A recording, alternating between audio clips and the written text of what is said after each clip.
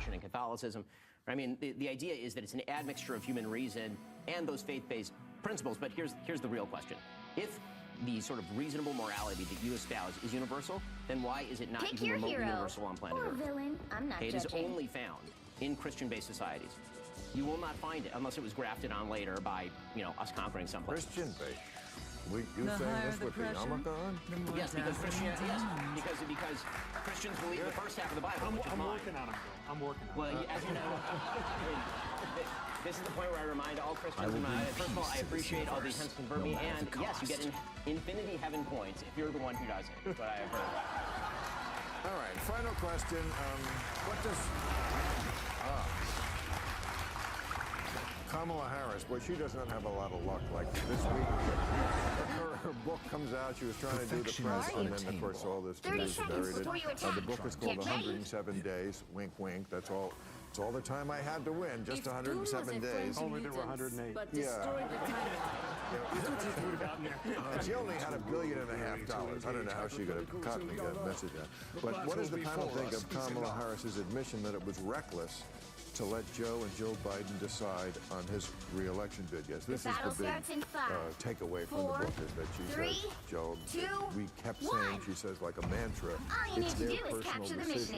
And now she's saying after the fact, well, actually it wasn't really just a personal decision. It did have some effect on the country. What if there was an amendment to the Constitution, say like the 25th Amendment, that allowed the Vice President of the United States and the other cabinet officials to recognize the President is brain dead and actually do something about it? And what if you then just sat there and did nothing until Joe Biden had his head caved in, basically, on national television in the debate with Donald Trump and stared into the great wall of death off screen with a frozen grimace? And then you still feel dumber already and you drop out.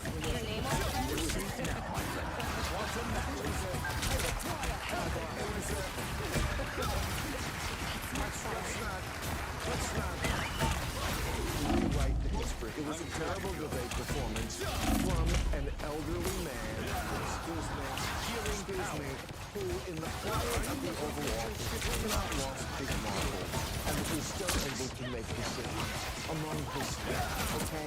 That's what we were dealing with. Was he able to run? No. Was he able to do the job? Well, Biden, yes. Well, we don't know if he lost his marbles because he doesn't know how many there were or many. Again, this is why the country will never heal. There's nobody The thing about the Harris book, right, is that she writes this as though she was some backbench, low-level staffer without agency.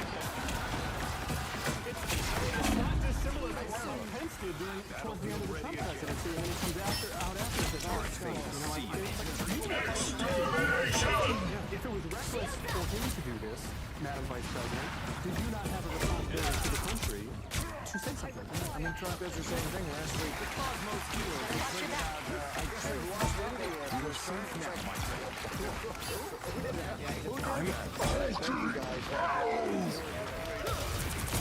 with your own. Keep going.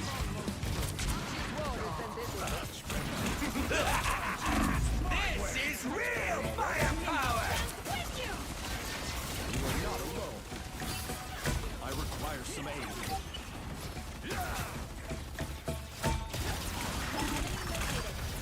The Cosmos heals you. You stood no chance against the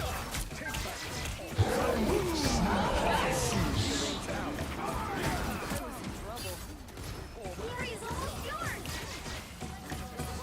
field to be one of the good guys. Born again! Maximum pulse!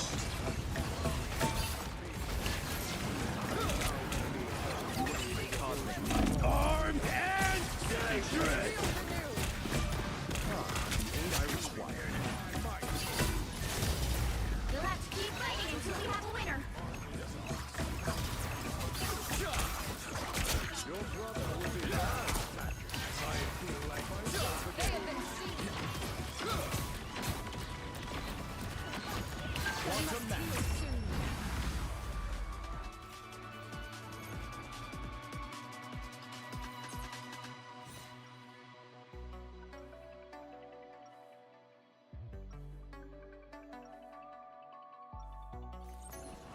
Perfection is unattainable, but that should not stop us from trying to achieve it. How are you? Привет. Shit. 30 seconds before you attack. Get ready. I am happy you are here, Susan. You have been a true friend since I first emerged from my cocoon. You've certainly come a long way since the Enclave created you, Adam. They meant to use me as a pawn in their own wicked schemes. But I had a much higher calling. Power like yours can The battle starts in 5, 4, 3, 2, 1. All you need to do is capture the mission area. Got it? It is in the interest of all mutants that we succeed this day, and so we shall. Our foes have arrived. This artifact is quite powerful. Beware. Quantum magic. I'm good to go. I feel like myself. Looks like the mission area is yours to capture now. Cosmic might returns. Hi, that feels good. The mission area is yours. I'm at maximum force. Be proud, my friends. Patience. I will be ready soon enough.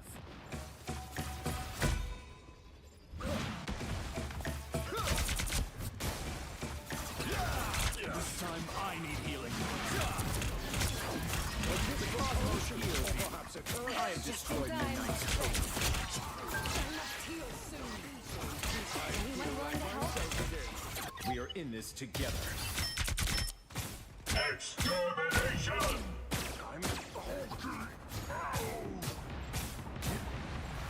Healing power. Hi, that I'm doing this my way! Healing power. I am at your service. Don't give up what's ours. You've captured more than half of the mission area. Keep going. Control lost. Healing power. Battlefield ready again. Control seize. Might returns.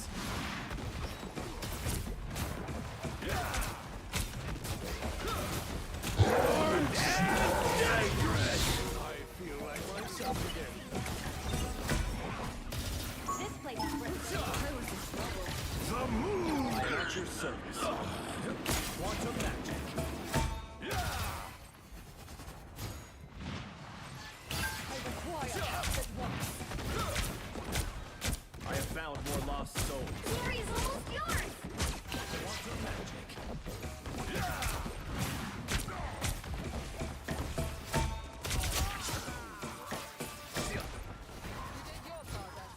I feel better already. The cosmos heals you. I feel like myself. Don't give up. We'll have to keep fighting until we have a winner. Control lost.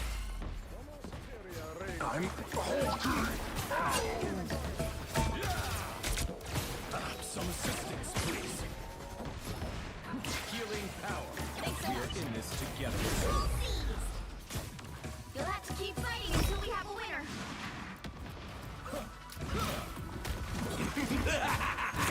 This is real firepower! Cosmos heals you. Just in time. Thanks. Cosmic might return. I feel renewed.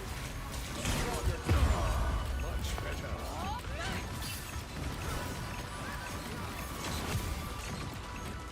Quantum magic.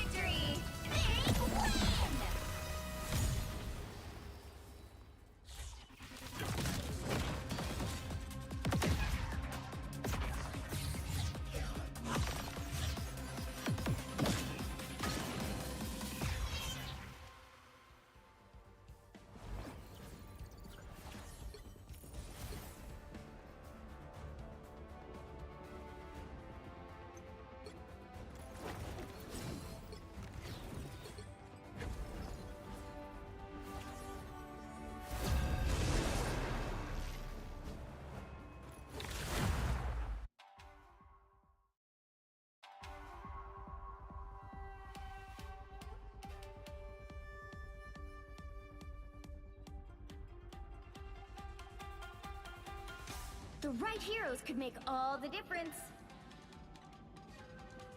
I will bring peace to this universe, no matter the cost.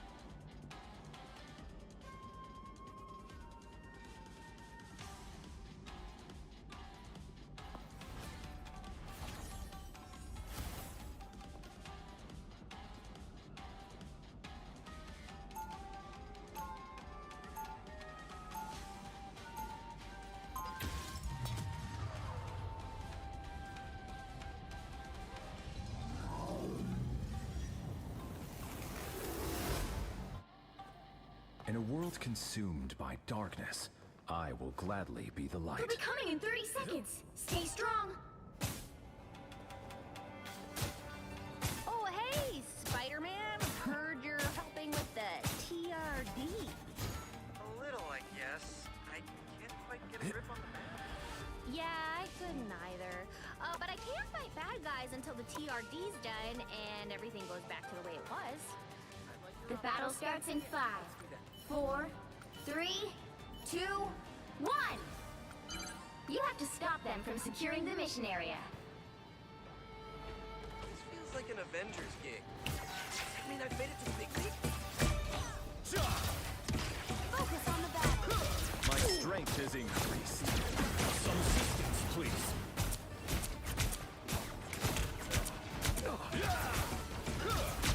Quantum magic. I feel renewed.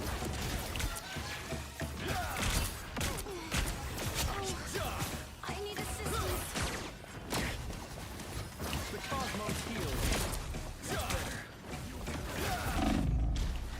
I appreciate you.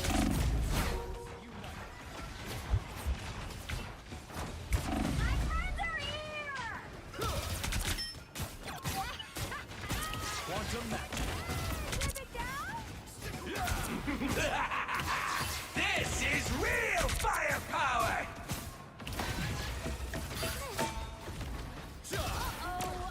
Healing power. Born again! I'm impervious to damage. This time I need healing. The cosmos heals you. Friends, gather around! This will serve me well. Chaos!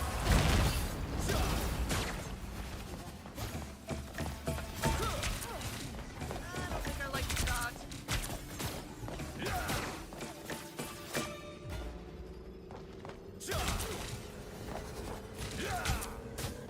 Chin up.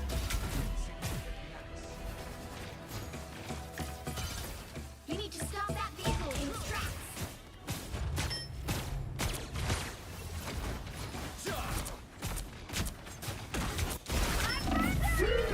Magneto! A touch of healing. Enemy Better stop that vehicle.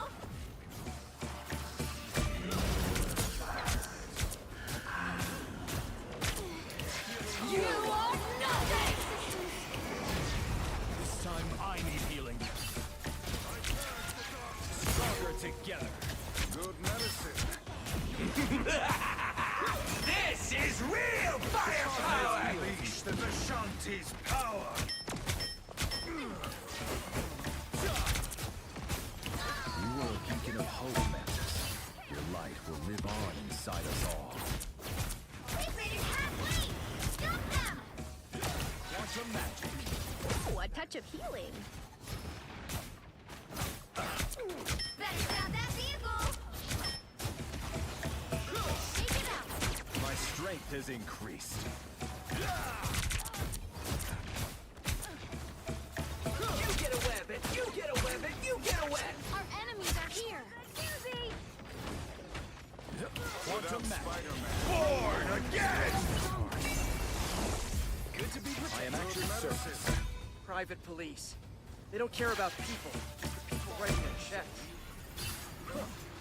Second chance is You over. stop them in their tracks!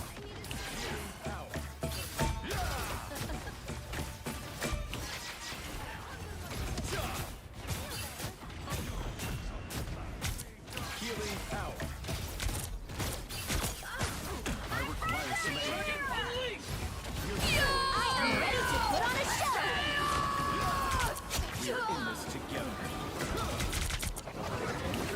cosmos heals you. I appreciate you. My life was in peril.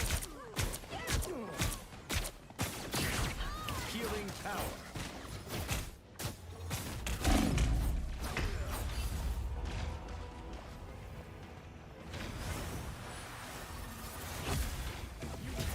There's still a chance to stop them.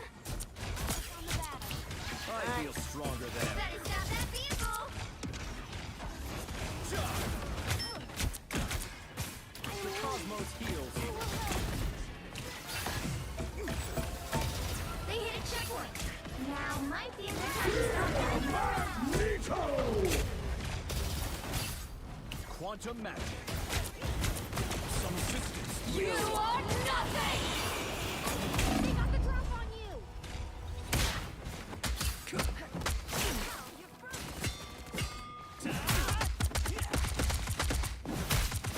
There's still so much to do. Hey, I'm right here. Remember? Luna Snow?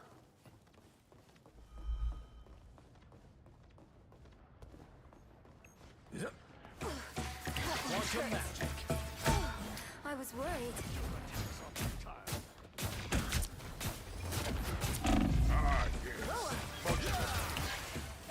I feel better I already. like the cold.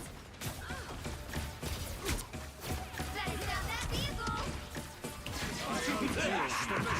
This is real We're firepower! in this together. Good medicine. Born again! I suck! The cosmos heals you. Pulse charge! Fire! Second chance is over. He stopped them in their tracks! I was worried. I am ready to put on a show! We are in this together.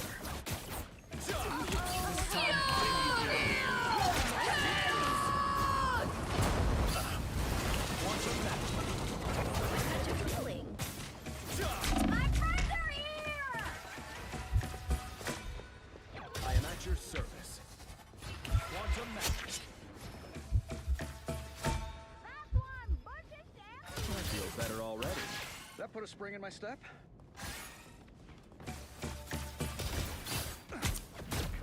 A nice deep freeze. Healing power. He stopped them in their tracks!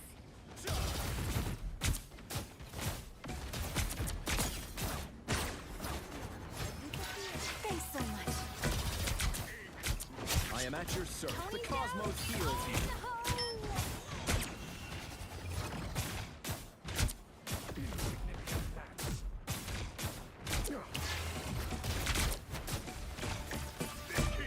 We are in the front. Prepare yourselves. I require some aid. You are nothing!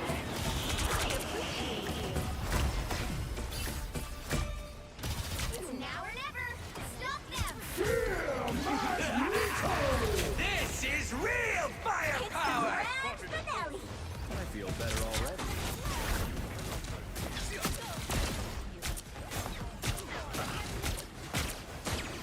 Pulse charge! Fire! Healing power. Good medicine. Cosmic justice. We're finding our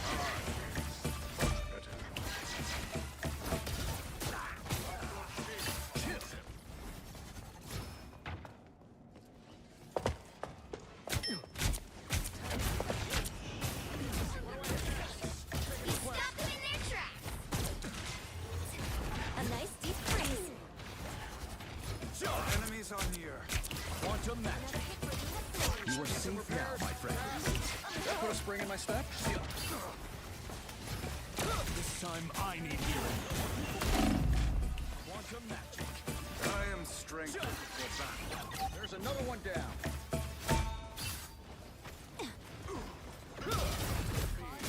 The cosmos heals. Unleash the Vishanti's You are safe power! now, my friend. Stopping now. It's okay. A minute. Need some repairs. Fast. Quantum magic.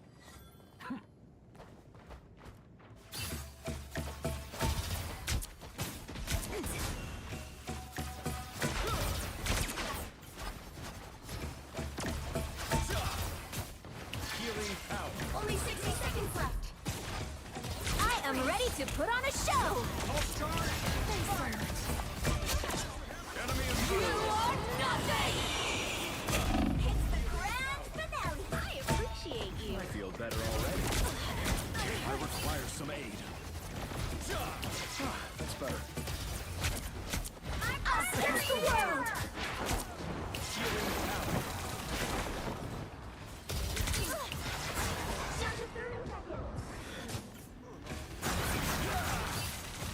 Only more healing power. Check out this big acorn.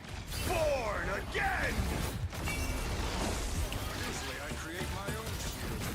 Fear Magneto! Final 10 seconds! Second chance is over. What touch it? Healing power. You'll have to keep fighting until we have a winner. Better stop that vehicle! Don't hit them in the hell unleashed! Healing power. I am not in control. Well, you can't expect to win them all.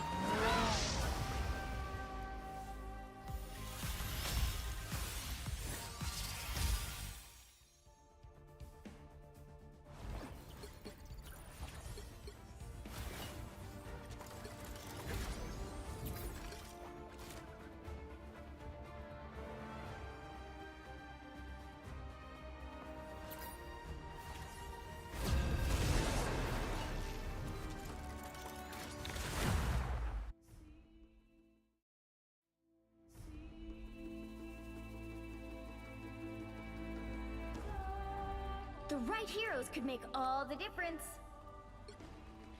I will bring peace to this universe, no matter the cost.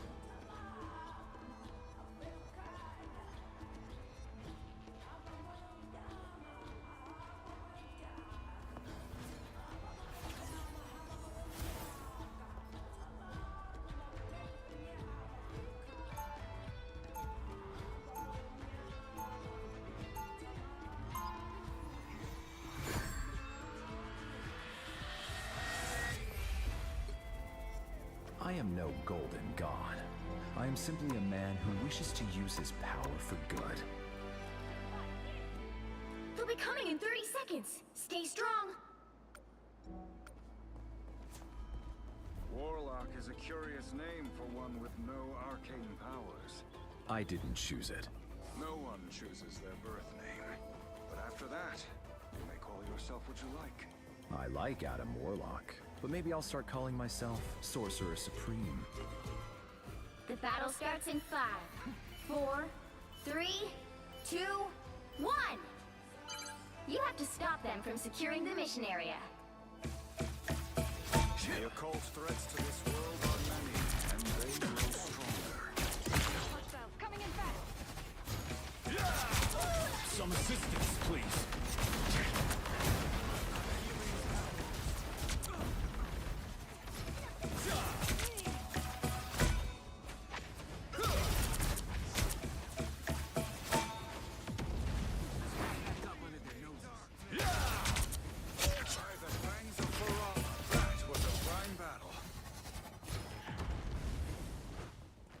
Quantum magic.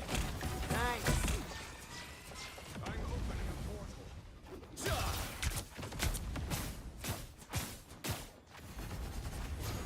Watch this place carefully. Opening a portal.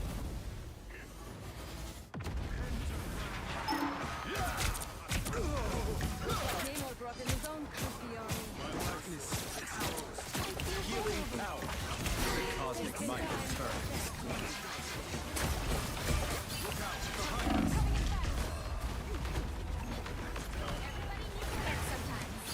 Or a dagger. The cosmos heals you. The only squid I want is an appetizer. You are safe now, my friend. Healing power. This time I need healing. A disappear. Wait to get your dark force on.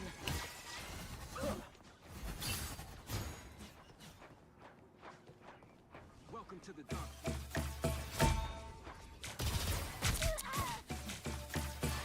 cosmic might returns.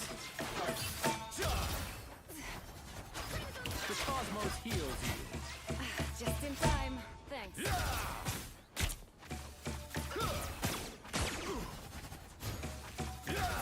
This herb is the key to our nation's past. And its Quantum magic. I'll get you next time. your devotion to Namor sealed. By the eye of Agamotto! Undefeatable! I've seen scary things. Do your worst. Quantum magic. I feel better already. Really? Some assistance, please. Healing power. We are in this together. Pure cosmic energy. Letting the Dark Child out, I see.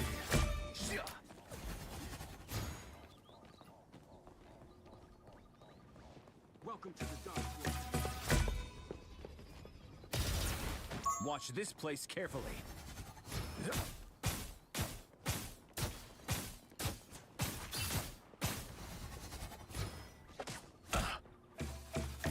Enemy tag. Healing power. I'll get you next time. Must grace us with victory. Restore health, remember?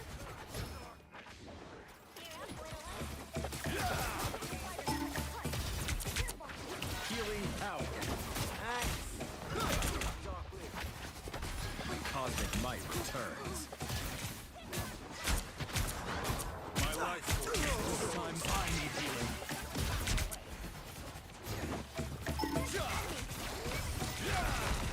Quantum magic.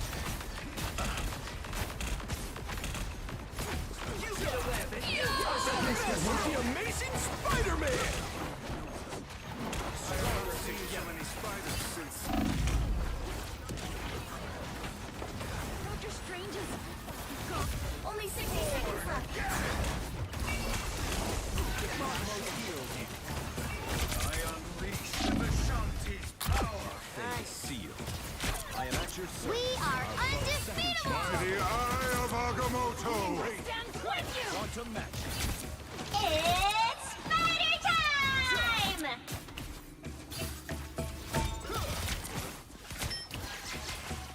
You are safe now, my friend. Down to 30 seconds. I was in trouble. Hold fast, my friends. This time I need healing. Healing power. You need to stop that vehicle in its tracks.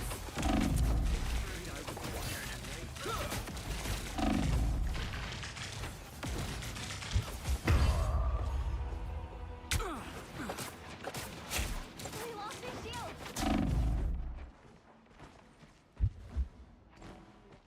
There's still so much to do.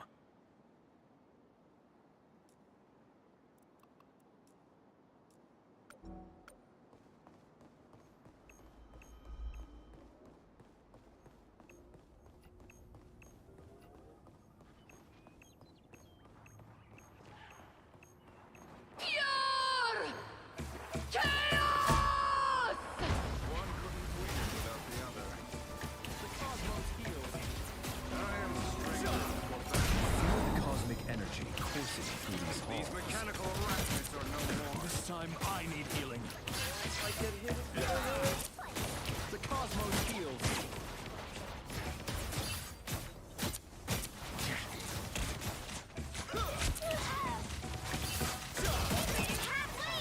Stop them! Better stop that vehicle! Spiders, watch out!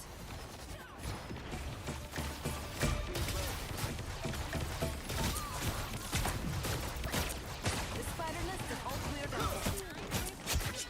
Watch out, they're headed our Healing way! power. I'll get you next time.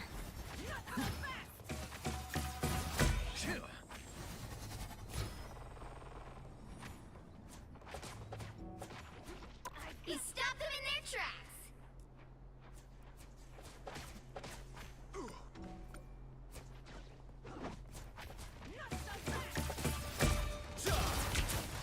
The cosmos heals. This is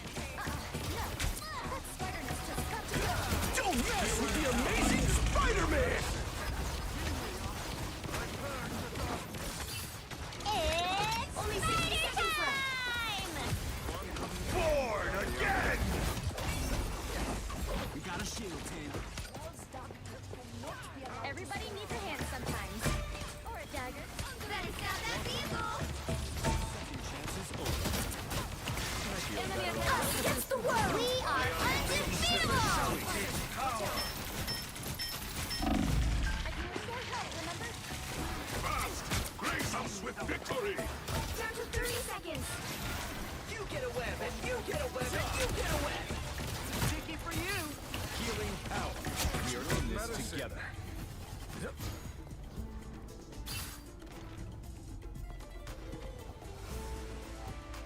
I'm opening a portal. I must have that. The final 10 seconds. You stopped them in their tracks. I feel better already. We'll have to keep fighting until we have a winner. Healing power.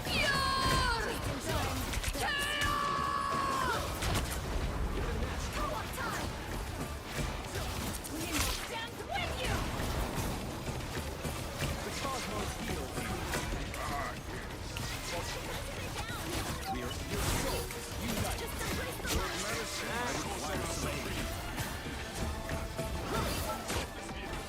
Quantum map. Keep your balance, you two. Stay in control. Another epic victory. Big win.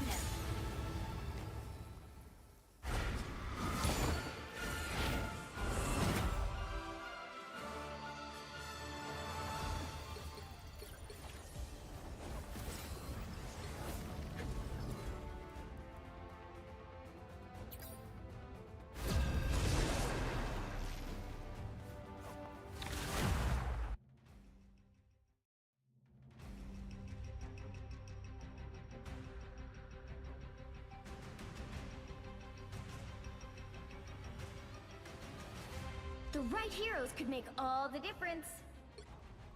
I will bring peace to this universe, no matter the cost.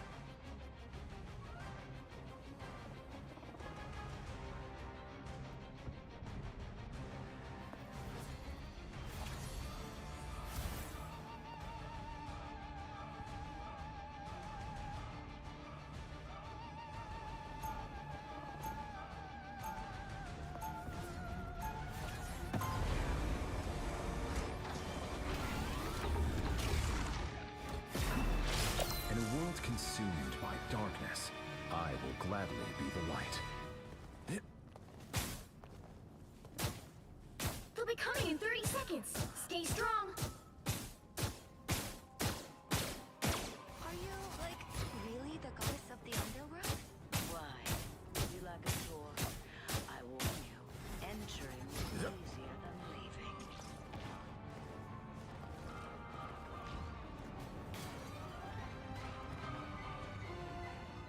The battle starts in 5, 4, 3, 2, 1. Liar's made. I will raise Mjolnir in defense of what is right. I feel better already. I am at your service. The cosmos heals you. Why would I need you? Just with a stretch. Quantum magic. An object of realistic power. Need some help. You're not alone. Thanks so much.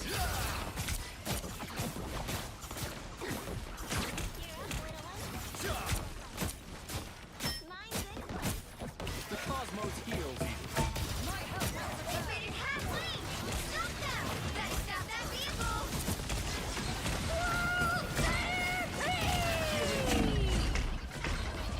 Enemy ahead of us.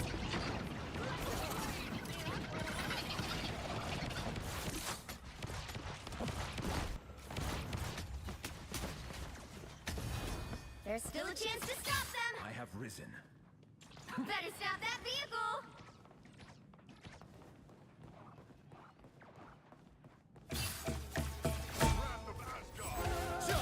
We hit a checkpoint. Now might be a good time to stop them.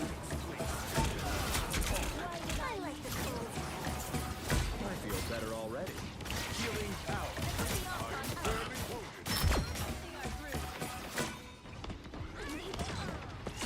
Born again! The moon haunts you! I hate us. It's Simulation! Maximum pulse!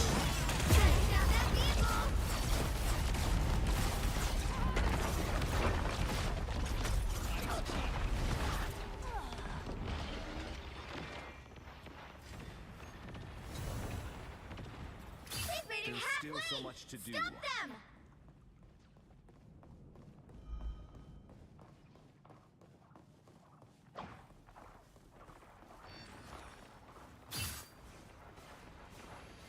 Better stop that vehicle! I require. Thanks so much. Healing tower. Us against the world! There's still a chance to stop them! Cosmic might returns.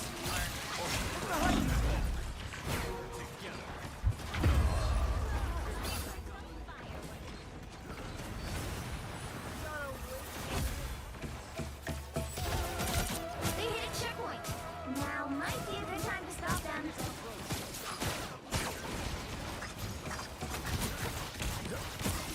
The moon haunts you! Quantum match. Better stop that vehicle!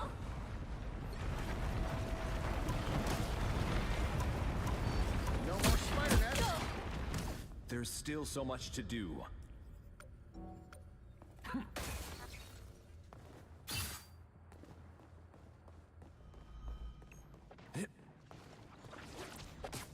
I am finished!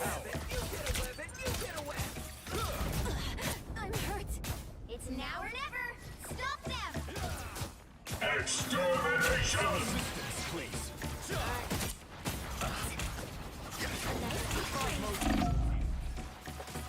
My cosmic might returns. Thanks so much.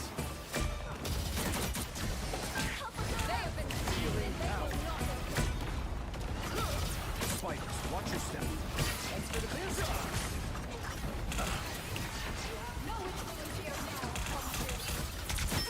Don't give them another inch! Or else. Don't mess with the amazing Spider-Man!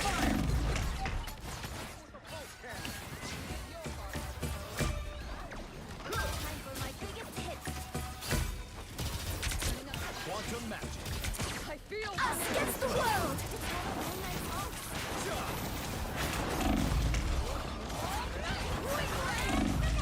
Maximum pulse!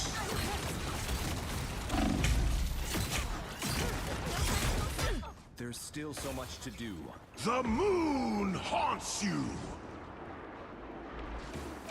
I'm stuck! Quantum magic. You're not alone. There they are. Some assistance, please. That's better. Healing power. I feel better already. You get a web! You get a web! You get a web! And that's the mechanical spider! Healing power. Nice! The Onk's curse has been abated.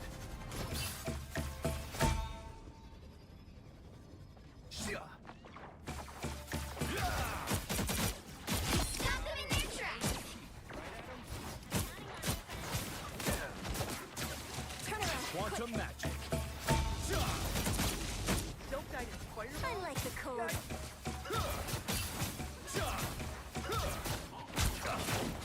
Quantum magic. Extermination!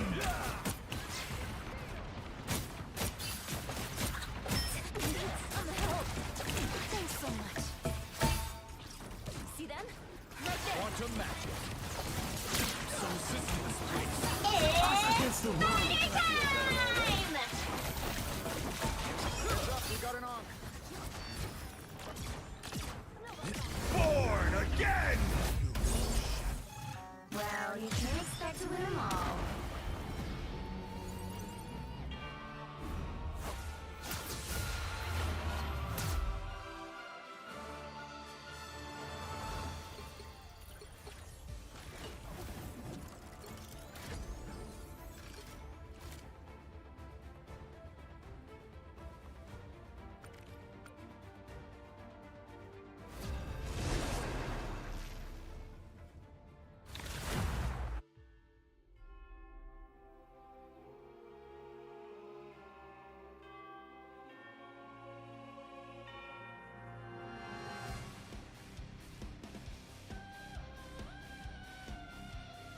The right heroes could make all the difference. I will bring peace to this universe, no matter the cost.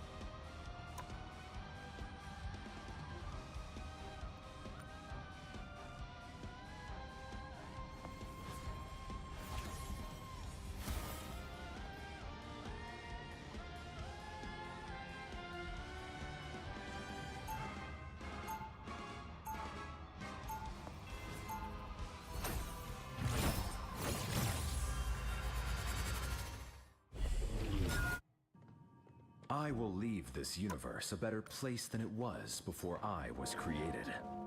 Be right there. They'll be coming in 30 seconds. Stay strong. So, you are the perfect human? I gather that was the intent. Typical mortals. To believe that despite their imperfections, they could perfect themselves.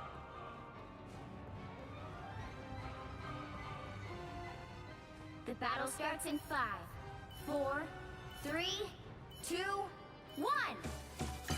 You have to stop them from securing the mission area. Synergy praised.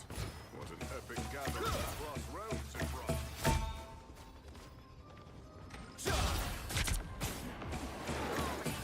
The cosmos heals you.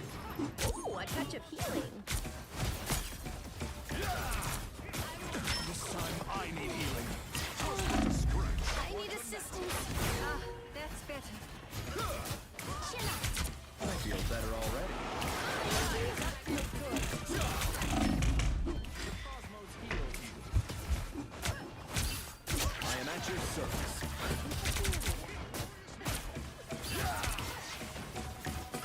My friends are here! The cosmos heals you. I hope you could not feel their pain, Nexus.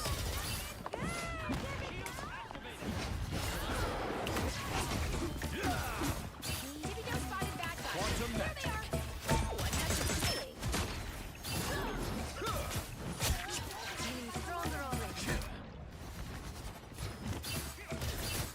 My cosmic might return.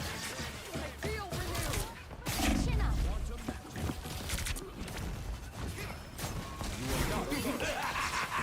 This is real firepower! Down, rocket. Disappear! Born again! Shielded from healing power. Help, friends! Second chance is over.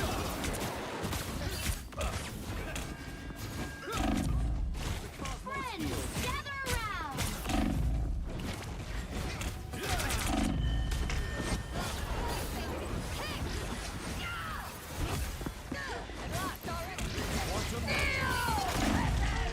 Look behind you!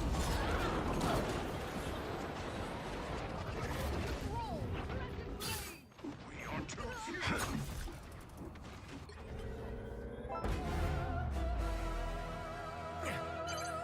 You need to stop that vehicle in its tracks.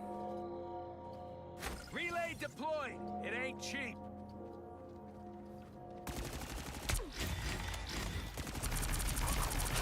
Oh, don't mind me! I'm just Better stop dying. that vehicle! Shake it up! I just got more dangerous?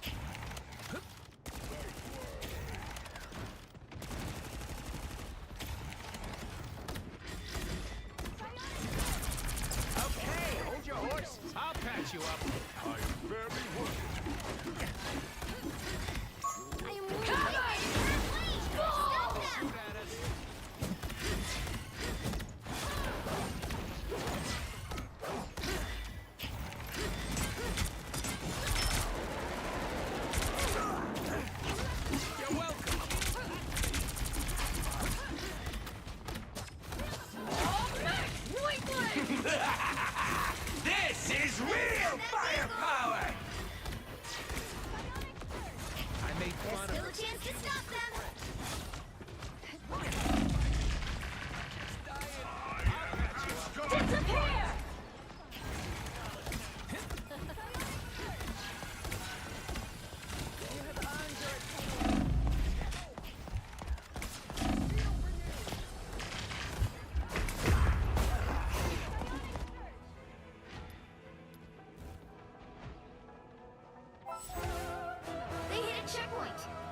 Now might be a good time to stop them. You ain't got rid of me yet.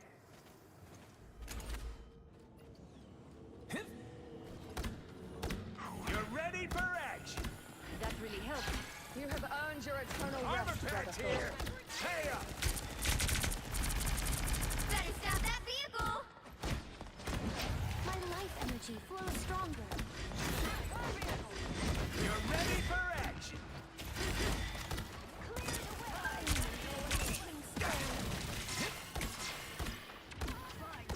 Chin up.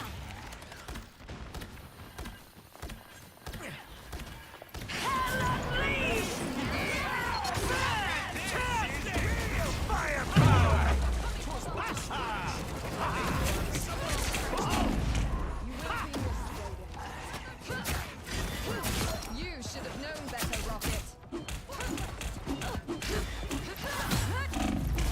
Rockets launching again.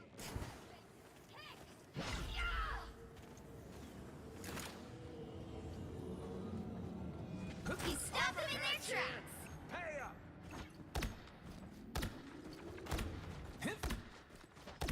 You're ready for I'm action. wounded. Who will help? I am healed.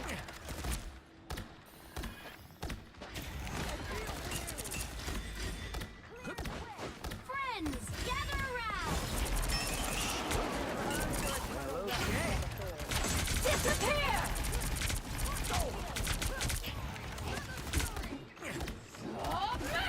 Weakling! You belong to me!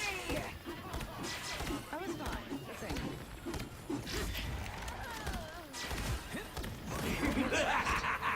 This is real firepower. Cover!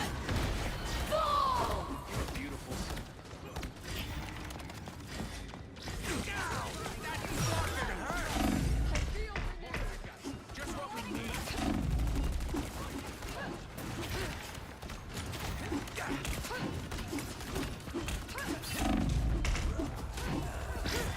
Feel better?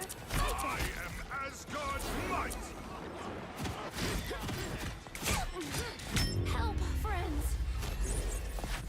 Well, we didn't expect to win them all.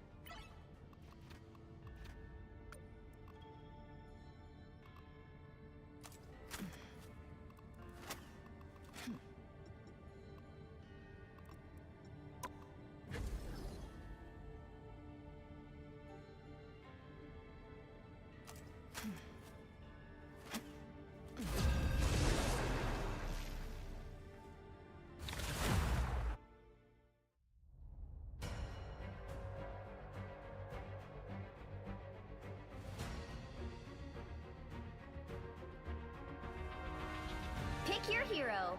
Or villain. I'm not judging.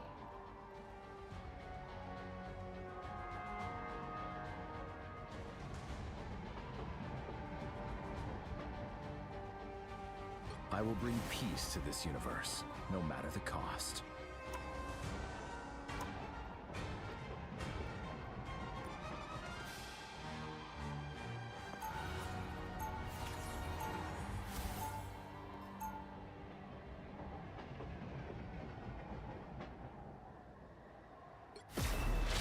I was born to change humanity for the better. That time has come. Fury! 30 seconds before you attack. Get ready. Wow, you look tough. You look like you belong in high school. What are you? A famous singer. I don't listen to music. I punish criminals. Well, we are in the right place for that. Let's go. The battle starts in 5, 4, 3, 2, 1. All you need to do is capture the mission area. Got it? Two dudes, huh? Target-rich environment. The enemy approaches. The bullet.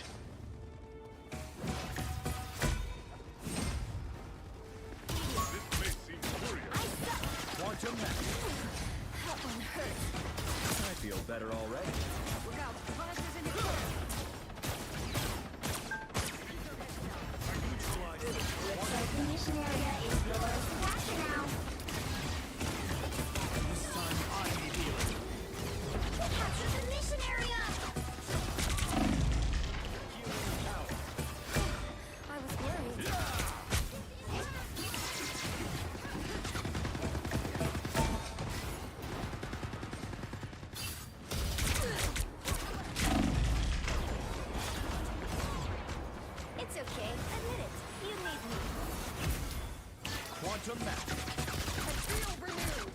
My cosmic might returns. I like the code. They have been seen and they will not. Cosmos heals you. I am at your service. Your souls unite.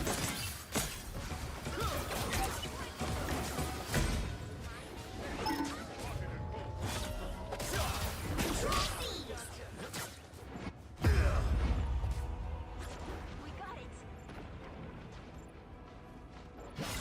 I suck. That one hurt. I am born anew.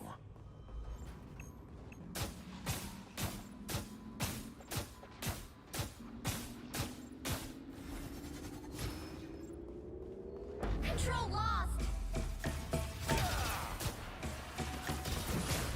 The cosmos heals.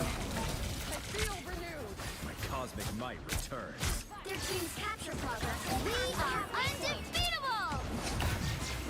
I was in trouble. Coming in fast. Plasma! Burst! This time I need healing. Stand with you! Armed and dangerous! Don't mess with the amazing Spider-Man! Again! Double KO! That's 3! Again! I have risen. They've almost got it!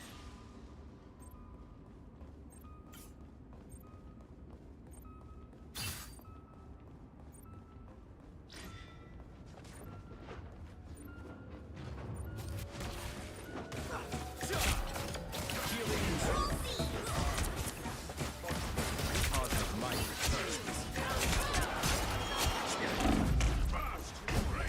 Disappear! I'm hurt. I'm gonna miss it. Coming in fast. We must protect.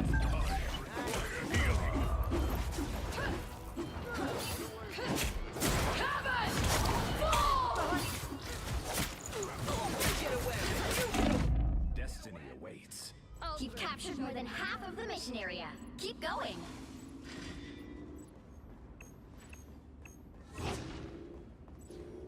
Control lost! I require some aid. Sacred steel!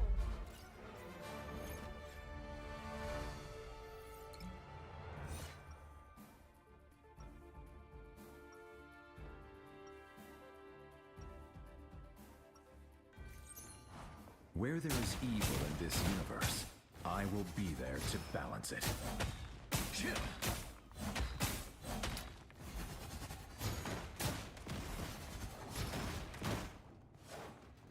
30 seconds before you attack. Get ready. I was created in a lab, but it was nothing like this. Hydra isn't exactly known for their ethical treatment of test subjects. The suffering you must have experienced here. I lived through it once. I'd rather not do it. The battle starts in 5, 4, 3, 2, 1! All you need to do is capture the mission area. Got it? There is a universal debt to be paid, and I shall be the one to balance it. Our adversaries gather. I have encountered a real... This could be treacherous territory.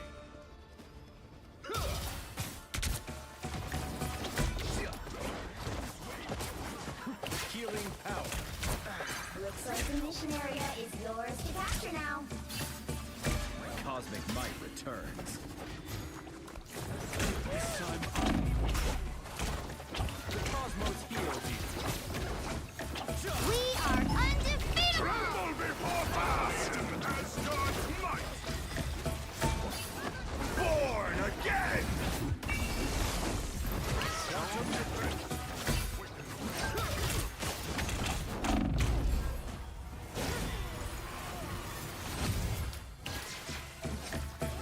Don't mess with the amazing Spider-Man!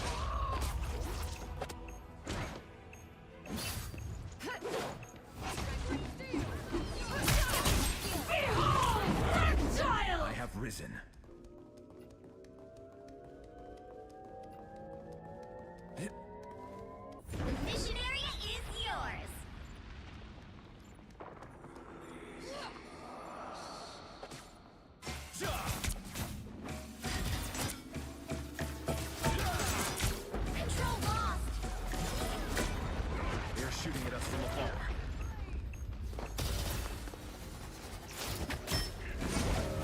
This time I am much better. Go have fun. Disappear! I have risen.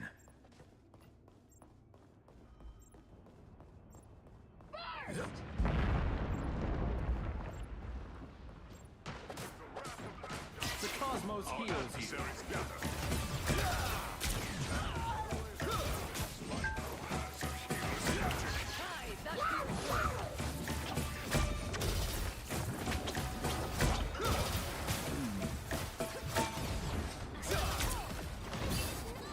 Healing power.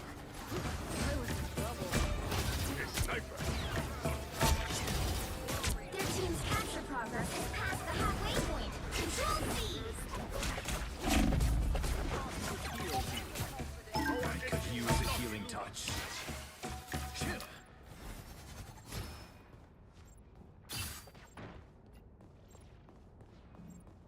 Our enemies are not This time I am healed.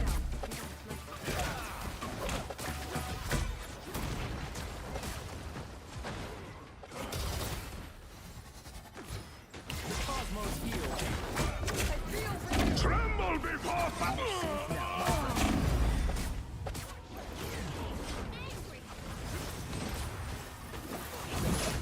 The cosmos heals you.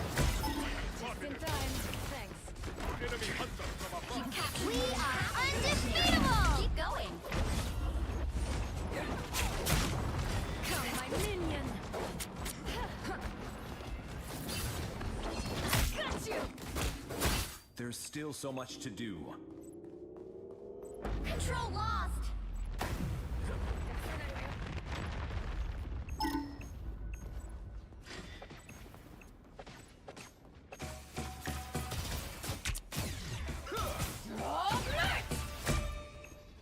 Weakling! Heaven! Fall! Some assistance, please. Our foes have arrived.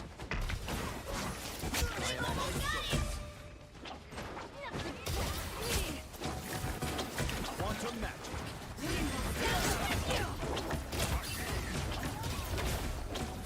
My strength is with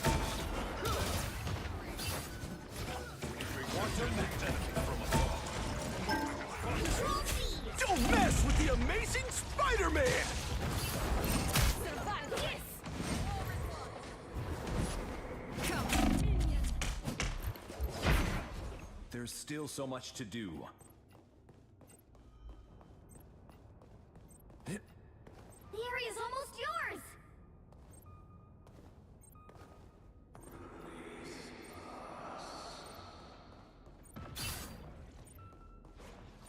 Let us make the greedy invaders pay. I have spotted a source. Quantum magic. I feel renewed! Our foes. Time up. You're doing better than they are! Control lost! You'll have to keep fighting until we have a winner! Race us with victory! Born again! The cosmos heals you.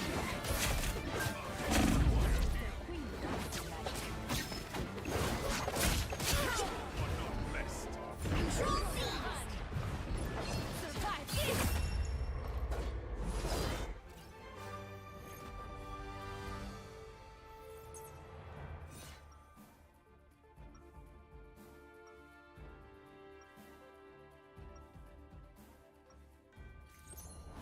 I was born to change humanity for the better.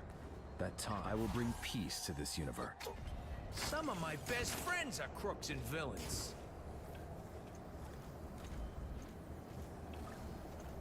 30 seconds before you attack. Get ready! How does a creature so small lift a weapon so large? Same as you, pal. I'm worthy. Wanna trade? Ha! Verily you must jest, Rocketeer. Nah, it was worth a try. The battle starts in 5, 4, 3, 2, 1. All you need to do is capture the mission area. Got it? Intruders detected.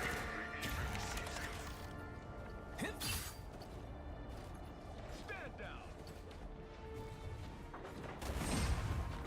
This is a nice spot. Enemy ahead of us. You're welcome. Just in time. Thanks. Hi, that's... We are undefeatable! The mission area is yours to capture now. I'll patch you up. Team play. That's me. Rainbow stands with you! The mission area is yours. You're ready for action.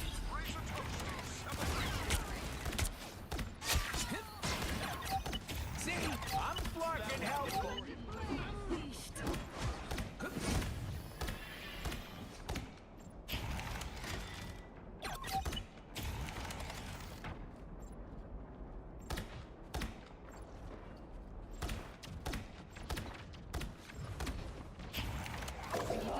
Now. We got company.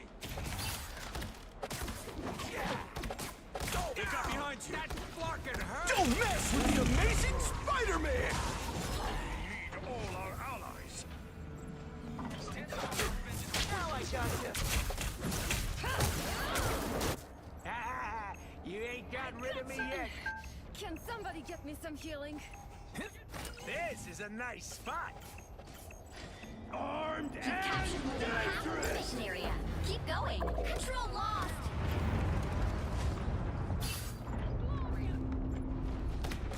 You're welcome. Just in time. Relay deployed. It ain't cheap. See, I'm flarking helpful.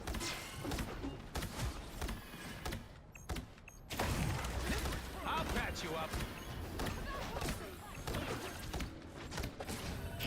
Your fate has Control seize.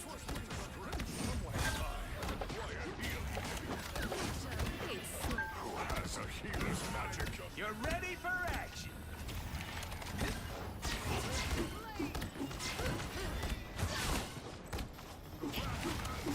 Hi, that feels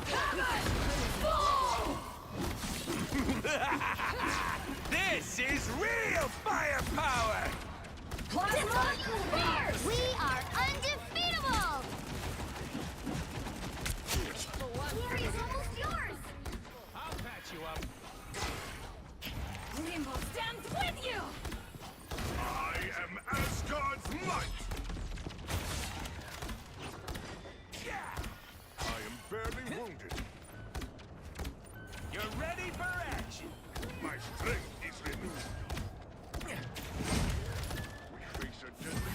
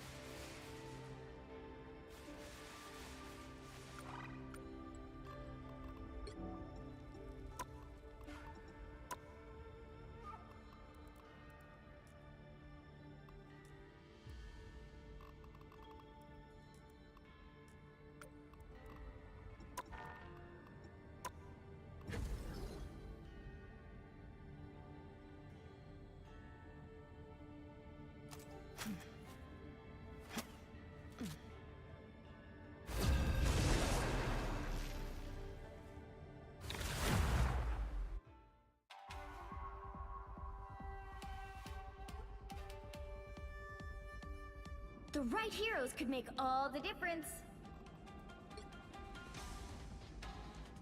I will bring peace to this universe, no matter the cost.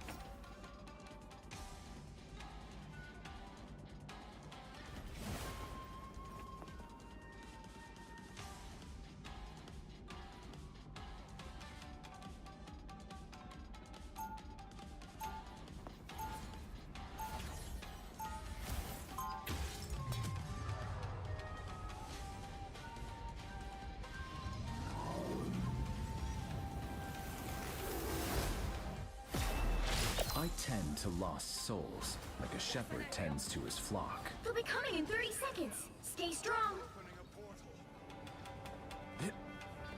You have a light that radiates from within you, Captain. Coming from you, that really says something, Adam. It could guide us to victory. Be careful not to let this conflict snuff it out. I've been doing this a long time. No one's managed to extinguish me yet. The battle starts in 5, 4, 3, 2, 1. You have to stop them from securing the mission area. One blade pierces minds, the other hearts.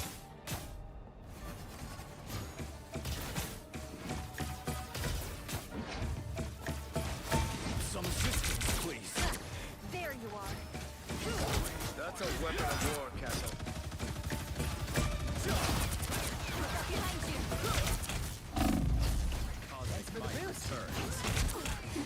Healing power. I'll be ship-shape in no time. A long distance attack. Watch out. Fear backside. Healing power.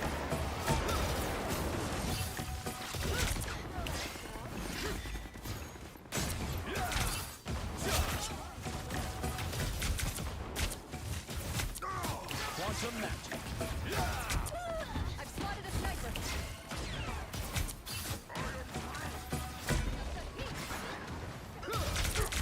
Quantum magic. We're in this together. The cycle of cosmic might returns. Healing power. There they are. Time for my biggest hit.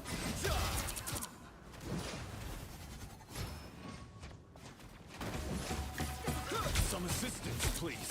I found one of our critics. I'm hurt. The cosmos heals you. Thanks so much. They're shooting at us from afar.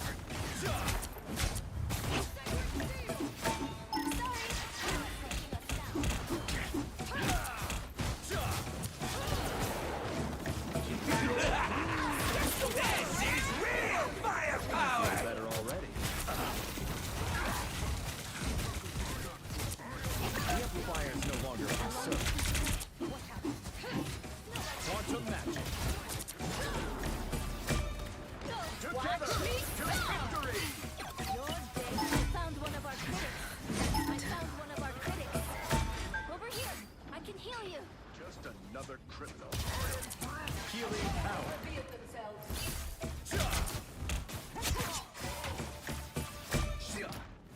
We must get to safety.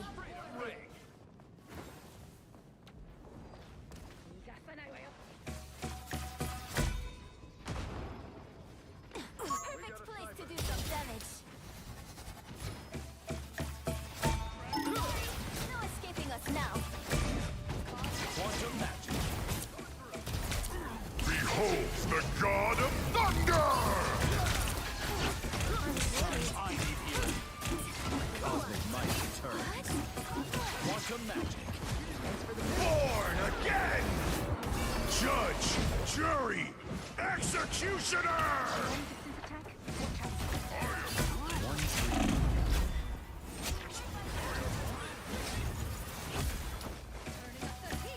The cosmos heals you.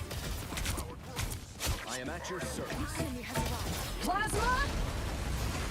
That's the boost I needed. I have located a sniper. Healing power. We're finding our group. I am finished! The cosmos heals you. Cosmic might returns. Thanks for the boost. We must get to this item seems ancient. The cosmos heals you. Only 60 seconds left. Healing power. Watch me sauce!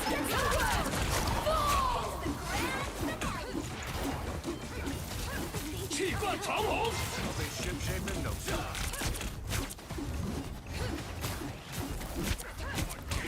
See them? Right there. Watch them together to victory! Down to 30 seconds. Behold the god of thunder! Attacking from behind? Shameful. Mystical artifact. There's still so much to do. The final 10 seconds.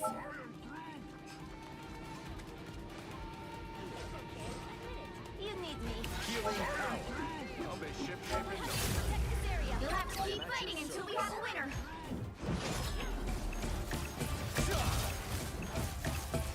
Quantum magic. Cosmic might returns. The Aunt's curse has been abated. That one hurts. Healing power.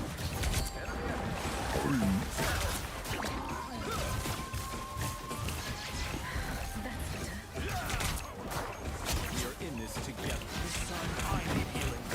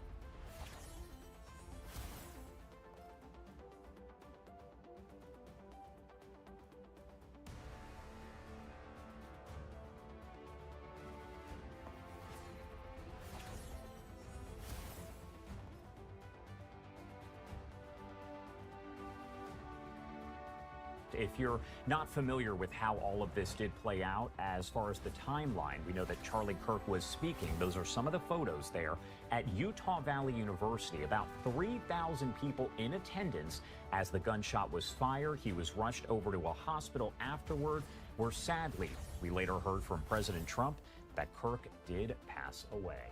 I want to discuss the case in general and what happens next, so let's bring in a friend of the show here. We do have Jillian Snyder, an adjunct lecturer at John Jay College of Criminal Justice and resident senior fellow at the R Street Institute. She is also a retired New York City police officer.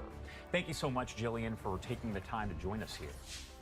Good morning, Josh. Thanks for having me. Good morning. Well, first off, I do want to ask you, because we know that within about 48 hours, we saw this arrest made, the suspect taken into custody after a reward was offered of $100,000. And also you had the videos and photos that were circulated. So based on your experience here, how common is it to see an arrest made in a case of this magnitude here within 48 hours? As you just said, he was taken into custody within 33 hours, and that's extremely fast by traditional investigatory norms. But it does often happen in high-profile cases, and it's because you have so much interagency cooperation. In this case, obviously, we had so much media exposure, and then once the release of the surveillance footage and videos went live, you have millions of people across the country looking into this, and ultimately a family member, the father, is what we're hearing, recognized the suspect, confronted the suspect, and he was ultimately taken into custody. But again, we all saw the show the first 48 hours. We know that those 2 days are the most impactful for talking to witnesses, getting surveillance, getting victim statements, and collecting forensic evidence. You mentioned the father. That's, of course, what we did learn about how the arrest itself happened and how he turned himself in. But how common would you say it is for people close to the suspect, especially a family member like a father, to be the ones who are alerting police there after seeing surveillance photos, videos, and saying, that right there is my son? Honestly, it's one of the more common ways that big cases are cracked, and it did play out in this investigation. So the suspect's father recognized him, as we know, and a family friend reportedly helped get that information to a police. And again, we're hearing that the father urged the suspect to turn himself in. So normally people think it's the anonymous tipster's line, but in reality, it is often people close to the suspect, whether it be a family or a friend or an acquaintance, because they do have that inside information. They would more easily recognize that suspect once the video surveillance or surveillance photos are released online. So it does happen more commonly than most think. When you're talking about the FBI Director Kash Patel and his comments yesterday, he said 11,000 tips and leads did come in over that 33-hour period there. How does that compare to maybe another case? 11,000 seems like a lot of tips from the public. And also, how do law enforcement officers, investigators there go about combing through those at a quick rate and determining, is this legitimate or is this a false lead? 11,000 tips is a great amount, but one of the contributing factors to that was the sizable reward. You don't often see a $100,000 reward offered that quickly in an investigation. You'll actually see the reward amount increase the longer the investigation is active, more as like an incentive for people to pay attention. So, but when you have thousands of tips, 11,000 in this case, law enforcement and detectives have to rely on a triage system to sort them out. So they prioritize tips that they find to be credible, but can be corroborated with evidence that they currently have. So in this case, they did recover a rifle very early on in the investigation with the etchings and markings on them. They did have footprints that they were able to cast into and, you know, make comparisons. And they did have some video footage. So they're going to look at tips that kind of match or mirror those and prioritize those. They will still log every other tip, and they will still follow up inevitably on every possible lead, but they need to do it based on a triage system of what seems the most practical and probable. I want to ask about something you just mentioned here, and those are the markings and the words that were written on the bullets themselves. Does that detail have any investigative significance? What, if anything, can be understood from those messages that are written there? So these messages were interesting because typically you'll see a suspect have a common theme. We did see some commonality in some of the etchings, the Bella Ciao and the catch it fascist or whatever I'm paraphrasing here. But then he did have other ones that said like, if you read this, you're gay, LMAO. That's again, when we're looking at a criminal mastermind, we're looking for someone with some consistency in their messaging. So this does implicate that he is immature. He was trying to make a point, but it was immature. But because a lot of what he wrote had political undertones, had ideological meaning behind it, they will use that as their foundation and their cornerstone. Of course, the victim in this case, the political arena in this case, all allude to political violence. But we need to look at what the suspect left behind. And he left behind these etchings, which are very impactful. But that's just going to be phase one. Because political ideation, yes, could be a motivational factor, but in most cases of assassination or would-be assassination, notoriety and the need and feeling of needing to see visibility, those are really the motivating factors, with the political undertones being secondary. What you're looking at is some of the video that was captured as the gunshot was fired. You can see about 3,000 people there at the event, according to event organizers, and they are running because, again, they just witnessed something horrific. They heard a gunshot. They don't know if more gunshots are going to be fired. What role did that large crowd right there at the event likely play in allowing the suspect to escape afterward? Because, again, we know, according to investigators, that he was actually on a rooftop at the time. He was not in the crowd itself. So as you said earlier, and as reports have said, there was approximately 3,000 people at this event. That's going to create a lot of confusion. As you're seeing, these attendees are just running in all types of directions. It doesn't seem like there was any evacuation protocol put into place, but honestly, even if you have the best evacuation protocol, when something like this happens, people immediately just retreat to safety. So that in itself makes it super hard for law enforcement to immediately secure a scene. Additionally, as you also just said, the suspect was perched on a roof about 200 yards and was able to slip into that chaos after the fact. But on the better hand and the more positive note, because you have this many people and this is a younger crowd, they are all holding their cell phones. That's a huge resource for investigators. So dozens of people have already come forward with video tips and with video footage and have been able to provide law enforcement, which was enabling them to piece together minute by minute when this suspect got off the roof and ultimately fled. One thing that's interesting, a note from yesterday, investigators did reveal here that the suspect, while he is in this jail that you see right there on your screen, he's been questioned by investigators. They have said that he is not cooperating, he is staying quiet, not answering any of their questions about a motive or anything else. Again, that information obviously preliminary coming in from investigators, but what does that say to you? Is that fairly standard that a suspect is not going to talk and share any details about any of this? So it varies based on the way in which the suspect was captured. In this case, his family brought him in. They offered him into law enforcement. When you have someone who's on the lam, on the run, and ultimately apprehended by law enforcement's diligence, they're often going to, because they're upset that they got caught, they're going to open their mouths prematurely. In this case, the parent brought him in, and I would speculate that he was told not to cooperate, to ask for legal counsel in a situation like this.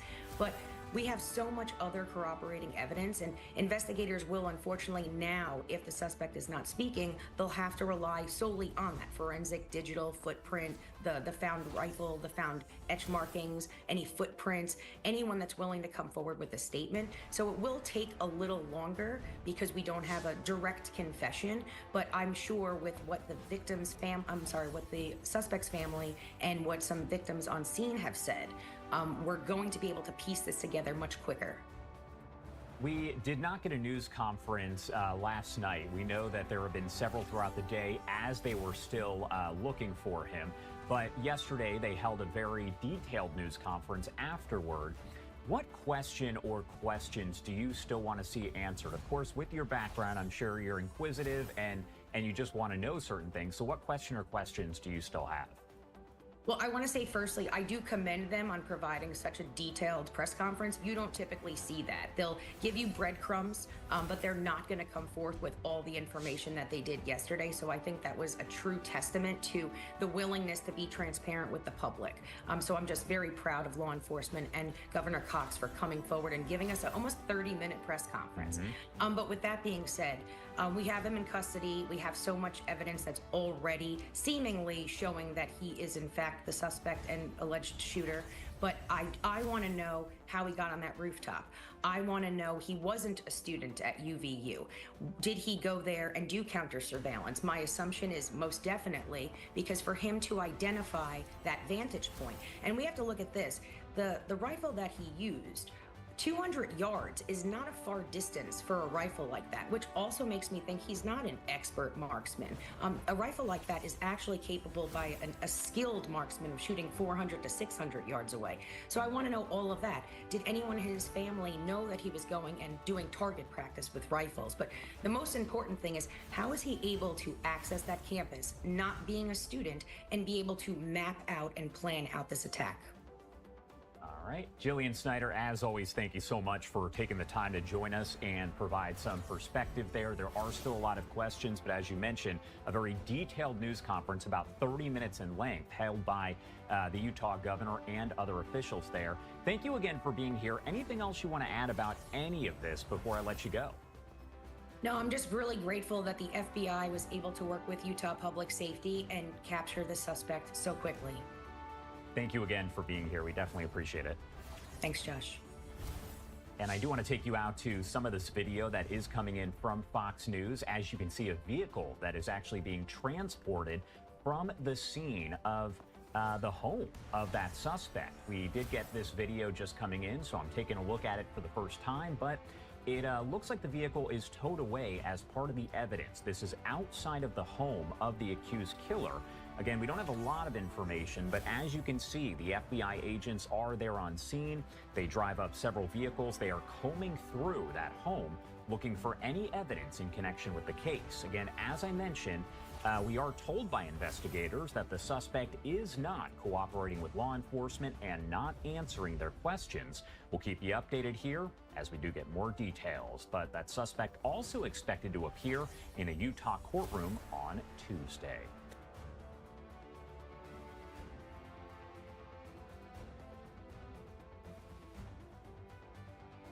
Chris Cuomo here. Thank you for being with News Nation. Moments like this matter. Charlie Kirk murdered at a university in Utah, doing what he thought was part of the solution. President Trump first announced his death and ordered flags half-staff. FBI Director Kash Patel just announced that they have a suspect in custody. There's some question about whether or not it's a person of interest or a suspect. We're going to know who did this. We're going to know why, and I don't even know that that part really matters, and we'll talk about that. But I knew Charlie Kirk. I saw sides of him that were not his public persona. You know him as a digital big shot who helped organize young voters for President Trump and really helped get him elected, which made him a hero to some and a devil to others. But Turning Point USA made a difference. And then Charlie did something really special. He started going around the country telling students to prove him wrong. And he made debate and disagreeing without being disagreeable cool again. Black applicants to jobs are 50% less likely to get jobs whether they have a black-sounding name. That's not even close to being. That's not even close to being true. That is a literal. In fact, it's the opposite. I'm not gonna argue your lived experience. I'm not gonna know. See, now you have to listen to him under your rules because a black person is going to say you're wrong. I totally sympathize. That's not true. It's never the only choice to commit a crime, and we should not put up with it. And so it is an insult to other immigrants from Vietnam and Laos and Pakistan that have to wait decades in line to morally equivalate people that come in and just break in. Oh, I have an unstable country. Like half of the world's countries are unstable. You know, I can't believe this happened. I can't believe he's gone. I don't even know what to do with it. that he was murdered at one of the events that he thought was part of the solution, and I agreed with him. I didn't agree with his politics or a lot of the positions, but so what? Killed for his ideas? For his feelings about trans or Trump or Israel? Was the shooter a lefty or crazy or both? Well, no. There is no advantage in this, and I know some want there to be. I know some want this to be proof of something that they think is helpful to their cause. But to me, all I see is a kid. And to me, for all Charlie achieved, personally and professionally, he was only 31 years old. He and his beautiful wife, they were just starting a family. They have 2 little babies. And that's all I think. That's all I see. Is that I can't believe he's gone for this. And yet, everything in my head tells my heart, wake up. Wake up. This is who we are. This is where we are. And going to this group tonight, all the security concerns, my representatives worried about what kind of security I'm going to have and where are the threats and should we take all these threats we've been getting more seriously? The president said the right thing, did the right thing with the flag, in my opinion. Democratic lawmakers, Jews, kids, our president, everybody's getting shot at. This is what we're doing. This is how we express ourselves. I know everyone is saying the right things. We need to come together. I don't know that we're not accelerating in the opposite direction. I hear people on the right saying avenge him, and some on the left saying this is what you get. We're not battling over ideas anymore. We're cheap and we're ugly. We've reduced conflict to enemies and animus. I think there's a better chance that we see more of this than less of it. And God, I hope I'm wrong. Charlie and I agreed on what matters most. And I'm not talking about on the personal level. Charlie was about his faith in his family. And for a young man, I was really impressed by it. Again, I did not agree with most of his political positions, but it didn't make me see him as an enemy. He was a sweet, tall, sensitive, kind person. That is how I experienced him. And that dividing for advantage, going all in on who and what is worse, it's killing our society. And that's what brought us together. And we went on Patrick Bet-David's podcast. And that's why Patrick and I have made an alliance, is to show that you do not have to agree to get along. What matters is how you disagree. Did you see this? I mean, don't fault Charlie for campaigning and believing in Trump. I don't. I think it's very healthy for the democracy. I don't really care what Chris Cuomo's politics are. I think that it takes someone who loves truth to go to the DNC and remind the viewers that all those boxes up there are bought by corporate titans. I thought that was really good. And look, I think that, I don't know Chris very well, but it seems as if Chris has a knack to actually do what journalists used to do, increasingly so.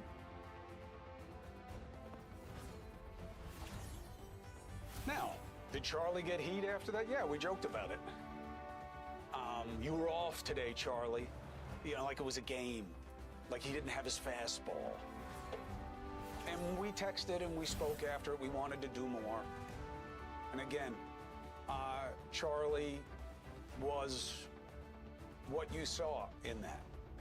And I think it was part of the solution in our politics. It doesn't matter. Look, I thought his feelings about how his faith manifests in different political policies and culture things, I can't even believe I'm saying it right now because it's like, so what? So what? That he thought whatever he did that you don't like, so what? And then I turn to what Charlie may have left us that I didn't value until now. Charlie had millions, okay? Not thousands, not tens of thousands, not hundreds of thousands, millions of young followers online, okay? Motivated, And he got them involved in something that young people rightly suspect and usually hate: politics. I hope the young people who saw Charlie as a hero or as a zero, but you knew he was relevant, he was making you think and come up with arguments to defend or defeat his propositions. Please see what's happening around you. Please see what was lost in this. This young man, the head of a young family, so much in front of him. This is not who we are. I shouldn't have my kids coming to me about this, afraid that I don't wear a bulletproof vest, afraid that what I do is dangerous. Is that what this murder means? That we have to start being careful about what we say, judging by the responses? I don't know. The comments from leaders seem to me at best perfunctory. Vile political violence, no place. I mean, that's what you say because that's what you're supposed to say, right? That's not what you say when you're really trying to persuade something of somebody. And I'm not blaming these guys. There's too much blame to go around. And, you know, I see Musk putting out stupid things, and the idea of avenging this, and the party that left him. I mean, look, I know he's autistic, okay? I know a lot of autistic people. I don't know that it's an excuse for every stupid thing that the guy says. You know, I don't know what motivates this. Neither did Charlie, by the way. All I know is this is who we are right now. And if we want to be something different, if we want to be a different way, it's got to be with each of us. It's got to be with each of you. Get out of being a part of any group, any them, and just act on what you think is right. And you know that what happened here is so wrong. You know, we've seen killers on both sides. We've seen so much of it. I bet you can't remember the last 3. Think about that. The last 3 political murders. In June, we had this right-wing nutjob dressed as a cop, shot and critically injured a Democratic Minnesota state senator, Hoffman, and his wife. He then went on to fatally shoot the top Democrat Minnesota lawmaker in the House, Representative Melissa Hortman. Did you remember that? Her and her husband? Remember Pelosi's husband getting bashed? Police found a hit list with that Minnesota guy. The Israeli embassy. Do you remember that one? The staffers? The pro-Palestinian Latino guy who wound up just waiting for the cops to come? Pacing the Jewish museum? Killing 2 people who he thought were Jews? You even remember that? Can you remember that? We forget so fast. Why? 2 reasons. It's become very familiar, but also because we are not committed to anything better except advantage. Do you remember what happened to Governor Josh Shapiro? Remember that? A left-wing, anti-Israel lunatic? So, who's that one? You know, what side wins there? Well, he attacked a Democrat, so it's bad for the right. Oh, but this guy's anti-Israel, and that's a far left thing, so it's good for the right. Is that who we are? Is that where we are? So I don't know what to say to you about the virtue that we must reclaim. All I know is that I hope we don't forget. And we have 9/11 tomorrow, and boy, have we forgotten. We have forgotten who can be our enemy, what is our enemy, and what it takes for us to come together and survive. But I don't think Charlie will be forgotten. I'll end on this. I don't think Charlie Kirk is going to be forgotten anytime soon, and I really hope people don't let him and what he was about at his best be forgotten. All I know is I am so sad about what happened. It is such a shame. It is such a waste. It makes nothing and no one better. And all I know is that I get to decide what to think about it and what to do after it. And I am going to keep showing up. I don't care about the threats, because I believe that the value here is in using the platform as long as I have it to try to get us to a better place. It is not about agreeing or disagreeing. It is about how we disagree and how we prosecute the case for what we want America to be. And we are not getting it done. If this fight is not over ideas, it is lost before it begins. I am so sorry for the Kirk family. If there is anything that we can do as you guys go forward and decide how you want Charlie remembered, just let us know. So what are we supposed to do with this? What are we supposed to see in it?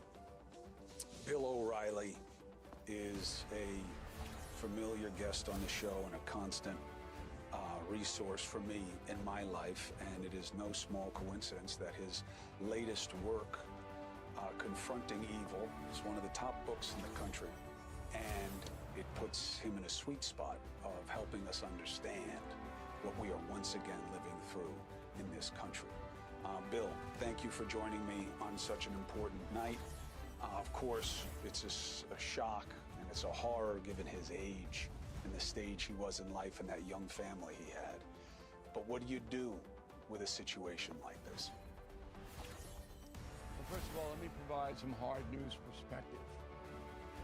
We are entering a new age of evil. The last age that we had was in the 1930s, with the rise of the dictatorships all over the world that led to 100 million people dead in World War II, the Holocaust, on and on. Now, I wrote this book, Confronting Evil, to signal people that it was coming. And it was a harrowing day for me today. I was born today in 1949. And I got up, and the first thing I heard was that Putin shot missiles into Poland. Ultra dangerous, all right? Putin is as evil as they come. He's on the cover of Confronting Evil, my book. He is a psychopath who is looking to slaughter human beings. That's what he wants to do. You don't shoot missiles at a NATO member unless you are trying to upend the entire world in an evil way. And then a few hours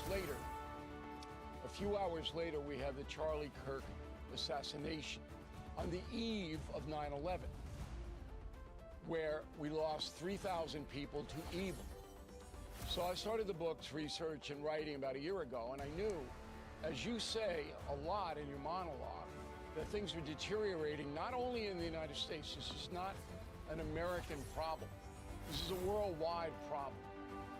And my opinion that I inject into the book, backed by facts, is that too many people in the world and in this country are looking away. We are looking away. And we are allowing evil to gather power. And you can just analyze it from every point of view. To sell heroin, we're not even going to charge you in major urban centers. It's okay to slaughter African Americans on the south side of Chicago, thousands of them going on for 20 years. 20 years. And we're going to look away. We're not going to demand that it stop. And then when there's an offer of increased protection, we're going to attack the federal government who's offering that. It is beyond belief. And what it's going to come to is a breaking point. I think we're at the breaking point with Putin. And I'm warning everybody that this thing with this man has got to be tamped down soon, or it's going to be World War III. All right, that's how bad this evil man is. And if you have to break him with the banks, whatever President Trump and NATO has to do it now. It's not going to get any better. And then you go to Charlotte on the bus, okay? And then you watch this poor woman, all right, slaughtered because a man was let out on the street by a judge who knew the man was dangerous and let him out anyway. The judge looked away, wouldn't confront the evil in front of her face. She had the power to restrain the man, to put the man in custody. She did not do it. And this happens thousands of times across this country. It didn't used to happen, but now it does. Too many Americans and people all over the world are so self-involved, so selfish, so weak, so afraid that they are allowing evil to grow at an exponential rate, a rate that is horrifying, horrifying. And that's why I wrote Confronting Evil. And I back every single word I've just said up with facts. Listen, I get it.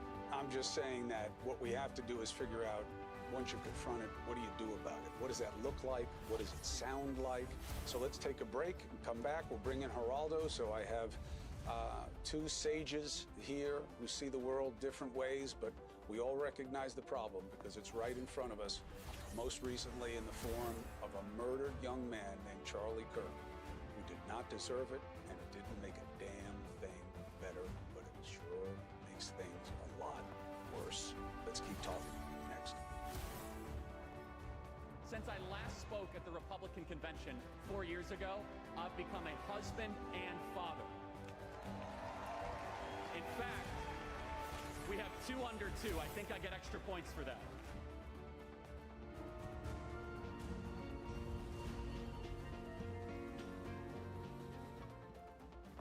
And we started to get 5 million views a day, 6 million views a day, and 10 million views a day. And so over the summer, I said, well, what if this election season, I do like 25 campus stops, and we kind of create these open air discussions, and they might go viral, especially on TikTok, that could influence a lot of people to view the election the way, obviously, I want them to view it. Charlie Kirk's approach got him murdered on a campus in Utah today. He was doing what he loved. He was doing what he thought could make a positive difference, provoking people to have ideas, to make arguments, to debate ideas instead of insults, to have it be a battle of insights. And it got him murdered. Word came out from the FBI that they had somebody in custody. We are now told they were released. That means that whoever is responsible for murdering Charlie Kirk, 31 years of age, young wife, 2 little babies, is still on the loose. Hopefully, that will change immediately. Let's discuss what we can do with this, what we can do about this. Bill O'Reilly says it is evil, and proof that evil is on the rise. Geraldo Rivera knew Charlie Kirk, and obviously has been watching what we are becoming or unbecoming for a long time. Geraldo, what was your reaction today to seeing this kid get killed? It was a damn shame. It was a horrifying event. I just want to say I was just momentarily distracted because, Chris, I want you to stay safe. Don't be, so self-assured that you take unnecessary risks. I think O'Reilly's exactly right about the global situation. I think we are on the edge of the abyss. The death of this young man, it was very painful in this regard. I would see him in the green room at the Hannity show, and I kind of watched him grow up. He was very young when he started, and then I watched him and this Turning Point organization grow exponentially every year, bigger, bigger, bigger. Then when Fox and I parted ways, he took off, and I think that he was the single most important person in the re-election of President Trump 47. He played an enormous role in motivating the young people of this country, stripping them away from their traditional Democratic roots, bringing them squarely in Trump's orbit, and he was amazingly effective and very, very important in that regard. This is therefore not just a political assassination. This is a major, horrible political event. The Trump camp and the Republican Party writ large has now been stripped of one of their most effective warriors, the person who changed the demographic in their election campaigns.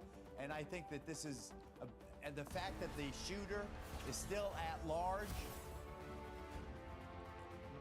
how can any Republican or Trump-supporting politician feel safe as long as that shooter is at large? This is very, very big, important. Historians will write of this. This is a very big deal, and I hope to God that they apprehend the real shooter of Charlie Kirk, who did not deserve this. A wonderful kid, married man, nice family, beautiful children, affable, wonderful, tragic. So what do we do with it? What do we do about it? Bill, you're making the case that it's an illustration of evil. Of course, we don't know who did it, why they did it. Whatever the rationale is, it's just going to be weaponized by one side over the other. I certainly don't believe either flank of our poison politics has any kind of stranglehold on virtue. So how do we get to a better politics, or is this it? Is this the new reality and it only gets more of this? No, you can roll the age of evil back, but it's going to take courage. It doesn't matter why the guy did it, and I'm assuming it's a man. Doesn't matter, okay? He murdered a fellow human being, right? And he took that person away from his two young children. There's no excuse for it. It doesn't matter if he's mentally ill. It didn't matter if the guy on the bus in Charlotte was mentally ill. The guy got on the bus, put a knife in his pocket, did what he did. He's got to vanish. He's got to disappear, never to be seen again. I don't believe in a death penalty, but that man can't ever, ever be out on the street again. And the woman judge who allowed him to be on the street has got to be fired immediately, taken off the bench. And that is the key. Look, if you want to defeat something as insidious as evil, you've got to do it through strength. You can't look away, you can't run away. That's the game Putin's playing. Push it, push it, push it. Because they're going to run away, they're going to run away. They're not going to confront me. They're afraid of me, okay? That's what he's doing. And the evil in the United States, you can see it. We have now accept people selling heroin to children in places like New York City and Chicago. You won't even be bailed. If the cops catch you selling heroin to children, you'll be out in 2 hours. So you can continue selling your heroin. That's not evil. I made a very controversial statement that I got pushed back big time on this week, that I said, if you vote for Mandani, you may not be an evil person, but that vote is evil. Because Mandani in New York, the mayoral candidate, has said to you, I'm going to let as many criminals out on the street as I can. He said it to you. You're voting for that? You're voting for more dead bodies, more rapes, more assaults? That's on you, the voter. And Americans have got to wise up in your neighborhood, in your family. If you see evil, confront it. Don't put yourself in danger. We're not suggesting that. But there are one of the ways is the people out who allow thousands of poor blacks in the south side of Chicago to be slaughtered by drug gangs. That has been allowed for 20 years. Vote them out. And this is what makes me, I am angry about this. I feel terrible for Charlie Kirk's family, all right? But I'm angry, and that's why I wrote this book, Confronting Evil. You have to confront it with strength. You can't weasel out of it anymore. And the media is a big part of this. Just about an hour ago, the president of MSNBC, one of the most vile networks ever to be broadcast in this country, chastised a man named Matthew Dowd for saying, Kirk's murder could have been his fault because of his inflammatory rhetoric. Yeah, the man was not even pronounced dead yet. All right? And Dowd said that on this network, MSNBC. Now, to his credit, the president and that whole network's blowing up because Americans finally have gotten the message. This is vile hate that they're peddling. And it goes on the right, too. You got kooks on the right, too. And Americans have got to walk away from that stuff. Well, that's what takes the strength, Bill. I got to jump because I want to get Patrick Bet-David. On here. He brought me and Charlie together, and I think he's a big part of the solution about how we start talking to each other. And I want to bring in lawmakers also, guys. I appreciate your take. I'm sorry to cut you guys off, but I want to get perspective from the people who we put in positions of leadership here. My thank you to Geraldo. My thank you to Bill. I will say this. I don't know about the strength part. Jesus was strength, but he wasn't harshness. Dr. King said the only thing that can drive out darkness is light. And I don't think it's about being vicious. I don't think it's about being tough. I think that that's a macho misappropriation of real strength. So how will we see it in our leaders? Let's take a break. Let's have what only we at News Nation, and now you'll know why we do it. Why do we work so hard to get right and left to come on to be reasonable together? Why? Because of days like today. Because of days like today. Next. The two major questions that we keep getting here, one is about the investigation and one is about the implication. We don't know who murdered Charlie Kirk. I know there were reports that they had some old white guy in the beginning. Now they don't say that it's him. Then they said they had someone in custody. Then they said he was just a person of interest. Now they say they released him. The manhunt is active. They do not have the person or persons responsible for murdering Charlie Kirk. So we don't know why this happened, okay? All we know is that it happened. His family will never be the same. And we have to figure out what it means to the rest of us. The second answer is, yes, I am interested in continuing Prove Me Wrong and going around the country and talking on college campuses and talking to places where they still believe in conversation. Absolutely. I don't think that should stop because of this.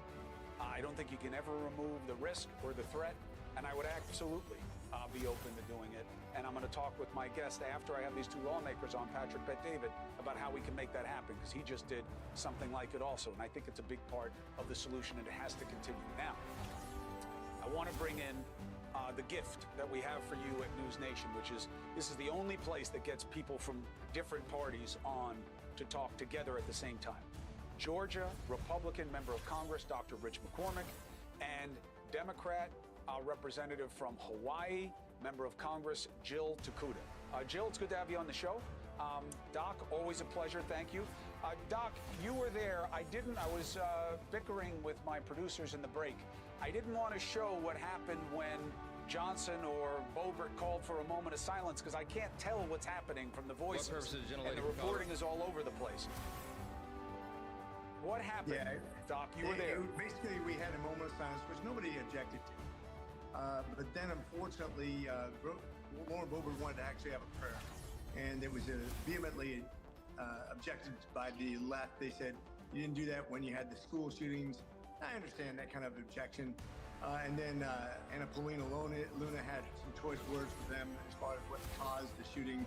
And that kind of erupted into some disorder. Of course, the speaker tried to get order and did eventually get order. And as a result, we got on with what we're supposed to get on with, which is the business of Congress. Unfortunately, I don't want that to be the focus, though. I mean, that's a microcosm of exactly what's wrong with America. Too many people blaming rather than too many people praying.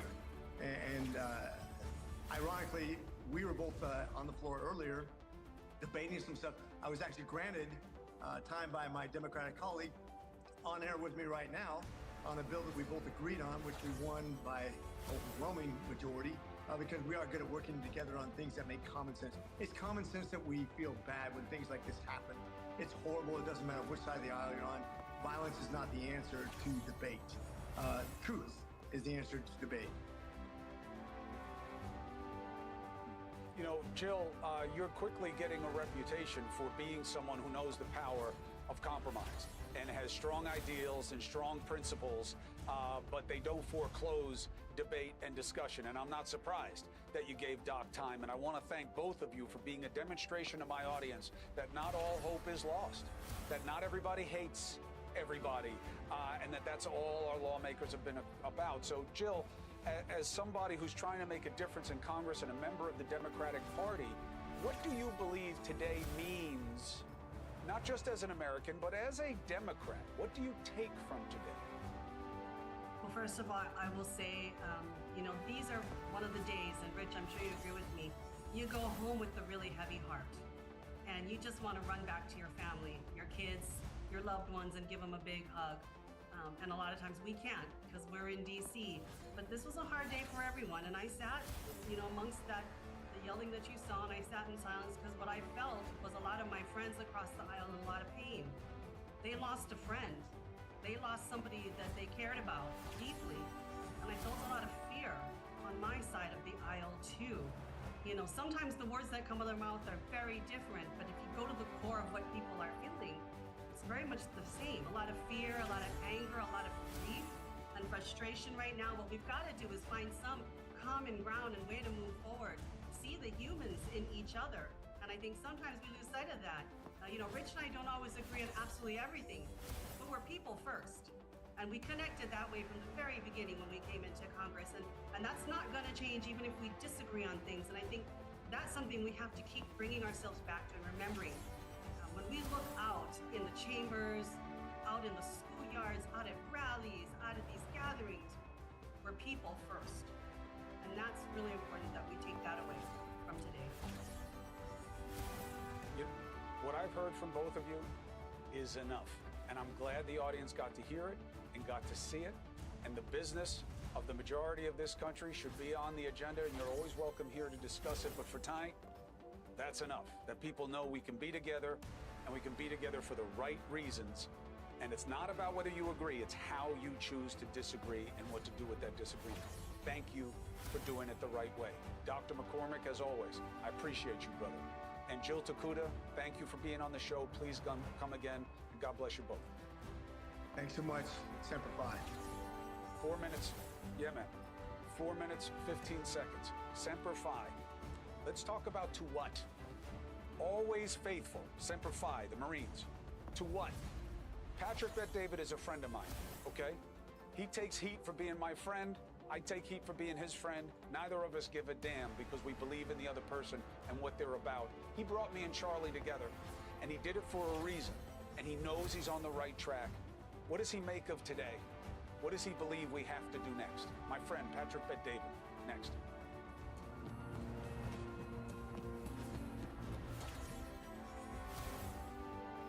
You're in your early 30s, I'm in my early 50s.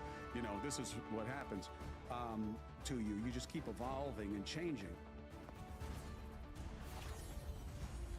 It's me and Charlie, brought together by my friend Patrick Bet-David, because all of us agreed we got to come together and conversation has to be the cure. It doesn't matter if we agree, it's how we disagree.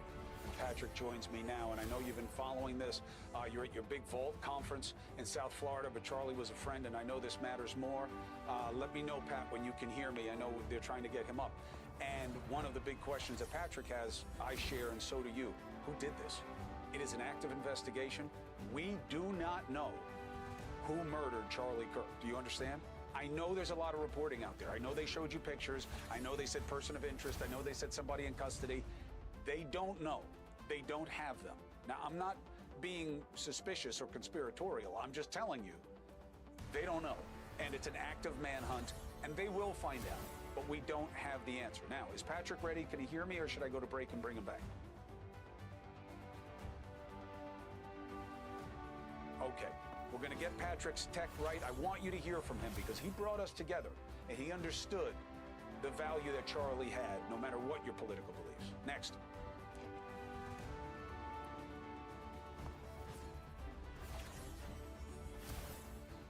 We're back with Patrick Bet-David. Pat, thank you for coming on tonight, especially being in the conference and having to process everything with Charlie. We're all still waiting to see who did this. There's been crazy mixed information all day. They had him, they didn't have him. It's a suspect. It's a person of interest. He's released. The guy is still out there. What does that mean to you, and what does Charlie's murder mean to you? Well, first, Chris, it's great to be on with you. I remember when we did a podcast together, me, you, and him, sitting down. It was actually one of the better conversations we had together. It was phenomenal seeing two people that at one point maybe were on different sides. But we just had a debate. We sit down. It was a great conversation. That's what America's all about. I'm at the event here in Orlando. We got 8,000 people. I'm behind. Tony Robbins about to come on stage. That's when I saw a report saying he may be making a recovery. He's critical, but he's making recovery. And I walk up on stage. I greet Tony. He just finished his keynote. I took him off. Then Vinny comes from the side and he says, "It's over." I'm like, "What do you mean it's over?" So I'm getting ready to pray for the fact that he's recovering. And Vinny says it's over. Then Kelly comes in. It's over. I'm like, "What are you talking about?" It's over. It's a very weird day. It's a very weird event. The only thing I can compare it to, Chris, is in sports, when Kobe Bryant passed away, NBA fans around the world stopped. In politics, when Charlie Kirk got assassinated, everyone in the political space stopped. If you go on Twitter right now, you look at the top 30 trending words, 30 for 30 has to do with Charlie Kirk. Think about the amount of influence this young man had. 31 years old. He's at this event. His wife's there. His kids are there. He's getting assassinated, and we don't even know who it is. Cash Patel tells us they have the subject. They released the subject. I just have way too many questions right now. What's at the top of the list of your concerns in terms of who did it and why? So let's process that. Let's look at all the options of who this could be. One, somebody who was just upset after the last 48 hours of what happened, all the divisiveness of the shooting, of the murder of Irina, the Ukrainian young lady. And so somebody may have said, "You know what, screw you, Charlie, you've been going too tough," and came and took him out. Okay, that's one. Number two, it could be somebody that has been plotting to take out Charlie for a couple years, and he's been planning for this because he's the opposing side. Okay, great. Number three, it could be a controlled opposition of somebody that's been funding it for this to happen, and they were trying to fund their patsy. Great. Number four, it could be in the next few days, Chris, if in the next few days, an opposing Charlie Kirk figure, I won't give names because I don't even want to put those names out there. If in the next week an opposing person from the left gets assassinated, you have to know this is happening from an outside source, a different country, that wants to see America have a civil war. We are having so many victories right now, so many things are happening that too many people are afraid. Too many people are respecting America again. Too many people are afraid of America again, like in a respectful way. These are some of the things I have. And by the way, I'm purely speculating, just like any businessman will do, any investor will do. I'm not, it's one or the other. I'm just saying, I wonder what it is. But those are some of the options. Yeah. I mean, look, here's what we know right now, and we knew it before today, and it's really what brought you and I together. And you know, I have love for you and your family. That has nothing to do with politics, because we're people first. We know what we have to do. We have to do more of what we were already doing where Charlie was concerned. We got to find ways to connect on these campuses. I think you did a beautiful job with Jubilee and doing that debate in the round. We got to keep being together. We got to keep talking. Doesn't matter if we agree. It's how we disagree. And people see that I care about you and you care about me, and the ideas all follow. So I redouble my efforts in his honor for his young family and his legacy, that I don't have to agree with where he was coming from, but the approach of engaging is where we both are. And let's get some answers about who did this before we have to deal with another one. No, there's no question, and I respect that. You know how my kids feel about you when we're together, our families, we get along, and we may not even be on the same side politically, but we agree on 80, 90% of things, Chris. Even most of America, we're on this of 80 to 90% of things. I'm hoping the president finds a way to lower the temperature. One of the concerns I got is we still don't know who tried to kill the president. We got some work to do, but right. He's the right guy to be able to lower the temperature today. I hope he does. I got you. I mean, look, right now, everybody's doing what they usually do in these situations. The question is, well, what'll make it change? You know, you want to blame one side, there's going to be another one, it's going to be the other side. We got to be bigger than the fringes or we'll never get to a better place. Patrick, I love you. I care about you. I'll talk to you. Thank you for being on with me tonight. Good luck at Vault and the best to your family. All right, I want to give it to Leland Vittert now to pick up our coverage of the manhunt. Charlie Kirk's assassin. We do not know who they are. There is an active manhunt. I know there's a lot of confusing reporting. The answer is what I just told you. We do not know, and Leland is going to pick up our coverage of how we get to an answer. Well, we may not be able to get you an answer in the next 2 hours, Chris. I think that's almost for sure. We don't even know who the FBI may or may not be looking for a description. They've arrested 2 people. I think, Chris, though, in a bigger sense, you've been doing this a little bit longer than I have. But I almost think you'd have to go back to the 1960s to have a night like tonight in political journalism. And I say that because all of the other really awful nights that we've had as a country have united us. And this one just continues to divide us. I don't know what will unite us. And here's the thing that I don't really get. When I am in person, okay, and I don't mean with me and Leland. Leland is the exact same guy when he's not on TV that he is when he is on TV. So he's one of the rare ones. But in person, people come to me and and the same thing happens with you. They don't understand what they're seeing on their screens. They don't understand the division. They don't understand how it got so hot and intense. And yet, professionally, in the media, in our culture, look at today. Social media, my kids are disgusted by what's on social media today. The doom scrollers are disgusted by what they're seeing, that there was no pause of people doing anything but trying to play this to advantage. And that is what scares me. I'm not scared about what's going to happen when I go to an event tonight or when I walk into the building. Hey, look, I don't control that. Whatever happens is going to happen. And I say, let it come. But I don't know what to do about I don't know what will bring us together, Leland. I really don't know. Scary times we live in. Chris, good to see you.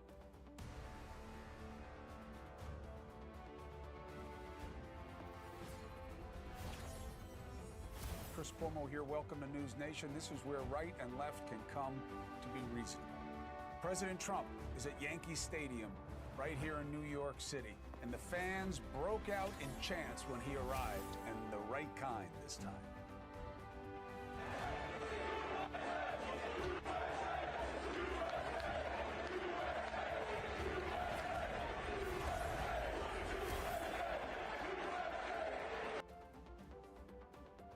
What's the chance that Bill O'Reilly thought those cheers were for him and not President Trump? You see him standing right next to him. Now, why is the president in town? Because today is September 11th. I love the chant of USA. I always do. But I do have to wonder what it even means right now. 9/11, we all said never forget. Why was that the motto? To not forget how fragile what we have is, how real the threat is, and who the real enemy is. Fundamentalists, Muslim jihadis in that case. 24 years later, now we know that not only did we forget, but we are actually today, especially some of our young adults, more like the people who attacked us back then. We are becoming more extreme in what we say, and we express it more violently. Who could have imagined after 9/11 that terrorists would be homegrown Americans? Not homegrown Muslim Americans, just Americans. So many young people are drawn to politicians who echo the fundamentalism of the people who killed us. Maybe they haven't forgotten. Maybe they never learned from us because they didn't live it. We didn't teach that we can never embrace extremism and killing as a political act like some jihadi who globalizes the intifada.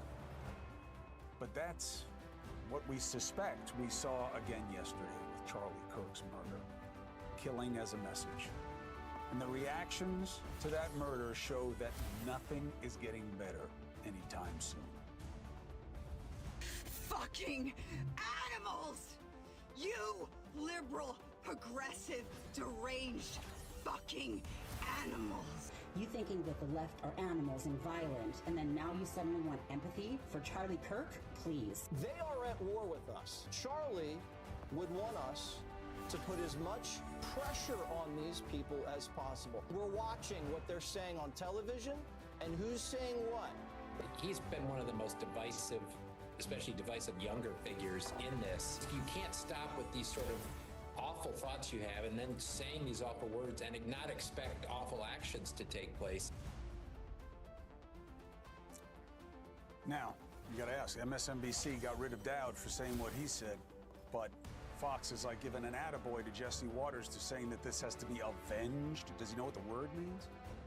Do these people know what they're doing, playing with this fire? Brothers and sisters, welcome to Thunderdome. Social media has become the ultimate cage match, magnifying mad minorities battling to show that the other side is worse. It seems Charlie's murder only means that now media is on the menu. And on that note, thank you for all the concern and the messages about his family that you sent me. And yes, of course, Charlie's murder changes things, at least for a while. Many in my role are vulnerable. Safety situations will change as we await some kind of retaliation or copycat. Gotta believe there will be more, because no one's trying to make anything better. I mean, look at the reaction even of the president right after it, saying this was the Democrats. We didn't even know who did it yet. We still don't know. It's one of the reasons we gotta worry about what happens next. Who knows what that guy, or if it's a guy, whatever, does. Who else does he want to kill? Who was he working with? Who will try to copy it? The money right now is in picking a side and driving hatred on social media. That's what gets you paid. That's what gets you relevant. But know that there is a new price that may be paid. A fear that is going to heighten as long as Charlie's murderer is shockingly still at large. The manhunt for this guy is adding fuel to the frenzy. One, I don't know why everybody's assuming who this guy is and what he's about. I don't know why we'd set ourselves up to have another truth tragedy.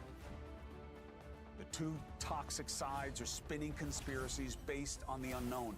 This is what makes people lust for blood. And the FBI's not helping, sloppy investigating. And that fuels suspicions. Now, what are the main questions? Who could access a roof like that? Who had the means and opportunity to do it? Who could make a shot like that? Now, a lot of people who don't shoot are making it sound like this guy shot him from a mile away. This is not an unbelievable sighted rifle shot for someone who knows what they're doing. And there are a lot of people who have shot rifles and can do 100, 200, 300 yards. But in the universe of who they're looking at, who had that kind of experience? And by the way, add this to the list of things this administration promised to be transparent about and hasn't. Okay, forget about Epstein for right now. When are we going to learn about who tried to kill our president? Because it's been months and we haven't gotten answers about that. And now people are using that scenario, which was kind of similar to the one in Charlie's murder. And of course, they're using it. Is it the same group? Are they related? Now, the next question is about this guy, different than in the president's situation. This killer was able to just vanish, but then came this weird series of errors. He made it out of a place where they should have pinched him. Then they say they got him. They show us this old bald white guy. Then they say it's the wrong guy. Then they said they had a suspect in custody. Then they said, no, he's not a suspect. It's just a person of interest. Then they let him go. Then they say they're close again. But then they put out a photo of the guy, by the way, who allowed himself to be seen on camera. So who's sophisticated enough to get up there, take that shot, get away, but then clumsy enough to allow this, evading all that security, but then this? and then planning it all out, but then leaving the weapon where it could so easily be found? And is law enforcement right about what was written on the bullets? Is this a copycat move from that last mass murder who wrote the stuff on all the different ammunition? And how close can Patel be if they're asking us to help identify this guy? That is very rare when they have real pressure on someone. The last thing they want to do is put his picture out there and let him know. So now this video just came out that the Ring camera, Dusty, do you have the Ring camera that was on TMZ that Elizabeth had? Yeah. I mean, this guy matches the same description. What's the limp about? I don't know. I don't even know if it's a real limp. I don't even know if he doesn't know that he's going to be captured by this camera. I don't know. I don't know any of these things. But you do have to ask yourself, if the guy's walking right down the middle of the damn street, how come they haven't grabbed him yet, if that's who it is? So, this part of the story is where we must begin. I want to get the latest on what we know, and this is certainly, right at the tip of the spear in terms of the latest understanding. Let's go to News Nation senior national correspondent Brian Enton outside Utah Valley University, of course, the scene of the assassination. Brian, you know that video is out there. It does match the description. Are you hearing anything about if authorities believe that's the guy? Well, just about a minute and a half ago during your monologue, Chris, FBI Director Kash Patel showed up here. His motorcade arrived. We knew that he was flying into Utah. He is now here on the scene. The question is what that means. There was supposed to be this press conference 4 or 5 hours ago, and everybody was ready, and then they came out at the last second, and they came to all the different media tents and said, we're not doing the press conference right now. Things are changing, but we'll have an update for you, and we never heard anything else. Now the FBI director is here. Is he possibly here to lead some kind of announcement, or is he here because they have nothing? We have no idea. But back to the video. This is the video from the neighborhood of the suspect. This is from the TMZ video. If we can put it up again, I want to show you. One thing I wondered, and you know a lot more about guns than me, Chris, but I wondered if could he be hiding the rifle in his pant leg, and that is why he is limping, because this is video of him on the way to the scene. Basically, he manages to get up onto the roof. And today the FBI you told think us this is video? He threw the. Hold on a second, Brian. You think this is video of him before the shooting? Yes, there's video. I thought this was him after. Before and after, and no, there's video from before and after, and he's limping in both videos. But I didn't know. I mean, could the rifle be in the pant leg? Could that be? I don't know. I mean, that was just the first thought I had. That's more for movies, and you'd never be able to bend like that, and you wouldn't want to walk like that any kind of distance. You would have a rifle in pieces to assemble, which would be much easier to do than this. I mean, is anything possible? Yeah, but the rifle he used, what we're being told it was, and what has that kind of capacity in single shot, likely bolt action capacity, no, I don't think that's what it is. But I didn't know there's video of him before and after. Yeah, before and after. Basically, he ends up going there. When he leaves the rifle in a little wooded area right behind the university that I was over at earlier. And then he went so back is that into his him? Which one is him? To get away. Whether he... No, that's not Which him. one was him? I don't know what part of the video we're playing now. We'd have to restart it. All right, let them re-rack it. Where is he in the video? So I'm trying to Brian, look here. We have to re-rack it from the beginning. Is he right in the beginning, or he's there? Okay, and you believe that he's limping there too? I can't see; it was too fast. No, this is not him. This is someone else. Now there he is. That's right. him. Right. See, he's not limping as much when he's leaving, Chris. That's why I wondered. It was a different limp on the way there versus when he left. At least that's what I read into it. I mean, look, it's possible, but I got to tell you, Brian. You know what my takeaway is, and I've never seen them have so much stuff on somebody that's out in the public, but not have the guy. Usually it's in reverse. Like, we don't know much, maybe there's an image, then they get him, and then they release all this kind of stuff. This time it's like happening in reverse. I mean, is there a concern that they're doing a lousy job on the investigation? Well, listen, the messaging has been confusing. You mentioned yesterday you've got a press conference where in real time the governor is saying they don't have a suspect and the FBI director is tweeting that they have a subject in custody, and then they have to come back later and say nobody, these people we've been questioning have nothing to do with it. And even this morning, the police chief here said everybody leave those people alone, they have nothing to do with it. And then today what's interesting about the messaging is at the press conference they said we have great video, but we're not going to release any images right now unless we need to, and we don't need to right now, almost making it seem like they knew who the person was. A few hours go by and they release the photo, which makes you wonder if they need the help. I got to tell you, and this is frustrating as a journalist, but this is why the men and women who do the job well never want to talk to us until they actually know things, is because they live in fear of exactly what this administration doesn't really care about, which is just keep driving it. And if you're wrong, you're wrong. Doesn't matter. They'll always forgive us. Let's just keep going. They love the sell, and cash is all about that. And I believe if he's on scene, I do not think he's on scene because it's going wrong, Brian. If he's on scene, it's a good sign, because this is a guy who's looking for a victory. Yeah, well, he's on scene. He just got here right at the beginning of your show. He pulled up. Right.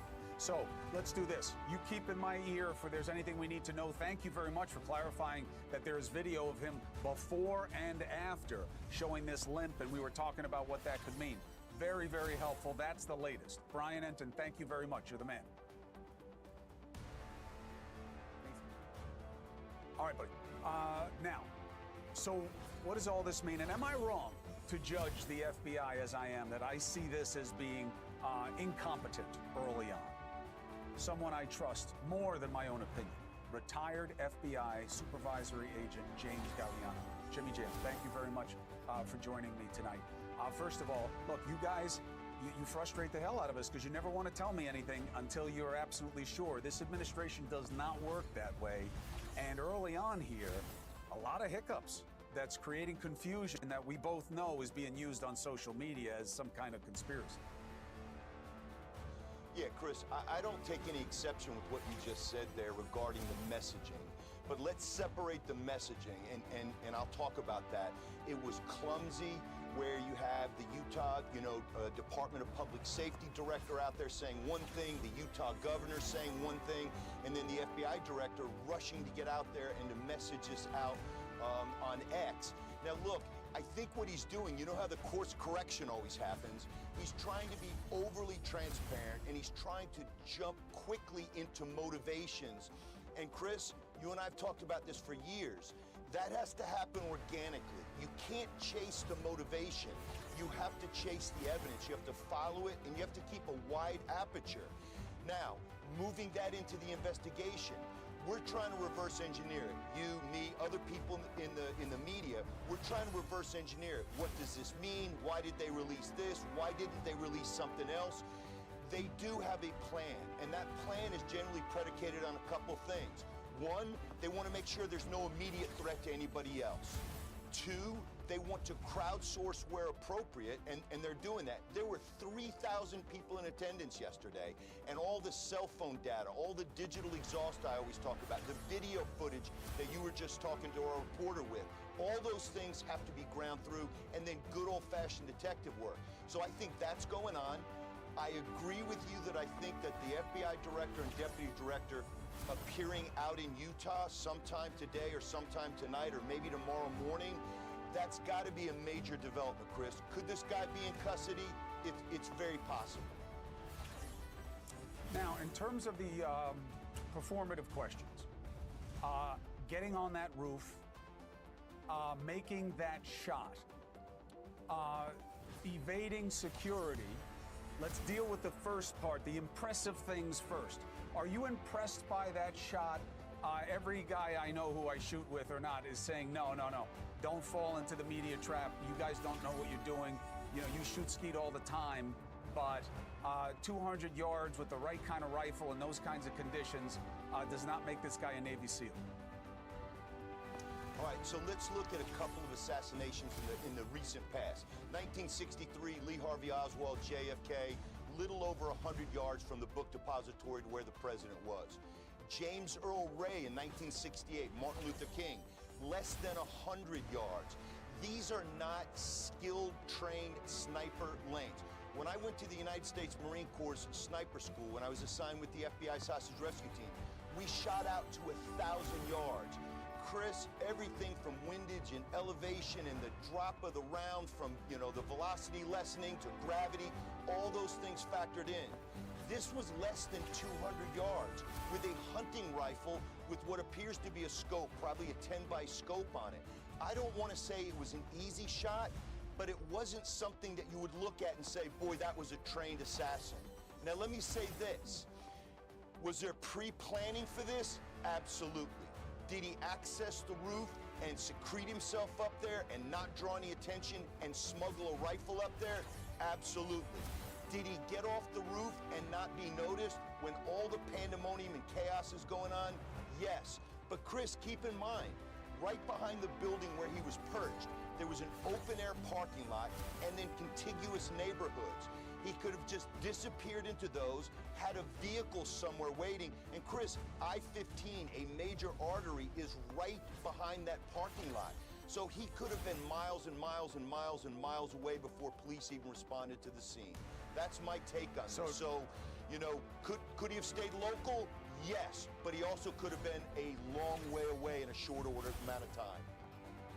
Also, how does it inform your suspicion in terms of his level of sophistication to let himself get caught looking right at a stadium cam and then walking through a neighborhood where he has to know that you're walking down the middle of the street? Everybody's got those doorbell cameras now.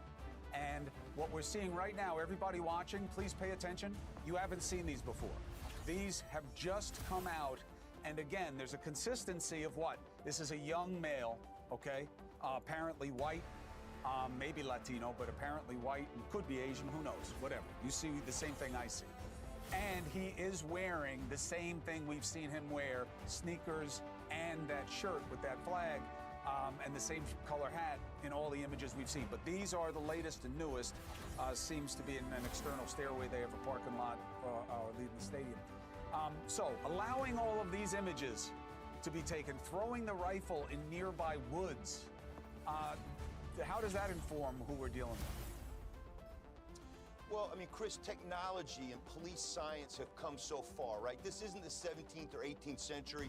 It's not Jack the Ripper, something that will never be solved because it happened so long ago and we didn't have the kind of forensic harvesting for evidence that we do today. Look, the vast part of this urban part of our country is blanketed in cameras. There's not a spot in Manhattan where you can commit a crime and not have it be picked up on either a government camera or on a private camera. So, look, did he know where he was going? Was this an apartment that he had come from or was going back to? That's possible. But again, don't give this guy so much credit because he did something horrible. But Chris, look at it from this perspective too. You think that guy was aiming at Charlie Kirk's neck? No, this was a lucky shot from the perspective, just like the president being shot on July 13th in 2024 and being nicked in the ear was a miraculous lucky shot on the other end. So I wouldn't give this guy too much credit. And again, I understand and sense your frustration. I share that same frustration. Why is this guy not in pocket?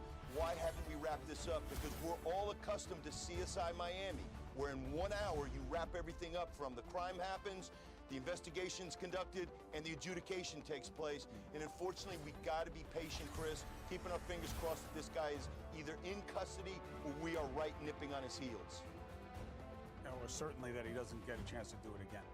Jimmy, thank you very much. Appreciate your expertise and your time, as always. All right, we're gonna take a break now, 4 minutes and 35 seconds. Now, you'll notice I didn't ask a single question about motive. Why? Because it doesn't matter. All the reason to know is that you can use one side against the other. This is one of your guys, this is one of your guys. Murder is either wrong or it isn't. You either accept it or you don't. Now, how does this affect how we are going forward in this business? Podcaster Benny Johnson, all right, knows Charlie Kirk very well, is in a lot of pain. after this assassination. What does this mean to him? What changes because of this in his mind? Benny Johnson next.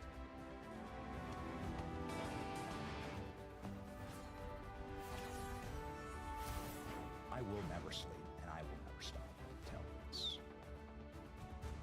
Marxist, bloodthirsty, radical, left-wing movement is ripped root and stem from our American republic and thrown into the fire where it belongs.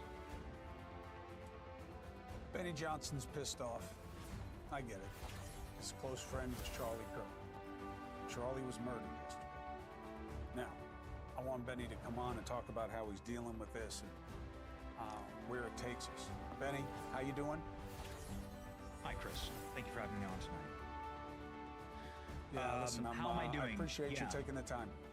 Yeah, not well, but this isn't a time for me to kneel and weep. There are other times for that. This is a time to stand upright and with a full heart carry on the legacy of Charlie and do our very best to nobly remember him, who is a generational talent and somebody that I believe is a true American martyr, a martyr for a cause.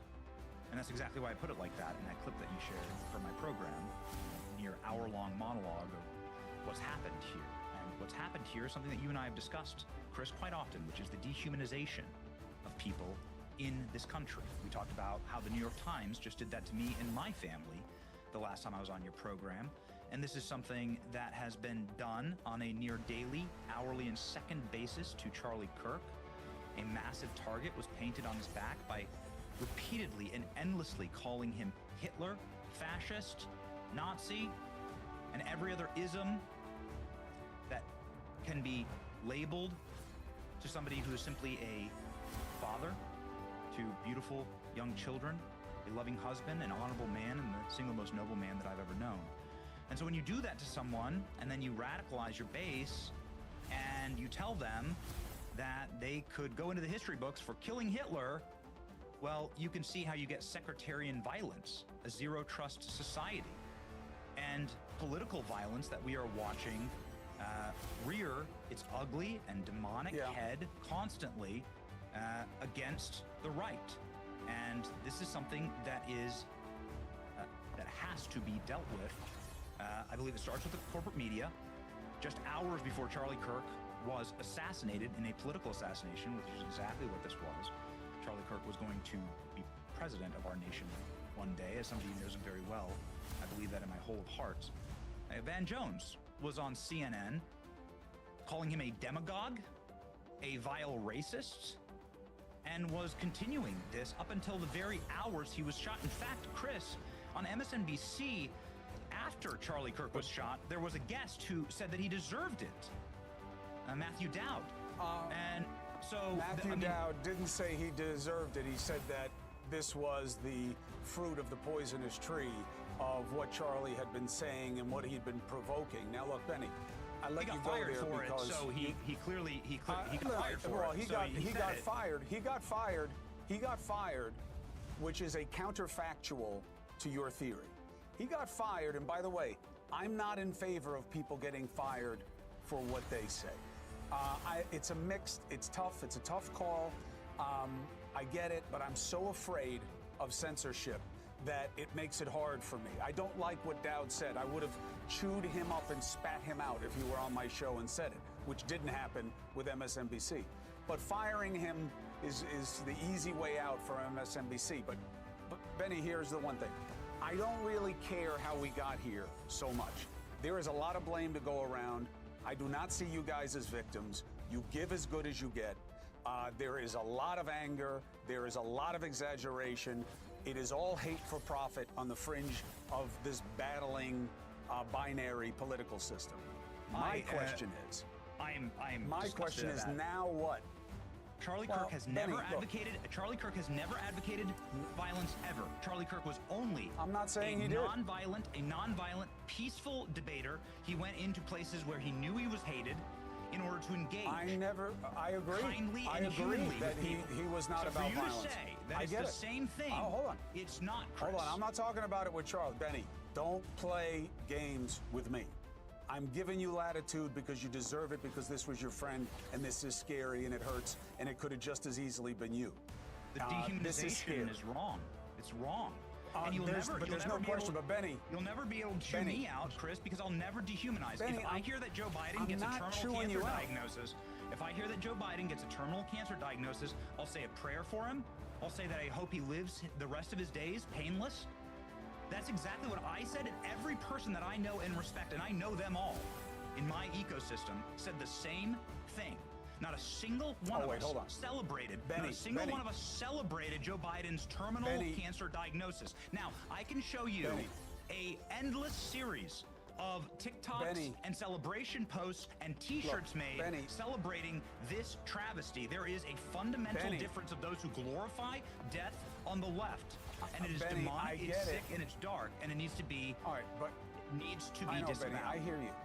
I hear you. But here's what I'm saying. Again, don't make it like I'm coming at Charlie Kirk, okay? We both know that is not fair and it is not true. And, well, don't make a moral equivalency between Charlie Kirk and Matthew Dowd. I'm not making a morally equivalence at all. I never even said that, Benny. I'm telling you, you're a little triggered right now, okay? I am not blaming Charlie for what he said. Did Charlie say things that he knew were provocative, that some people absolutely take as racist and divisive and wrong? 100%. He and I disagreed all the time about things. I'm saying it doesn't matter, because murder is never high ground, period. It doesn't matter what Charlie said to me. What I'm saying is there's plenty of blame to go around about how we got here. My concern is, will anything change for the better? I don't believe that's going to happen. But what do you think? Well, yes. The corporate media ecosystem should stop calling people Nazi, Hitler, and fascist. They should stop naming just political movements. So wait a minute. So you want to censor things, Benny?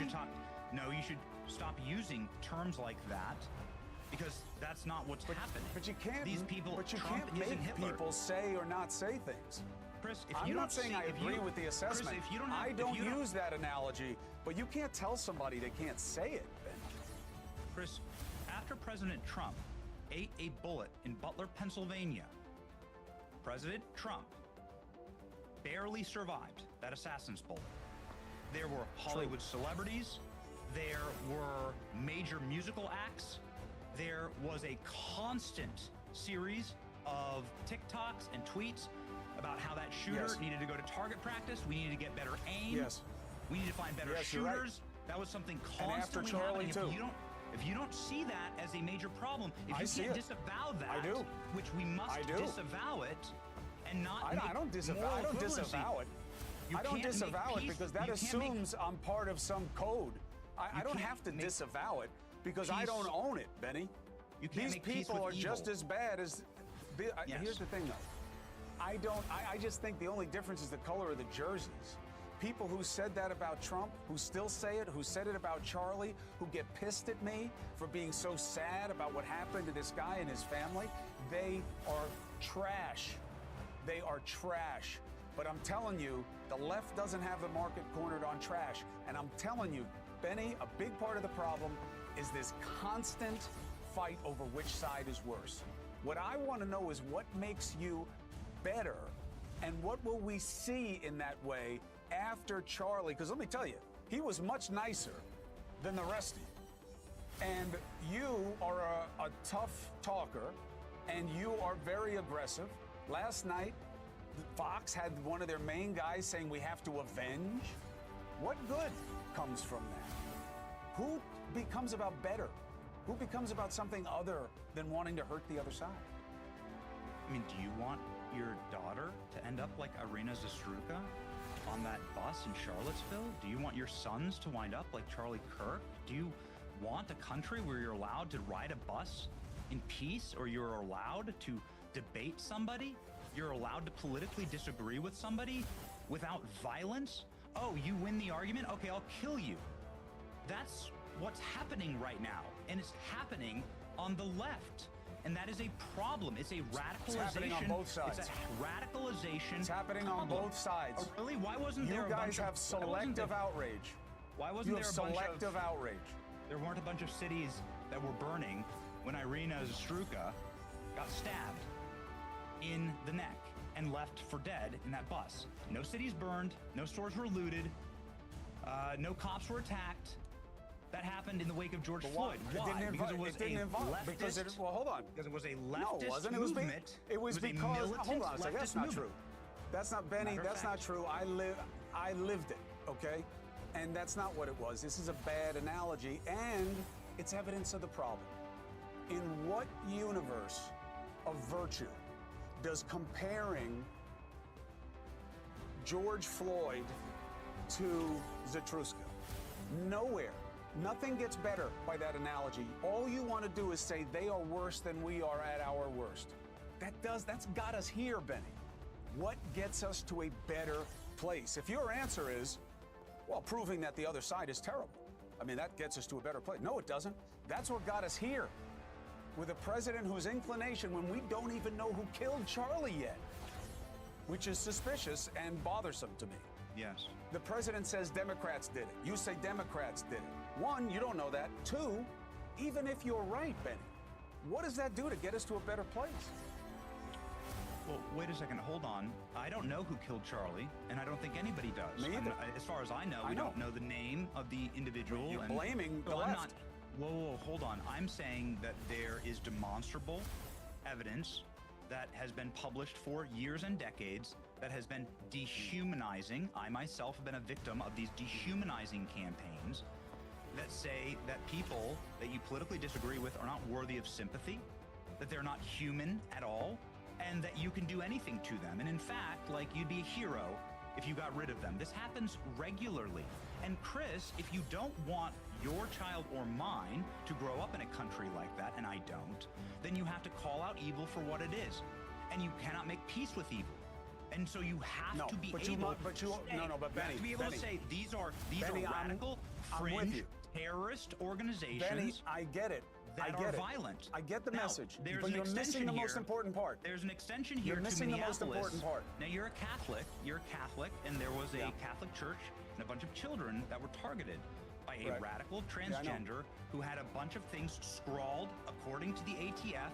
There was, according to the Wall Street Journal, there was political iconography written on the shooter's gun and bullet casings. I'll wait to see what that plays out to. I think it's still too early. I don't know exactly. We don't even know why the guy shot at the president. Exactly right. I don't know why Cash hasn't told us that. Benny, here's what I'm saying. What happened in Minneapolis? But I don't want to keep going down that. Was specific. Go ahead, finish your point. It was a specific targeting. It was an anti-Christian targeting. I agree. And they were overt about it. They wrote about it.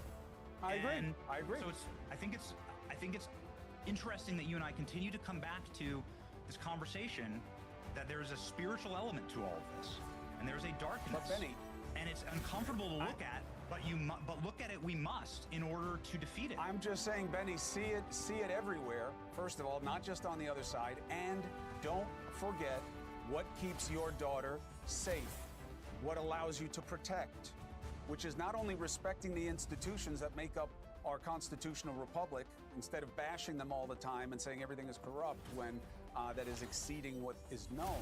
It's overly broad. That's not true. Of course it's true. It's overly broad. But that's not the point. We don't say that about every institution. Let me narrow it. Okay? And I'm not mocking the president. I'm just trying to fit in the frame. You have to do things that are right. You have to be about something that's better than what you oppose.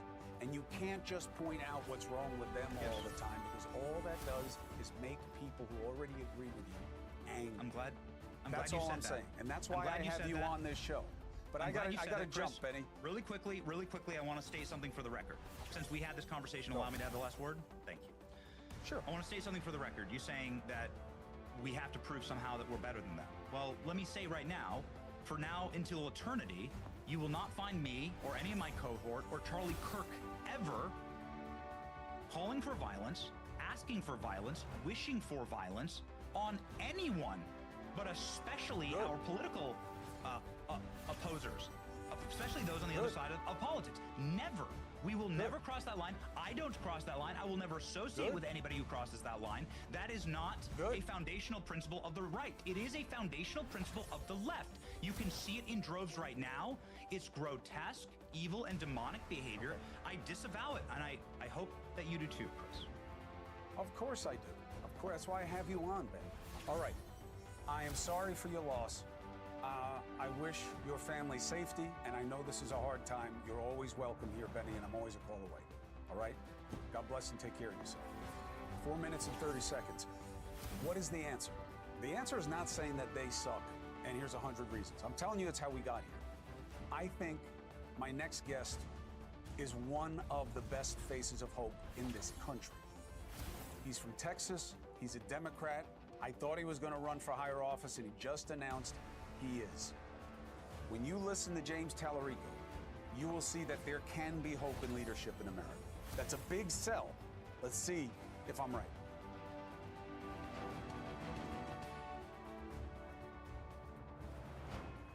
Charlie Kirk in the casket, Air Force Two, Vice President of the United States, and his wife with Charlie Kirk's family, bringing the body home in Arizona. Is this unusual? Yes. But Charlie Kirk mattered to the President of the United States. And we live in unusual times, and this is a show of respect that perversely is a source of pride for some people and pissing others off. What do we do about the division, or can anything be done? There is a Democrat in Texas who's a state representative, a young man, former teacher, seminary student, who is wildly impressive to me because of his decency and his diligence of study and his delivery.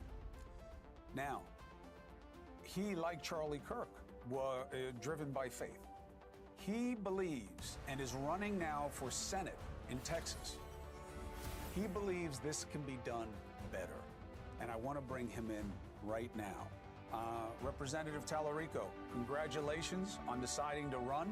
I look very forward to talking to you during your race and covering your race. Now, I was just getting lit up during the commercial by a dear friend of mine who is completely contemptuous of this administration. And they were saying what I've heard again and again and again since Kirk's death.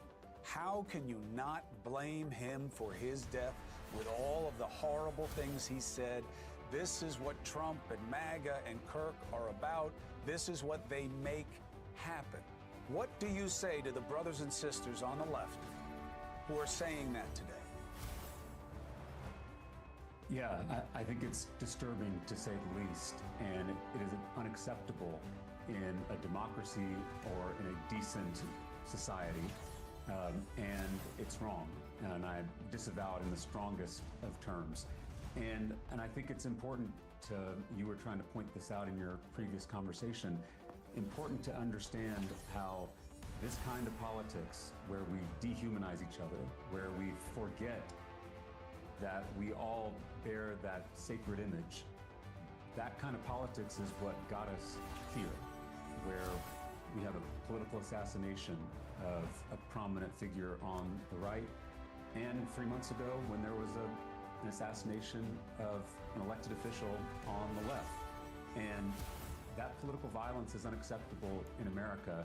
I think what we have to do is have a serious conversation about what produces political violence, because I think we all condemn it, and Benny condemned it in the previous interview.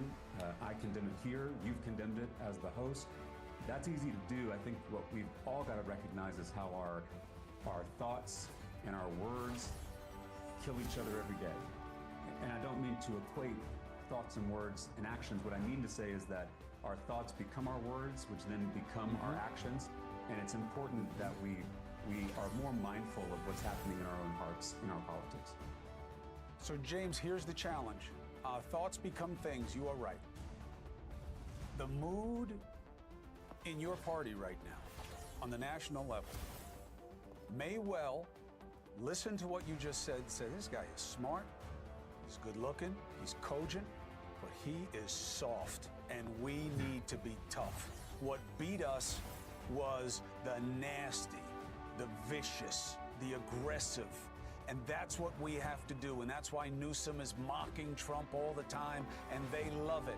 Are you concerned that you, at your best, are not what your party thinks it wants to be? And Chris, it's important to remember that I think both parties want that because the systems that we're in, that we're all trapped in, a broken political system, a broken media system, a broken economic system, all of these incentivize the worst from all of us. First up, your previous interviewers, having known Charlie Kirk and was his friend, is obviously living through something unimaginable right now. Scripture says God is close to the brokenhearted, and I certainly hope God is close to Benny and all of the people who knew and loved Charlie Kirk. And so instead of trying to figure out, whose side is to blame, I think what's more helpful is to figure out how are the systems that we're all operating within encourage these kinds of harmful thinking and acting toward each other. That is probably the harder question, but maybe the more important question, because I do think, this is my hot take, that all people are good at their core. I do believe that. People do bad things all the time, of course, sometimes really horrific things, but there is a goodness there that if it's called out by a parent or by a teacher or by the system that they're operating within, that goodness can't prevail. But I think a lot of the systems that we're in right now are calling out the worst from all of us, and we're all guilty to some degree or another of that. The last thing I'll say to answer your question more directly, before I was a politician, I was a middle school teacher. I often say that if you want a leader who can balance being tough and being compassionate, a middle school teacher is probably the person you're looking for. I believe that love is actually a lot stronger than violence, than hate, than fear. It may sound weak to some people, but love is the most powerful force in the universe. And I've seen that in my own life. I was born to a single mom who fled an abusive situation, built a whole new life for me and for her without money, without a home, without a college degree. I mean, she protected me and gave me the life I have. And so I know that love is not weak. I know that love is not passive. Love is not neutral. It is the strongest force in the universe. And that's important to remember in this conversation that we're all having. Young brother Tallarico, I hope for you that what it takes to win doesn't change what makes you a winner. I am very impressed by you. I'm going to keep covering what you do politically, and you always have a place to make a case on this show. Thank you for taking the time and the opportunity. Thanks for having me. All right, we'll talk again. 4 minutes and 15 seconds. He's in his 30s, and I think he's going to be a big part of the conversation for a long time in this country. Final thought next.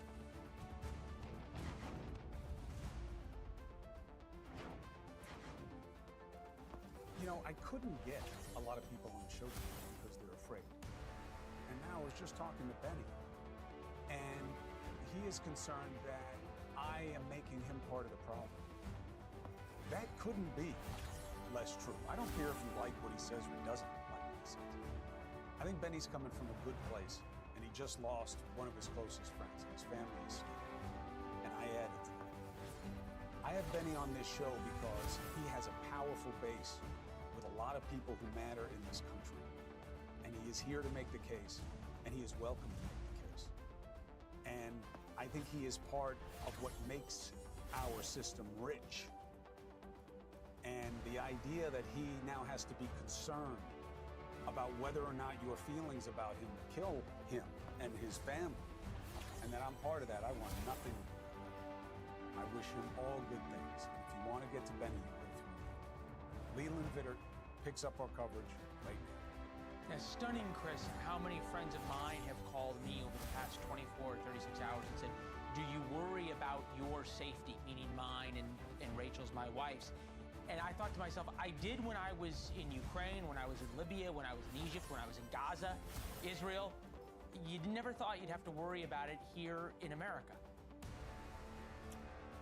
I guess. I mean, I'm a little bit more cynical on this one than you are. I also ask for it a lot more than you have, so I get a lot more death threats. I get a lot more Antifa came people. after me in 2020. I remember. But, you know, look, I mean, that's actually more real, right? That's a real organization, even though they say they're not one thing. But for me, it's just, you know, big mouths. But I got to tell you, it bothers me that Benny Johnson has reason to worry. And I certainly would never add to that. I get that it's a sensitive time. I'll add he one just more to lost that. his friend. I think it should bother Go ahead. all of us that anybody worries. Anybody has to worry for what they say, for being part of the conversation. 100%. I mean, look, that's why I don't care what this guy's motive was. I don't like jumping his motive and saying that, you know, just assuming what he must be about. But it also doesn't matter. Either murder is okay or it is never okay. And if you're going to say it's never okay, then his motive is irrelevant unless there's a trial. And it's just wrong. And, and there is no, but Charlie said, but Chris said, but Charlie said, no, there is no but, because it's either wrong or it isn't wrong. And I think we all agree just how wrong it is.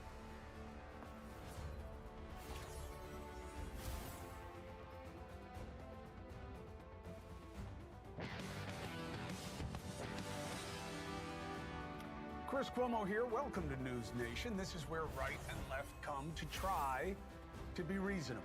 So, now the stabbing murder in North Carolina of an innocent Ukrainian refugee by a deranged man with a long rap sheet. The story is now everywhere, on social media at least. So let's deal with the question that no one who's up in arms seems to want to even address, let alone answer. What are you going to do about it? Other than bitch and blame. Because you're right. This type of crime and others demand attention and coverage and solutions. Now, part of the problem is what? This situation is perceived to be weaponized by the right and the right fringe, so many others are responding by minimizing. For example, the New York Times chose to focus more on whether Trump wrote a birthday card to Epstein than discuss this. And now look, I think they should release everything they can about Epstein. I've said it a million times, but this is a different order of importance. Why? Because people die here, and it happens all the time in so many different places, and we never do anything. And I agree, the story and the situation warrant coverage. News Nation has been on. But I see the response by the right and the lack of response on the left as proof of our real problem. All that matters is outrage and advantage. It's all about who and what is wrong in our politics, in our government, in our society. Nothing reasonable about what would make it right. Now, why is that? I believe it's because the truth is, in our current dystopian state of play, outrage over a problem works better than fixing it. Perfect example was Fox News' Greg Gutfeld. Watch this. He says, but it's okay to question it as long as you're Brian Stelter, a fat white guy who should be fired again at CNN. He is one of the reasons why these crimes happen, because anytime you dare question crime, it's jerks, scumbags like him that call you a racist. When a thug targets a woman, that is not insane. He knows she's weaker. Or other people saying, you know what? We really need to be concerned about our services to the mentally ill, which may or may not be true, but he's not mentally ill. He needs to be executed. Look, it sounds tough, but it's hollow and frankly stupid. I get it. He's had it with mental illness as an excuse. I believe it's absolutely the wrong take.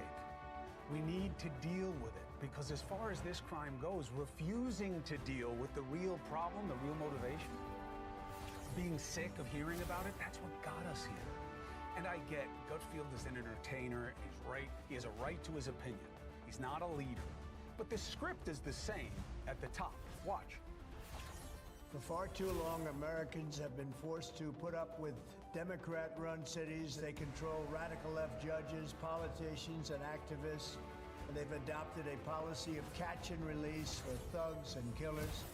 In Charlotte, North Carolina, we saw the results of these policies. We cannot allow a depraved criminal element of violent repeat offenders to continue spreading destruction and death throughout our country.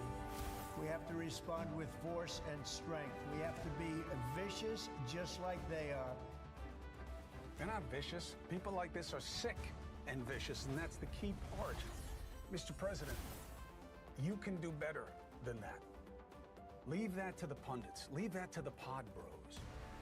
You have wisely focused on crime. It is a unifying issue in this country. The majority worry about it. But you can't send the National Guard to fix this. And it's not just about tough talk. In fact, tough talk became the problem. I believe you can't legally send the National Guard where you are already, but you can do things to make this better, and being vicious is not one of them.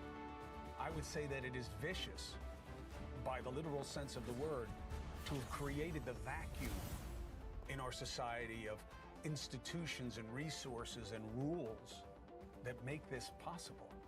And before you say, oh, hold on, some on the right are prescribing fixes, lock them all up in prison or execute, kill guys like this, be vicious, strength with strength. They're non-starters. I know the DOJ is now charging this guy with killing someone on a mass transportation system. And they say if convicted, he could face the death penalty. He's not going to get the death penalty. Why? Not just because the death penalty doesn't work as a crime reduction mechanism, do your research, but if he's as deranged as reported, he won't even be competent to even stand trial. Remember, this guy was arrested for calling 911 and saying there's a substance that is controlling him. It's posturing that we can punish our way out of this. We can't. The desperate and homeless, the unmedicated and untreated, all those who refuse care or are uncared for and sometimes violent, it's on us for being all about feelings and not fixes. In fact, here is what no one is saying. You want to know the truth? We broke the system that kept this from happening, and we broke it on purpose. Do the homework. I'll do it for you. I did it for you. Since the 1960s, we have been doing less and less to deal with those who can't control themselves. Shifting responsibility to states, closing large mental institutions that were underperforming instead of improving them, cutting funding, not forcing or enforcing insurers to cover what is needed. And you know who did the most to create the least care for the mentally ill? The same party now demanding action. President Reagan made moves to shut facilities and force patients out by cutting federal spending in legendary ways, reducing mental health to a memory, hundreds of millions of dollars in the 80s. So more mentally ill people ended up on the streets and in communities and committing crimes. So now they all go to prison when they're caught or are left on the streets where no one gets better. And the best this administration can do is threaten to punish and pretend to be tough about what happened in North Carolina. And here it is. I can't pull money today from their transit system. I actually have to do an investigation. That's what the law requires. We start that investigation tomorrow, and I guarantee all your viewers that if I find what I think I'm going to find, they are not going to have your federal tax dollars going to their public transportation system. Zero, none, nada. It's not about denying resources. It's about deploying resources. You know, don't let them play you for a sucker. I'm gonna punish you for what you did. And then what happens? Think it through. No, there's no need to think it through. That's outrage. Feels good in the moment. Feels like something. It's nothing. If you care, fix it. Rebuild the rules. Rebuild the resources to house and treat and secure the mentally ill who need it. This goes to this stabbing and a lot of our mass shootings. You know, the president conflated. He said catch and release. That's an immigration policy. He used it here. Why? Because it's all the same cell. And I don't think it's wrong to sell fighting crime and our collective security, but you got to do something about it, not just blame it on people. We all know it exists. Do what is hard, not just what is easy. So, Is there a fix that I'm unaware of? Am I wrong on what this is really about? Let's bring in two better minds. News Nation correspondent at large, mentor of mine, Geraldo Rivera, and conservative commentator and friend, Scotty Nell Hughes. Good to have you both. Geraldo, I saw your response, and I thought that it was a very honest, emotional take about a guy, but you seem to leave out the fact that he likely can't even form the intent for the crime that he's just been charged with. Why wasn't that part of your analysis and just condemning him as a demon? I mean, that's a fair question to ask me. My response is, sometimes, Chris, you're allowed to have a visceral response. Sometimes there is a deed so savage, so unhuman, so below despicable that you're allowed to be angry. And the first thing I thought of when I saw him, first of all, is if there was a cop in that car, that could have prevented it.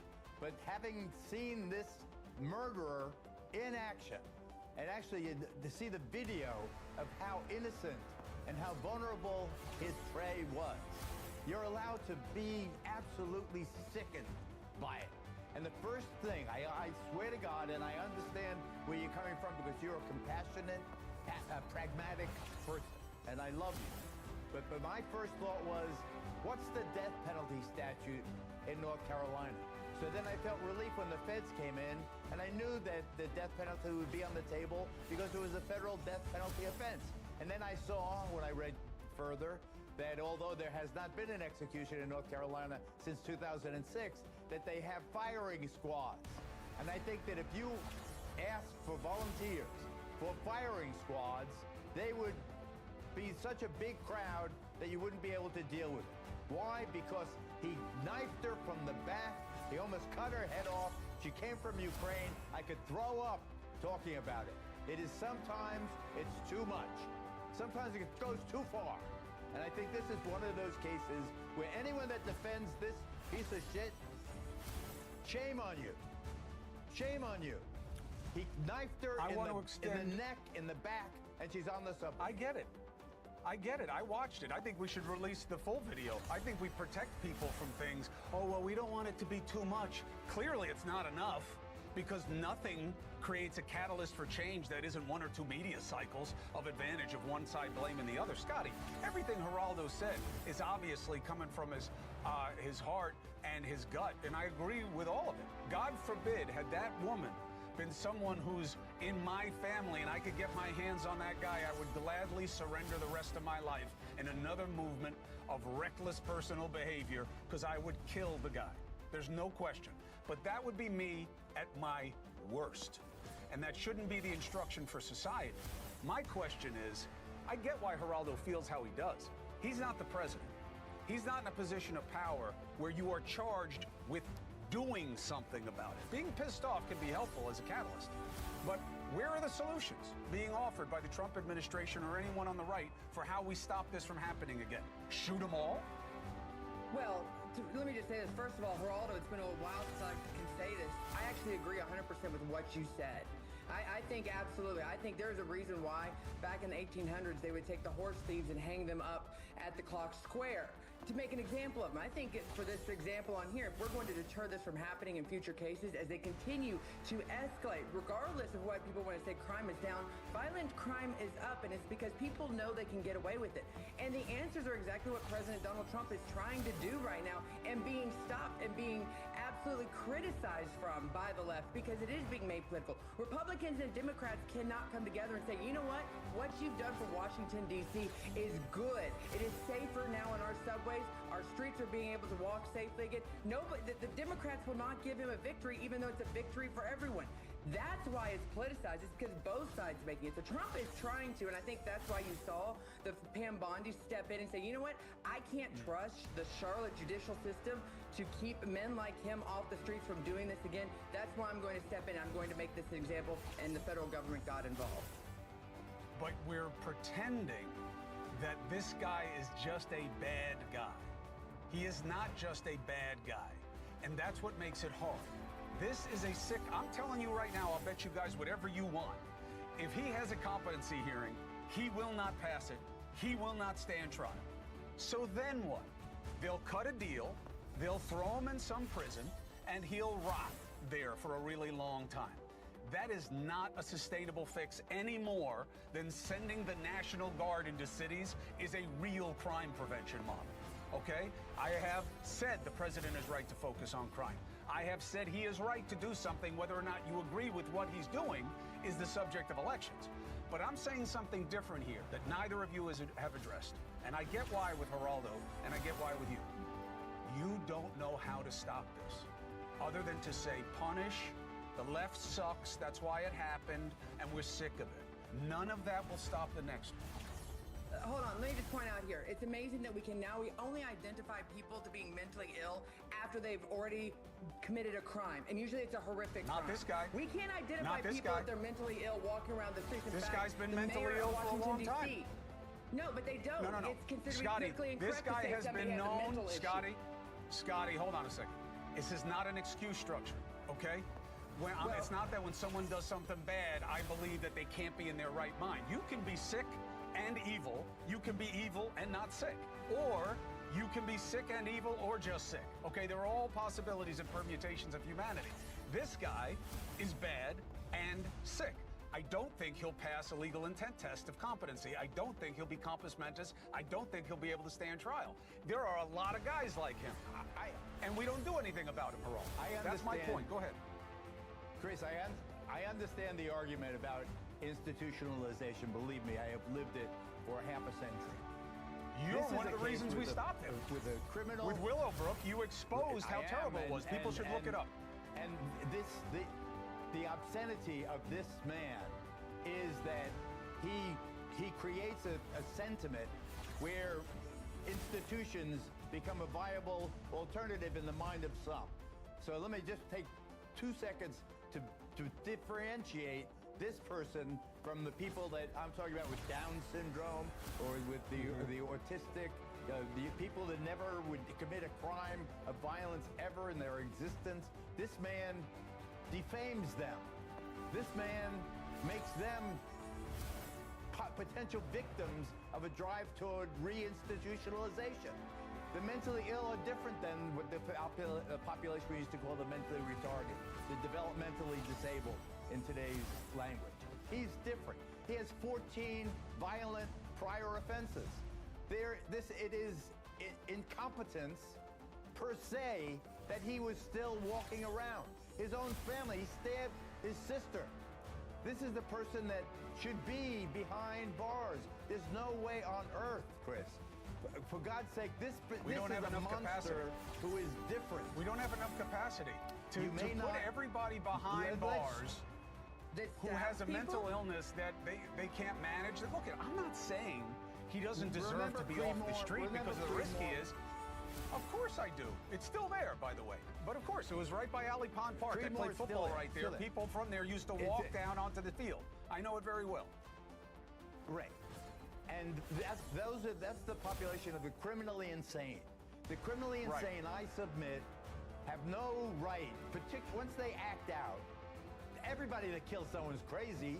I mean, I think that's crazy to kill someone. But no, I think some are bad. I think some people are just bad. He allegedly muttered racial statements that no one's talked about. This guy's crazy. So I'm not going to repeat them after the act. This guy's crazy.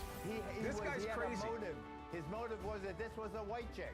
That's his motive. Maybe. His motive was that this is the most vulnerable, hateful to him, vile symbol to him. A blonde chick sitting in front of him in the subway. I get it. I'm saying, what do we do about it? I know you. What do we do about it?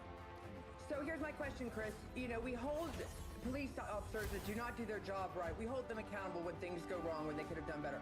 Why don't we hold Judge Stokes, the judge who let this man out, the judges that these criminals appear in front of, and then they let them back out on the streets? Why don't we hold them accountable for their action? Because obviously they're the defense that we have, the American public has. Judges can be impeached, judges can be removed. And by the way, on the facts, you've got the wrong judge, okay? And it's not a gotcha. You need the judge before this judge. Oh, wow. This judge let him out on a misdemeanor charge for calling 911 and saying, I'm controlled by a man-made substance. He got arrested for continuously calling. They found him, and then they had a competency hearing, and he never showed. So it was gone. That's this judge, okay? But then why did she But reinforce the it? Why judge didn't she go before, after him? The judge If he before, she wasn't doesn't showing have up the for his resources. She doesn't have hearing, the power. Chris, why did they not automatically go find him and arrest him? He obviously isn't competent. Because they don't have the resources. It's not a priority. They've got a million different things that we ask them to do. It was the judge before when he beat up his own sister and he got out. But then you look at that judge. What, does she like people who beat up their sisters? No. Does she want to think that every black guy should get out all the time? No. Where was she going to put him? The system is not set up for guys like this because we destroyed that system. Go ahead. Last word to you. Agreed. The system is not set. Very, very briefly. Everybody watching right now has, with any experience in an urban setting, has seen this guy. Sometimes he's black, sometimes he's white, sometimes he's Asian. They've seen this guy. On the corner, he's talking to himself. He's got his own ghosts, his own terrors. You know, ordinary, prudent, normal, responsible, reasonable person, anybody, they don't have to be an expert. You know that this is a crazy, dangerous person who should be incarcerated right now in a facility for the criminally ill. He is different. He is... Yes, agreed. He is the night. Agreed, and I'm saying fix it. Don't say we're going to be tough, we're going to be vicious, we're going to be that. That's all bullshit. Let's be honest, okay? That's just empty talk. What are you going to do? Nothing, because you can't pass a single piece of legislation. And this is not sexy enough to get you an executive order away. But what I'm saying is this. If you're that Ukrainian girl's families, okay, or any of these kids from these mass shootings and their families, who are all so desperate for it to never happen again, it's the only solace that they have in their coping, is that maybe something will change. We never do a damn thing. And this is a hell of a lot easier than gun control. Hell of a lot easier. And it's still not happening except just to bitch. That's my point. I don't like that it happened any more than anybody else. I don't forgive this guy for 1 second. It's what are you gonna do? And that's what I'm looking at. Geraldo, I love you. I appreciate your candor. Scotty, I appreciate your perspective on this as always for understanding. We gotta push people to do more than just talk like we were all at the bar. Because we're not at the bar. They're in power. And they're supposed to be able to do something. So do it. And then we'll vote on whether we like it or not. All right, God bless both of you and thank you very much. I wish we had better things to talk about, but you know what? We should talk about what's hard. Because man, we're addicted to easy. We're addicted to easy. Blame, bullshit, podcast, attacks, hot takes. Nothing changes. And that's what we need to focus on. 4 minutes and 35 seconds. So, on the change train, Congressional Oversight Committee held what they say is a historic hearing. Why? What happened today that changed the game? I've got video that you need to see, and I've got people who understand why today was actually a good day. Next.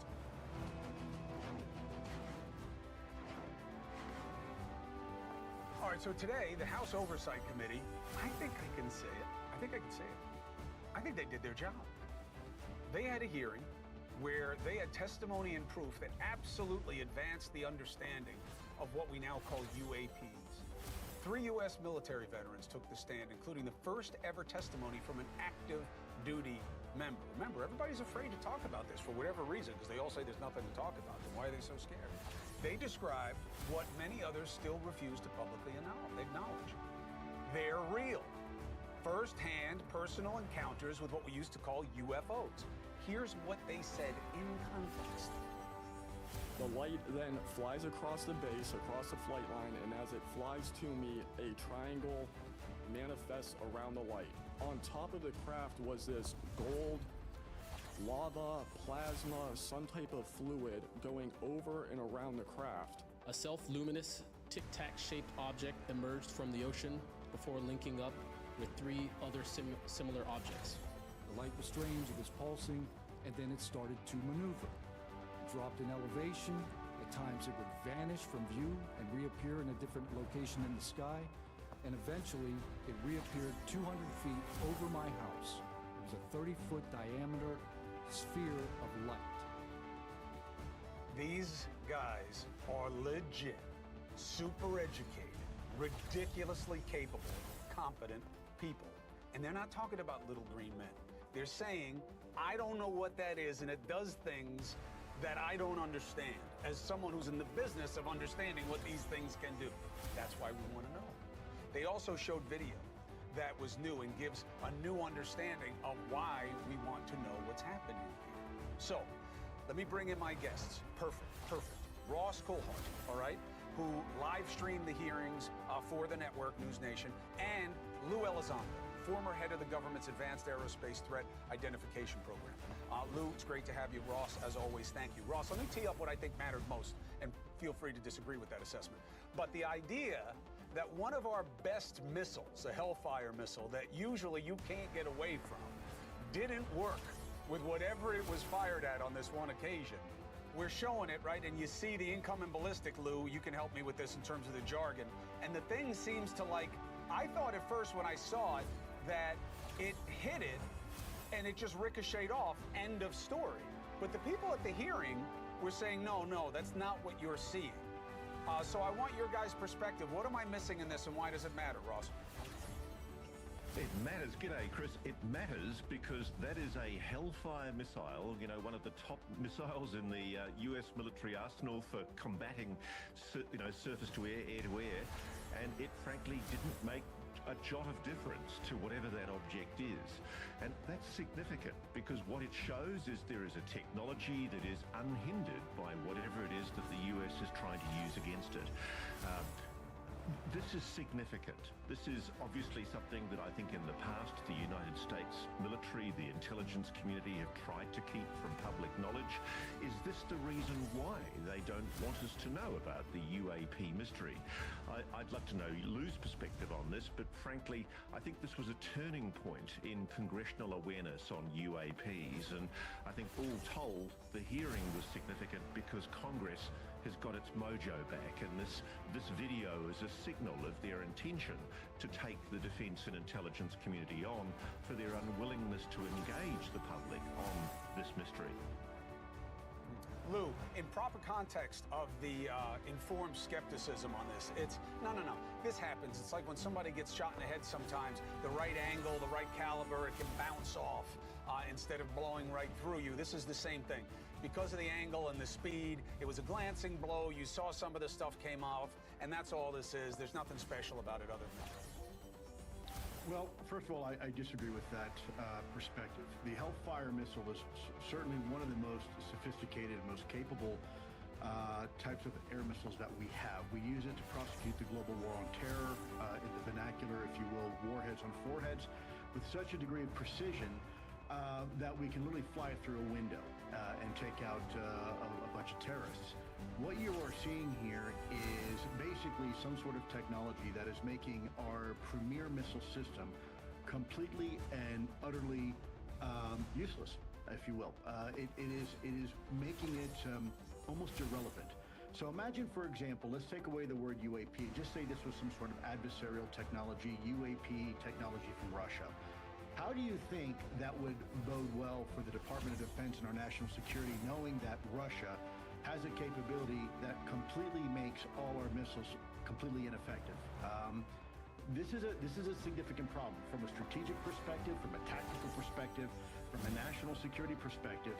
This video is extremely compelling, and I wish more of these types of videos would be released, because when I was an ATIP at the time, we had all sorts of videos available to us that frankly would probably knock your socks off. And this is why I'm so happy to see Congress doing what they're doing, especially under the leadership right now of Rep. Luna and her colleagues on the task force. America has a problem right now. Let's face it. The name of this task force is Restoring Public Trust Through UAP Transparency and Whistleblower Protection. This was the title of the hearing for the task force that Luna led. That means we already have a problem. If you have to restore public trust, that means you are already at a disadvantage. You're at a point where... you lost it. Yeah.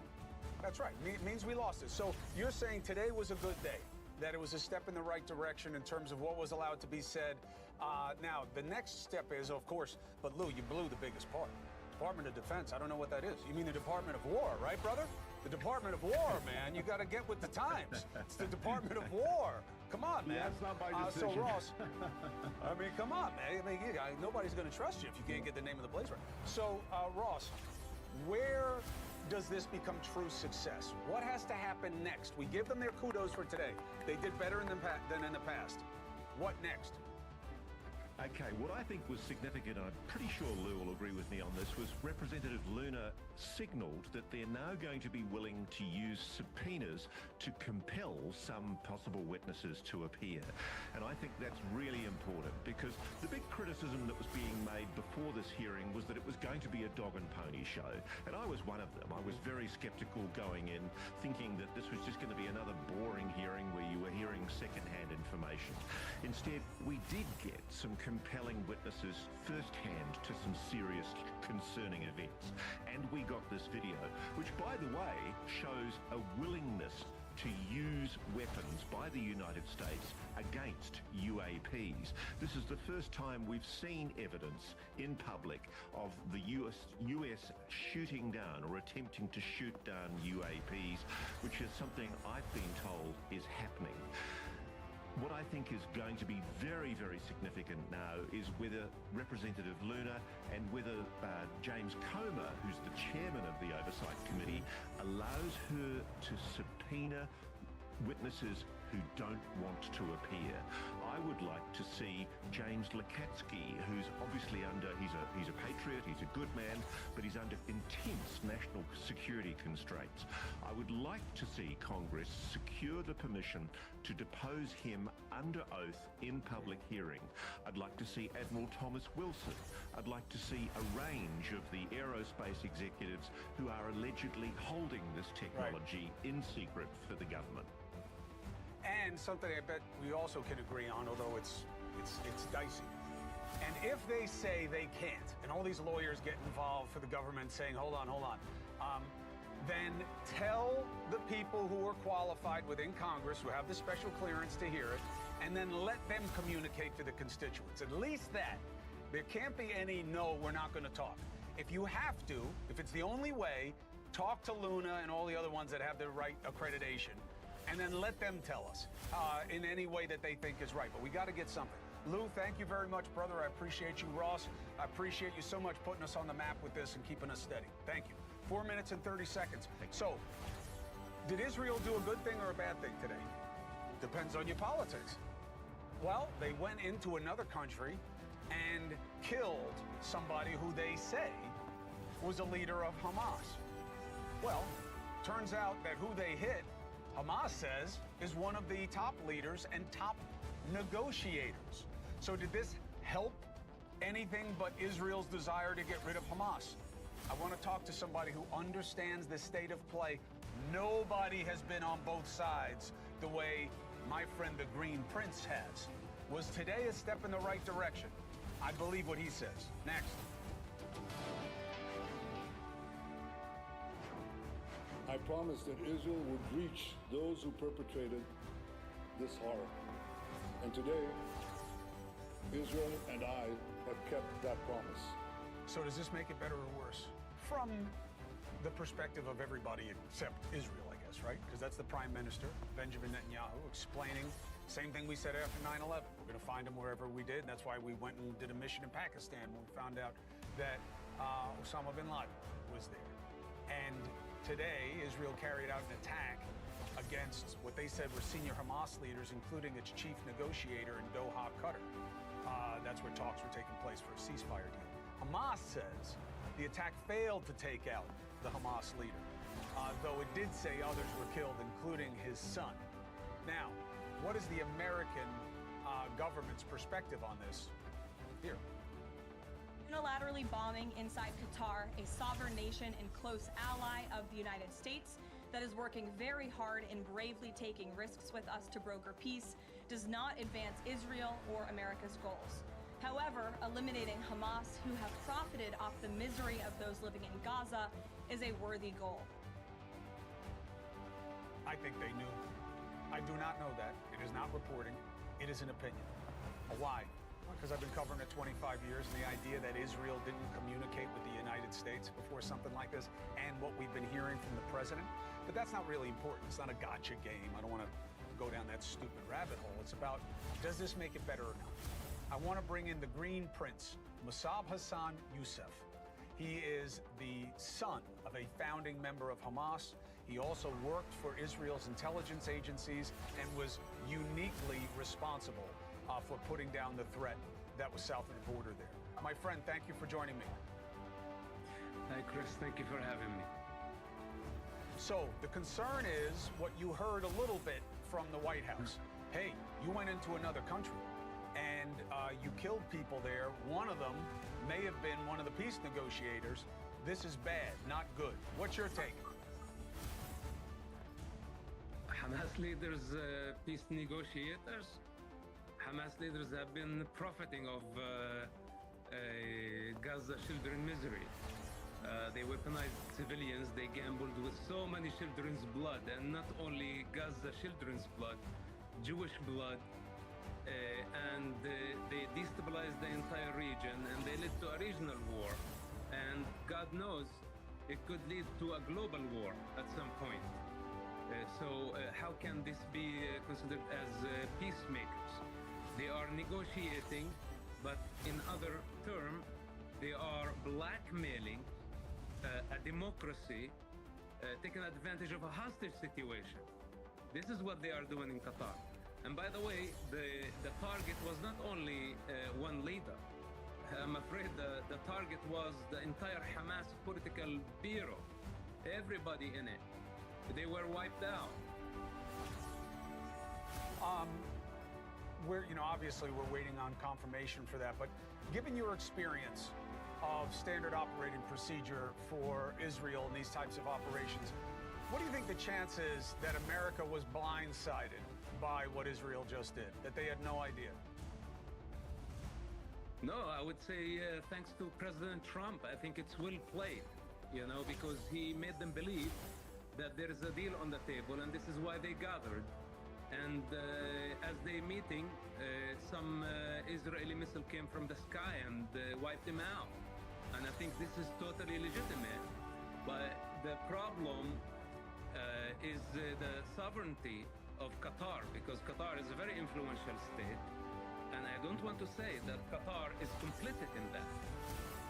This is only my prediction. It's only my prediction. I don't have information. That Qatar knew about the attack, and in fact they helped America and they helped Israel in eliminating Hamas leaders because Hamas became liability. Do you think this makes it less likely that Hamas comes to the table and does any peace because now they don't know who to trust and they're getting hit all over the place and they might as well just hold on as long as they can? Okay, so the hostages in Hamas captivity, Hamas military wing captivity, there is a guy, his name is Haddad. This is the military guy in Gaza and the hostages in his captivity. So the United States and Israel go to Qatar to negotiate with these fat cats that basically have to come back to this guy Haddad and tell him, hey, what's going on? And they have this agreement, they're conflicted. And they could not actually reach a deal because of the differences between the Hamas military wing in Gaza and the Qatar political bureau. So from the beginning, it was better to go directly to the Hamas military wing in Gaza Strip, apply military pressure on them, corner them, and negotiate with them under fire. Now I think this could lead to the release of the hostages. We are closer. But to go all the way, thousands of miles to Qatar, while the Hamas leaders had been sitting in comfort, in luxury, they don't care for the death of the people, we were going nowhere. So I think this is getting us closer, and I hope that the hostages will come back and this war will come to an end soon. I never know where you are. I never know how I'm going to reach you, but you always come through when I need you. And I appreciate you for it, Musab. Stay safe, my friend, and I'll talk to you soon. Thank you, Chris. All right, 4 minutes and 15 seconds. I got a bolo. You know people care when they stay consistent, okay?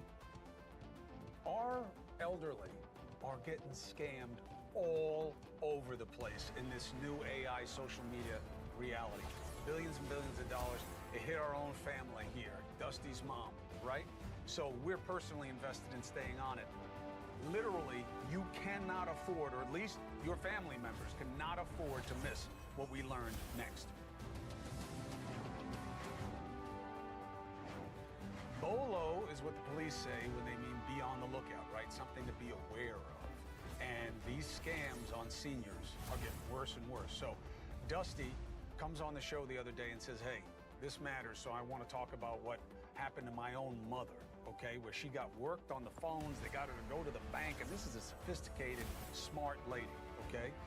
Now, it's tens of billions of dollars in these scams, and it's so hard to catch anybody. And now we've got some more information about what's happening, and Dusty's going to bring it to us. What do you got, correspondent? Okay, so, again, this is like a real brainwashing. And lately, first of all, in June, a woman, and these are all in my mother's neighborhood, which is really crazy. A woman around in her 70s, same scam, $24,000. This is where you actually give cash. They call you, they pretend like they're from your bank or Apple or Microsoft. She got scammed for $24,000 in cash. Then my mom sent me, in August, just a few days ago, a woman who lives within blocks of her, $25,000 she was scammed out of in cash. They called her the next day. The scam continued. She gave them another $24,000. Here's the crazy thing. These people that scam my mother are still calling her. They're still calling my mom because I guess they figured it worked once. Let's go at it for some more. Let's double dip, get some more money out of her.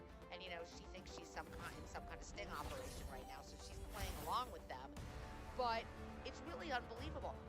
One of our boss's father almost fell victim to the exact same scam for tens of thousands of dollars. And I think the real problem here, obviously it's the criminals, but the banks are not stepping in when older people come in, ask to withdraw tens of thousands of dollars in cash. Like, who does that? What's the most money you've ever walked into a bank and asked for? I went once, I think, for $5,000. They put me through the ringer to get it. And all they needed to say to these people is somebody telling you that you've been scammed and you need to give them money? And the whole thing would stop right there. So let's take that angle. Let's figure out the bank part. Let's figure out, first we'll try to go to the federal level and see whoever's involved in that. Maybe it's the FTC or whatever it is. We'll figure it out. And let's see if we can get them to come on and talk about. They're going to say they know about it. The question is what they do. But thank you for sharing it. Thank you for raising the awareness. And I hope you guys at home take us seriously. Check in with the older folks in your life. Check in. We'll be right back. A little final thought. All right. So earlier today, the Supreme Court announced that it's going to take up the Trump tariff case. Now, reading the legislation and what gave the president the power. Remember, the executive doesn't have the power to tax. It has to be given from Congress. Now, trade negotiations is something else, but we're talking about tariffing or taxing power. And it's a pretty clear call that he exceeded the powers he was given.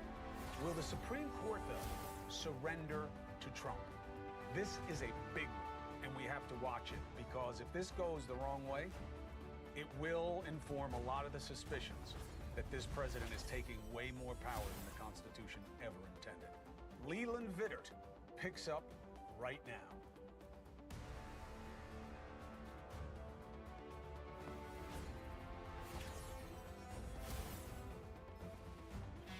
This is Power Hour with Gabriella Power. Hello and welcome to Power Hour. We are 6 days away from Election Day in the United States, and the Democrats, they are in trouble. They really are. Just when they needed something to go right for them, a miracle perhaps, the man who they say has been mentally stable for the last 4 years has just revealed to the world what he really thinks about half of the country. Puerto Rico, where I'm in my home state of Delaware, they're good, decent, honorable people. The only garbage I see floating out there is just borders. Garbage. You know, Joe Biden has said a lot of stupid things in the last 12 months. We could do a whole episode on that. But calling millions of Americans garbage 1 week out from Election Day, at the same time that Kamala Harris was delivering her closing remarks in Washington, D.C., even I'm shocked by that. So why did he do it? Was it revenge? Or did he just let it slip what he really believes, what he believes to be true, a belief that he's perhaps held the entire time he's had the privilege of being in office alongside Kamala Harris? But how is the brilliant response by Donald Trump asking all of his supporters to forgive Joe Biden? Please forgive him. Please forgive him, for he not knoweth what he said. How's the contrast between Donald Trump and Joe Biden? Joe Biden doesn't even know how badly he just stuffed up. And Donald Trump is on stage asking his supporters to forgive the president. It's amazing. Oh, and it gets better. Donald Trump, being the marketing genius that he is, has just held a press conference from the passenger seat of a garbage truck. For Joe Biden to make that statement, it's really a disgrace. I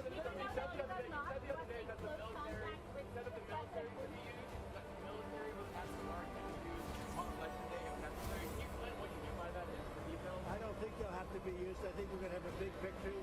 And I think 250 million people in this country are going to be very happy because we're going to bring the country back. We're a nation in decline, very, very serious decline.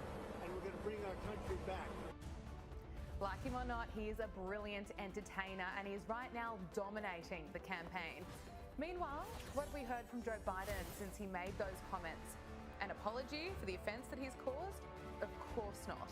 He does what he does best and he gaslights. He posted on X, earlier today I referred to the hateful rhetoric about Puerto Rico spewed by Trump's supporter at his Madison Square Garden rally as garbage. No, that is not what he said, and we all heard it. And the White House is right now being accused of editing an official transcript covering for Joe Biden by adding an apostrophe between the S on the word supporters. Nice try. We know that a week is a long time in politics and anything can happen between now and November 5, but at this stage in the race, Donald Trump is ahead. And no matter how hard the Democrats try to take him down, the more that Americans can really see what is happening, that the president thinks half of Americans are garbage, and Kamala Harris's grand plan to get votes next week is to compare Donald Trump to the biggest mass murderer in history. You can smell the desperation from a mile away. The panic has well and truly set in. Their campaign is falling apart, and they only have themselves to blame. They are making it harder for Americans to buy what they are selling. Meanwhile, Donald Trump is going full speed ahead in his garbage truck. Joining us now is Turning Point Action official spokeswoman Caitlin Sinclair. Caitlin, thank you so much for joining us once again on Power Hour. We have to start off by the response we've seen from Donald Trump today after President Joe Biden let it slip that he thinks millions of Americans are garbage. Here is Donald Trump dressed up like a garbage truck driver at his rally in Wisconsin. And I have to begin by saying 250 million Americans are not garbage.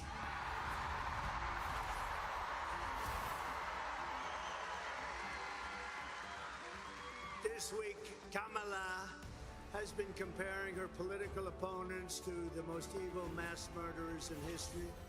And now, speaking on a call for her campaign last night, crooked Joe Biden finally said what he and Kamala really think of our supporters. He called them garbage. No way. No way.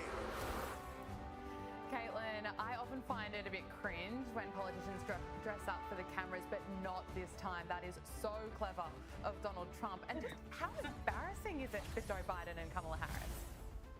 Yes, well, I think this is just an epic level of trolling, right? And that's exactly why it's home for so many Americans, because Donald Trump, the candidate and the person behind the scenes, has such a good pulse on pop culture. And that's what we've seen throughout this entire campaign. The stark contrast to candidate Kamala Harris, who is going on podcasts like Call Me Daddy and completely is so off when it comes to that intersection that Donald Trump so perfectly sits at, which is the intersection of pop culture, of entertainment, of sports. You see him attending UFC fights, you see him attending football games, and then politics. So it really is that four-way intersection, and Donald Trump sits so perfectly at it. And this garbage comment that was made by Joe Biden, I mean, so out of touch. And he was talking about the joke about the Puerto Rican community. I saw a lot of Puerto Ricans take to social media since this comment was made on Sunday. And let me tell you, they agree with the comment that that island is garbage. They agree with that comment. They're actually not offended by this. And I thought of this analogy earlier. I, as a New Yorker, a very proud fifth-generation New Yorker, I call my city of Manhattan in New York City trash on a weekly basis, because guess what? It is. The liberals and the Democrats have run the city into the ground. There is quite literally trash everywhere, and the city is operating under such liberal rule that it has become a trash city. I have a lot of friends in LA that call their city garbage all the time. They call it trash all the time. But that's different than a comedian making a joke. Again, stark contrast between the sitting president of the United States calling millions of people that he represents garbage. So that's my take on today. Look, when comedian Tony Hinchcliffe made that joke during a roast during Trump's New York City rally, some people on both sides said that it didn't go down that well, but the media had a complete meltdown over it. But I love comedian Jon Stewart's take. There's something wrong with me. I find that guy very funny. So, I'm sorry. I don't know what to tell you. I mean, bringing him to a rally and have him not do roast jokes, that'd be like bringing Beyonce to a rally and not have... Oh.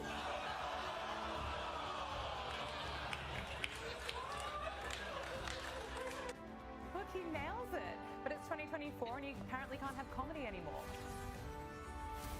Yes, again, this is coming from a side that is triggered by everything, right? These crybaby liberal Karens that get triggered by everything. They're so damn sensitive. And then they are the ones that are supporting a president calling millions of Americans garbage. You don't see us crying about it. You see the person that we support actually making a joke about it, trolling them, and making light of the situation. Now, this is an administration that has done nothing for the Puerto Rican community for the past 3.5 years.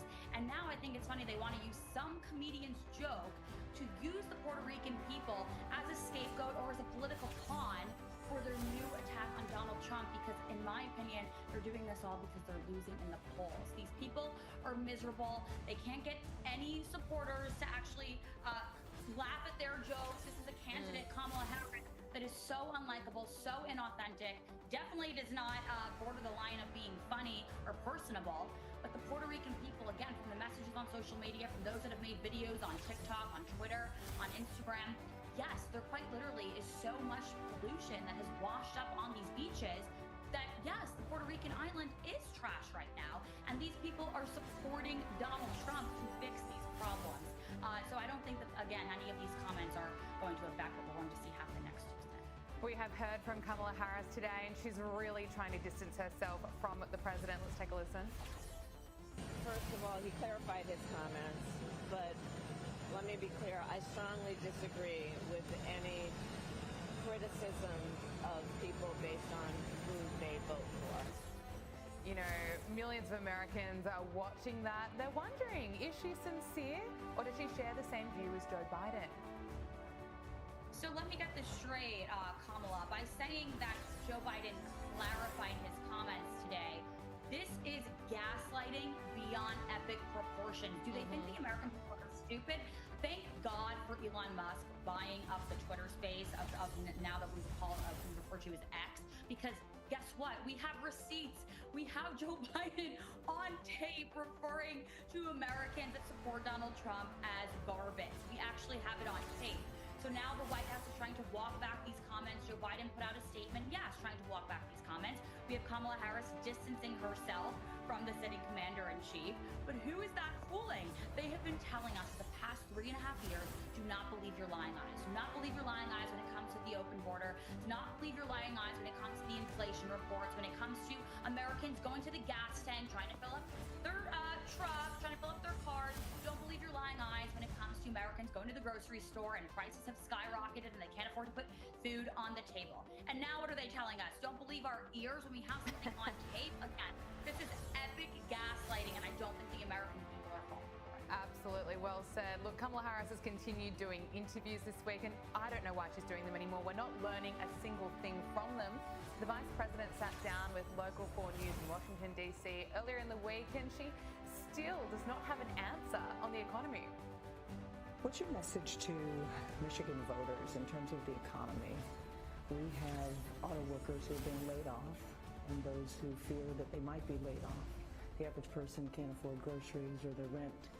And recent polls in Michigan show that Michigan voters believe that Donald Trump would do a better job with handling the economy and bringing jobs back. What do you say to that? Well, let's start with this. I come from the middle class, and I'll never forget where I come from. My mother worked very hard.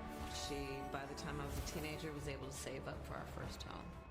That's it. That's her strategy, that she grew up a middle-class kid. That's her answer to everything. You know, it would just be easier for Kamala Harris at the campaign if they just pre-recorded that answer, right? Middle-class family. I was born in a middle-class family. Save her time. No. She absolutely has no plan. She has no vision. She has no agenda. And now you've noticed that the Kamala Harris camp is putting out these last-minute, these last-ditch efforts to try to appeal to certain groups and mentioning things like the economy. So at the same time that Kamala Harris is pandering about giving loans to black men, that's her new thing, right? Promising moms that they're gonna, new-time moms, first-time moms are gonna pay for things for us. What, you're gonna pay for my new baby stroller? I don't think so. Where have you been for the past 3.5 years? You didn't care about me and you didn't care about the black community. She also wants to tax unrealized gains, raise taxes, increase the price of homes. I mean, for my generation, the millennials, we see right through this. We can see right through her vision for the economy. Again, zero plan. Her entire economic plan is just a bunch of word salad. It doesn't make any sense. But why would we be surprised? She's never spoken to these issues of inflation or the economy before. She hasn't done anything of substance as vice president. And now she's trying to win a race on these last-ditch efforts, a race that she is so clearly losing. Donald Trump has perfectly laid out his economic plan. He has already said multiple times, no tax on tips, no tax on overtime. He'll lower our gas prices, drill baby drill. And again, stark contrast to Kamala Harris, who really has given us zero plan, zero agenda, and zero plan on the economy and how she's going to fix crises after crises that she has caused. It is such a stark contrast when you look at the way Kamala Harris and Joe Biden conduct themselves in interviews compared to Donald Trump and J.D. Vance. And I think J.D. Vance is really winning Americans over. Let's listen to him during his town hall with Newsmax. Look, I think a lot of Michigan voters are asking, what are you going to do to make my groceries more affordable? And Kamala's response is, well, Donald Trump is bad. What are you going to do to make it so that especially for young people, what are you going to do to make it so that we can afford to buy a home in this country that all of us love? And her response is, J.D. Vance is a fascist. And what are you going to do to close down that southern border that Kamala Harris opened? And her response is, well, Donald Trump's voters are bad people. I don't think that this is a person with a closing message that can win in the state of Michigan, because it's clear she has no actual solutions for the problems that in many cases she played a critical role in creating. He's so well-spoken, he's so articulate. I think some Americans were a little bit skeptical about him at the start. He may have damaged the Trump campaign with the cat lady comments, but he's really showing Americans why Donald Trump picked him. Yeah, absolutely. There's no lies out there about people not necessarily liking Donald Trump's brash personality. He can be harsh at times, he can be aggressive. So I think having a running mate in someone like a J.D. Vance, who just has more of a calm demeanor, he knows how to talk to the average American. He knows how to talk about issues. He knows how to talk to females and to males, right? He's not telling the American people to vote on a single issue and vote based off gender, which is what Tim Walz does, telling them to vote candidate because she's a female and because she will support allegedly women's reproductive rights and that single issue of abortion. J.D. Vance isn't doing that. And another thing, J.D. Vance is putting himself in uncomfortable positions on uncomfortable networks. He's putting himself everywhere and anywhere that he can possibly have a conversation with the American people. So I absolutely think it's such a power team. And it's not just J.D. Vance, it's everyone that Donald Trump and his running mate Vance are bringing onto their team, bringing onto their squad. RFK Jr., who you just showed, who was just pictured there. Tulsi Gabbard, Elon Musk, Vivek Ramaswamy. I mean, this is an ultimate dream team. And I think the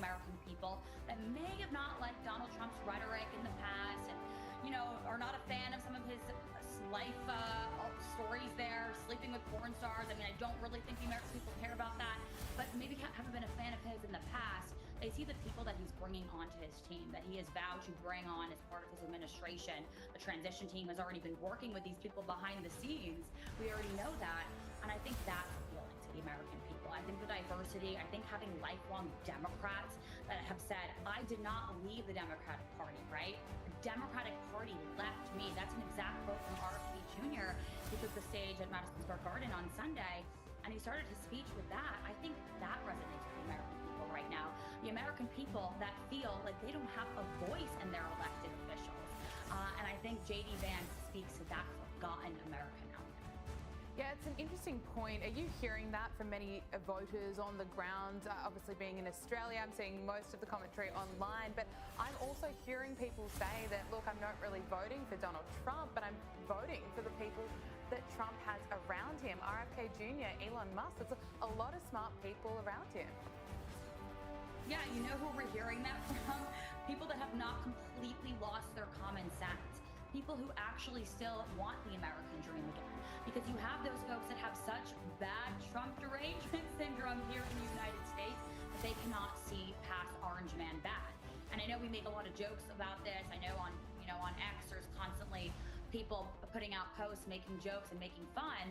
But it's really quite concerning that some Americans are not able to see behind the Trump derangement syndrome, and they're not able to get over and see past that and see the power and how massive this is, that we are having lifelong Democrats step away from the party and join this movement. And we have a movement that's Make America Great Again, partnered with Make America Healthy Again. I mean, the country, any country, is never going to be measured by its open borders, by its GDP, by the NASDAQ. It's always going to be measured by the health of its people and the opportunities to be full and happy and prosperous and be able to have the family unit, be able to have that American dream. And those are the values that the conservative movement right now that has, again, an RFK Jr., a Tulsi Gabbard, and Elon Musk promising to make us energy independent again, promising to dismantle these three-letter agencies. A Vivek Ramaswamy that says not only do we need to dismantle these three-letter agencies, but we need to make sure that the people we elect to run our government are actually the ones running our government. These are people that are very wealthy on their own. They're not career politicians. And again, I think that speaks to the American people. So yes, the Americans, to answer your question, that still have common sense, that have not been completely brainwashed. Yes, some of them are able to sit there and say, I may not have supported the way Donald Trump speaks. I may not like his personality, but I support this team that he has, again, vowed to bring on, that he's already working with to make a lot of promises. And I support this larger vision of making America great. And I think we're going to see that reflected in the polls next week. Turning Point Action official spokeswoman Caitlin Sinclair, love having you on Power Hour. Thank you so much for your time. Thank you. God bless. Joining us now is pollster and managing partner of John Zogby Strategies, Jeremy Zogby. Jeremy, thank you so much for joining us. I want to get into the polls in just a moment, but this development today that the Democrats are right now in damage control after Joe Biden called Trump supporters garbage less than a week out from Election Day, what difference could that actually make? Well, before that and before New York, the tightness in the polls is amazing. It's still that way now. Of course, you remember what happened in Madison Square Garden with the comment from the comedian about Puerto Rico. And look, let's not make any mistake about that. There are nearly 500,000 Puerto Ricans in the battleground state of Pennsylvania. It's the mother of all battleground states. But lo and behold, within 24 hours, Joe Biden makes that mistake. And so you got to wonder at the least that it's going to cancel out the fallout from the Madison Square Garden effect, but it could very well do enough to damage the Harris's chance with the swing voters and the independent voters. So that's what I'm looking for. As you mentioned, the polls are tight. A new Reuters Ipsos poll released just days before the presidential election showed that Kamala Harris has retained a razor-thin lead of just 1 percentage point over Donald Trump. We are seeing the polls move a little bit here and there. How do we know we're getting a pretty accurate figure? Well, remember that all of this in the bigger picture, you have to go back to what James Carville called a sugar high. Of course, I call it an emotional high, because an emotional high begets an emotional low. That was following Biden's debacle in the June 27th debate, in which Democrats went to an extreme low. And then when it was obvious that he had to step out, and he did, Kamala shot to a high. And little by little, that's been coming down, the honeymoon erased, and the polls reflected that. The polls reflected her honeymoon. Most polls had her ahead by 3, 4, or 5 percentage points. And then as we get into the month of October, right, it's less about the personality, it's less about the optimism, it's more about the issues, the economy, immigration, the geopolitics, the powder kegs in Ukraine and the Middle East. And so now we see the polls getting tight. And so that's how I know that the polls are showing what's really going on right now. It's interesting because on the betting market, it's a different story. Currently on Polymarket, Donald Trump is having a 30-point lead over Kamala Harris as the favourite to be president.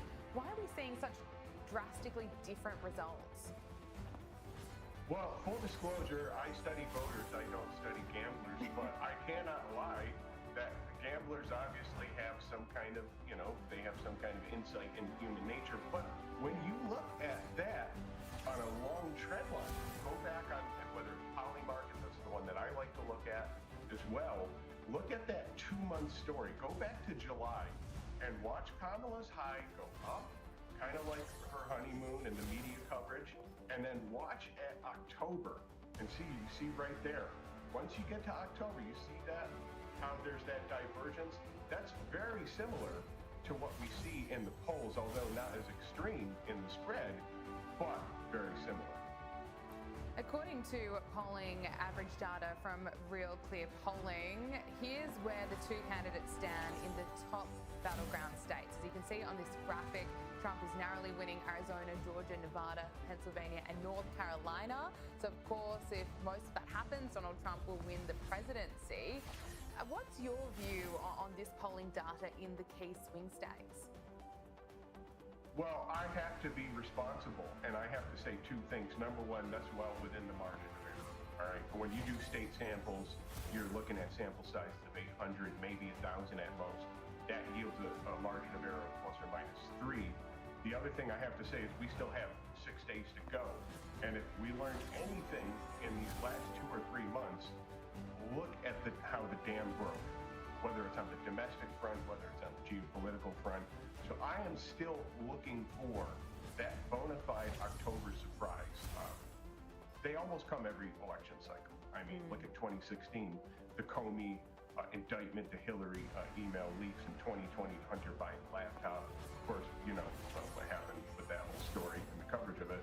But nonetheless, with 6 days, I am looking for something to be a major event that could be the deciding factor with those key 4 to 5% of voters who are undecided, who, by the way, I call them tortured voters. What about the shy Trump voter effect? Is that being taken into account in these polls? If you look back at where the spread is today versus 2020 and 2016, whether that's the national average or whether that's the battleground states, the major difference in this election cycle is that we're talking about either a point or a tenth of a percentage points difference between Trump and Harris. You go back to 2020 and 2016, and whether it was Clinton, she was ahead by a handful of points. Biden was ahead by a few percentage points. So that tells me that it looks like pollsters have taken in a lot of different things into account, not just that phenomenon, but some of the other dynamics in the various cohorts that make up the dynamic political landscape in America. Why were the polls so wrong 4 years ago? Well, I think we could spend a whole show on that, but I think there tends to be a phenomenon, and we Zogby Strategies, we always talk about real America. We live in upstate New York. We live in a small community, and we talk to different people. And I have a sense that a lot of the major polling outfits, they have their headquarters in Manhattan, they have their headquarters in Washington, D.C., and there's an echo chamber.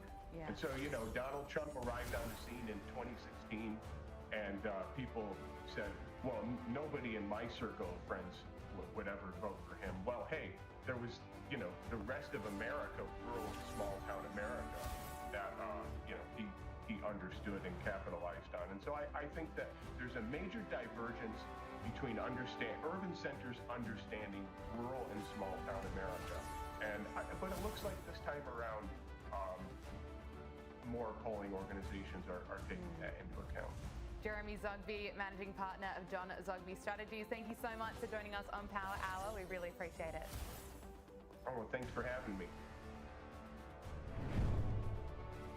Joining me now is GOP National Spokeswoman Elizabeth Pipko. Elizabeth, thank you for joining us on Power Hour. Look, seeing Donald Trump today at his rally wearing a high-vis vest mocking Joe Biden was not what I had on my election bingo card. But what do you make of Joe Biden's comments calling Trump supporters garbage and the way Donald Trump has responded? Yeah, first of all, thank you for having me. Look, what is there to say? I am so proud to be on Team Trump tonight and always. I think it's amazing to see Donald Trump turning this negative comment around in this way. He knows how to create a moment, make the American people feel special and have a good time with him. That's what he's doing right now. I thought the comment made by the current commander-in-chief obviously was disgraceful. I'm sure he and his team agreed with that, which is why they came out and tried to, correct themselves as quickly as possible. But there's not much that you can really say after you call millions of Americans garbage, I notice there's no apology from Joe Biden either. Sadly, we know that he's not the only one who thinks that millions of Americans are garbage. We've got Tim Walz essentially calling Trump supporters Nazis, and we know that Hillary Clinton has called them deplorable. Let's play that crowd. To just be grossly generalistic, you could put half of Trump supporters into what I call the basket of deplorables. Right? The racist, sexist, homophobic, xenophobic, Islamophobic, you name it. And unfortunately, there are people like that. And he has lifted them up. The rhetoric just has not changed. So I suppose, is it a surprise that we've heard the slip up from Joe Biden? It's only a surprise because I think they remember very clearly what happened in 2016 after she made those comments, and I would have assumed they'd learned their lesson since they seem to be so fearful of Donald Trump winning again and getting back into the White House. And I think this is going to cost them amongst many other mistakes that they have made. So no, otherwise it's not a surprise. I think strategically it was obviously horrible, but no, a lot of us have thought that we were looked at in this way by current leadership for quite some time. I think it's blatantly obvious both in their policies and the way that they think that they can get away with mocking the American people, fear-mongering day and night, and trying to tell the American people the opposite of what our reality is. For example, calling our Madison Square Garden rally just the other day a Nazi rally, which I thought was one of the most disgraceful attacks that we've had against Trump and his supporters over the last 8 years, was also as far from the truth as it possibly could have been. I was there with thousands of other Jewish Americans. There were Israeli flags in the crowd, Jewish songs being sung, prayers actually that were made while we were in the audience. And I think more people should pay attention to the reality and not to the words coming out of this administration, who we now know views us in probably the worst light possible. Isn't that interesting, your take? You were attending the rally, and this is how the left-wing media has gone to run with it. There is fresh backlash against Trump's rally in New York City on Sunday, including from many top Republicans who are distancing themselves from the vile, racist, and sexist comments that were made. The stuff last night was so over the top, it's unbelievable. You know how many Puerto Rican voters there are in Pennsylvania? 273,000. This is going to cost you. This is going to cost you both. It's worth noting that while we showed you that joke about the pile of garbage that comedian made, he also said something else about Latino voters that I can't play because I know a lot of you are probably at the breakfast table with your little kids, and if we played it, you'd have to shut us off. That's just some of the coverage focused entirely on a joke that didn't go down well. But as you mentioned, the left are so desperate to smear Trump, they play the Hitler card. They do play the Hitler card. Look, the joke, by the way, from Sunday was not a good joke. It was not well received. It was not a very funny joke. The problem is that I expected this morning to see the same outrage, if not more, for the Commander-in-Chief's comment about millions of Americans being garbage that I saw when a comedian made a joke that was not approved by Donald Trump in an arena where Donald Trump was not even there, right? That's what I would have wanted. I thought the women of The View would be crying and screaming this morning like they were after that joke on Sunday, but obviously that was not the case. So I think the hypocrisy is honestly what's the real problem here. New York City Mayor Eric Adams has called out the media for running with these absurd Nazi comparisons instead of the real issues that are facing voters. Let's take a listen. We're asking questions that is someone a fascist or is someone a Hitler. That's insulting to me. That is insulting. And I'm not going to engage in that. I'm at these town halls, talking to people there. They're not asking me these silly questions. We are in this bubble, you know, and I know you guys really believe these stories you're writing. It gives you a lot of clicks. It's exciting. It gives you headlines. But this is not what New Yorkers and Americans are dealing with, folks. You know, the media is running with it because this is the commentary that we've heard from people like Kamala Harris, jumping at the chance to compare Donald Trump to Hitler. Yeah, look, it's embarrassing. I am very glad that the mayor said those words. He obviously is the mayor of New York, where we have a very large Jewish population, right? It's where I was born and raised. He knows what these comments mean to so many Jewish Americans, whether they're on the left or on the right. He knows what it means when you compare anyone to Hitler, when you make such accusations that are truly laughable, except for the part that really Kamala Harris has missed, which is that anti-Semitism has skyrocketed in this country over the last year or so, since October 7th, because of her failed leadership. So I think it was such an embarrassing comment in general for someone who's clearly trying to win back any kind of momentum that they can before an election, but it was also just very disrespectful as someone who knows the climate in this country right now, especially for Jewish people. Absolutely. Look, Kamala Harris just jumped at the chance to compare Donald Trump to a mass murderer when sacked White House Chief of Staff John Kelly made the comparison. But another former Chief of Staff has come out with a completely different take, calling Kelly's claims deranged. Mick Mulvaney wrote in the New York Post that I see Kelly's comments through a different lens, and from that perspective, I was shocked and disappointed by the course of action he, meaning John Kelly, has chosen to follow.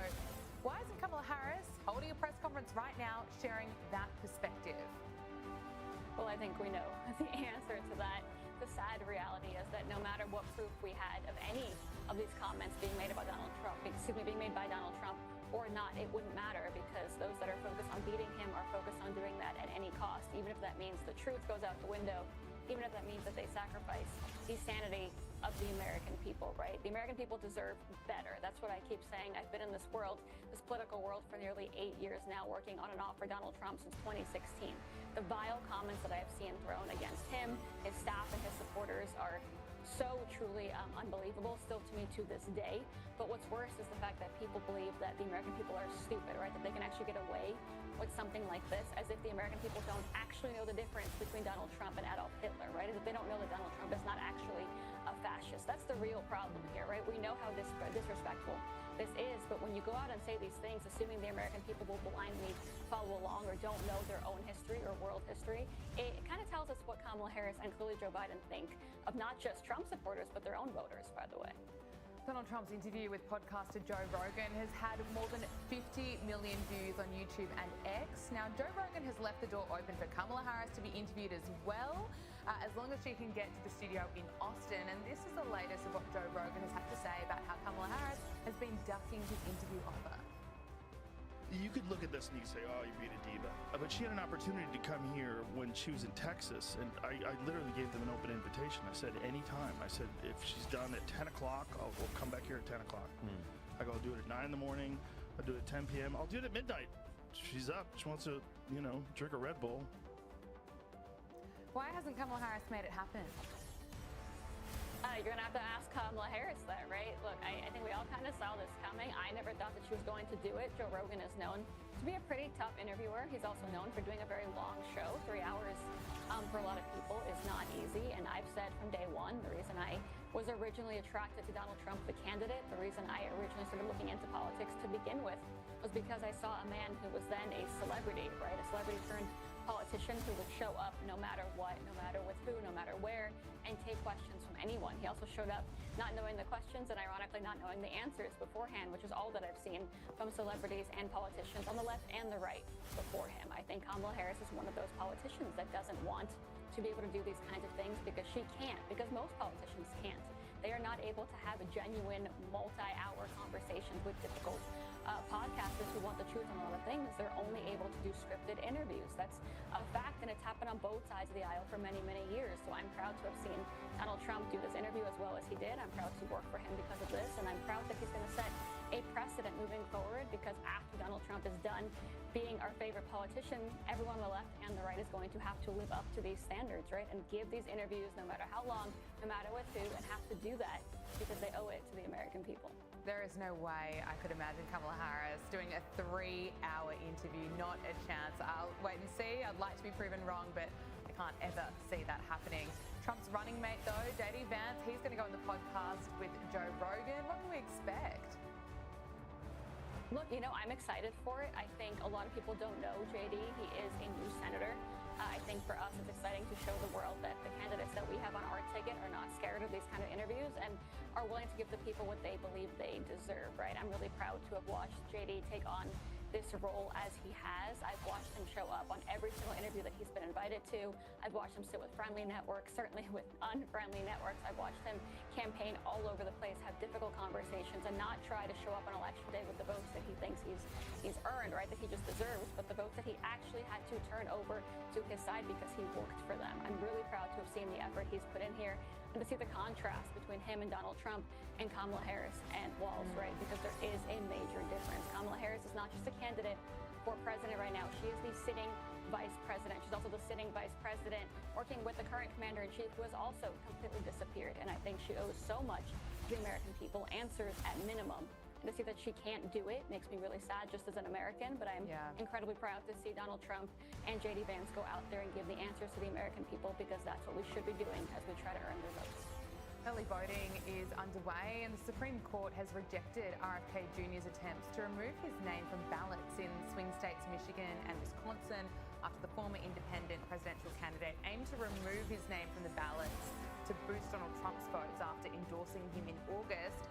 Now that the Supreme Court has rejected that, how much do you expect this will impact Donald Trump's vote? So look, we're obviously hoping not very much. RFK Jr. has been very, very adamant about his support for Donald Trump, right? He has explained as much as he can. He has campaigned as much as he can. We're so proud to have him in our big tent party and movement, right? He's been incredible. People like him, like Tulsi Gabbard, like Elon Musk, who are inspiring people every single day to stand up, not for a political party or even a candidate, just for their country. I think he does an incredible job. Obviously, we're hoping for a different result, but I think knowing that we have him on our team is good enough. We're excited to have him be a part of that. We know how inspirational he is to so many Americans, and I'm hopeful no matter what state we're talking about, right? People know that if they're going out voting for what he stands for, they're circling Donald Trump's name. Finally, Elizabeth, Kamala Harris is still trying out new accents. Here she is speaking at a service in Philadelphia. Weeping may endure for a night, but joy cometh in the morning. The path may seem hard, the work may seem heavy, but joy cometh in the morning, and church morning is on its way. I didn't think she had any more up her sleeves, but she keeps pulling them out. She does. We have a few days left, right? I'm expecting a couple more good ones. Look, everyone knows who I voted for, right? Everyone knows where I stand. I will leave this one to the American people. I cannot understand what she's doing, but I hope the American people can tell her how they feel about all of her accents and all of her flip-flops and everything else on November 5th. Elizabeth Pipko, thank you so much for joining us on Power Hour. Really appreciate it. Thank you for having me. Eric Trump has shared a major update on Prince Harry's visa woes months after Republican presidential nominee Donald Trump warned he may deport the Duke of Sussex if he's re-elected. Riley Sullivan is a reporter here at skynews.com.au, and he's always across the latest headlines from the royal family. Riley, great to see you. Great to be back. Eric Trump has spoken about Prince Harry's future in the United States if Donald Trump is elected in just 6 days' time. What did Eric have to say? Yeah, well, this has been an ongoing saga now for months, of course. Donald Trump was asked about the Duke and Duchess of Sussex several months ago during an interview.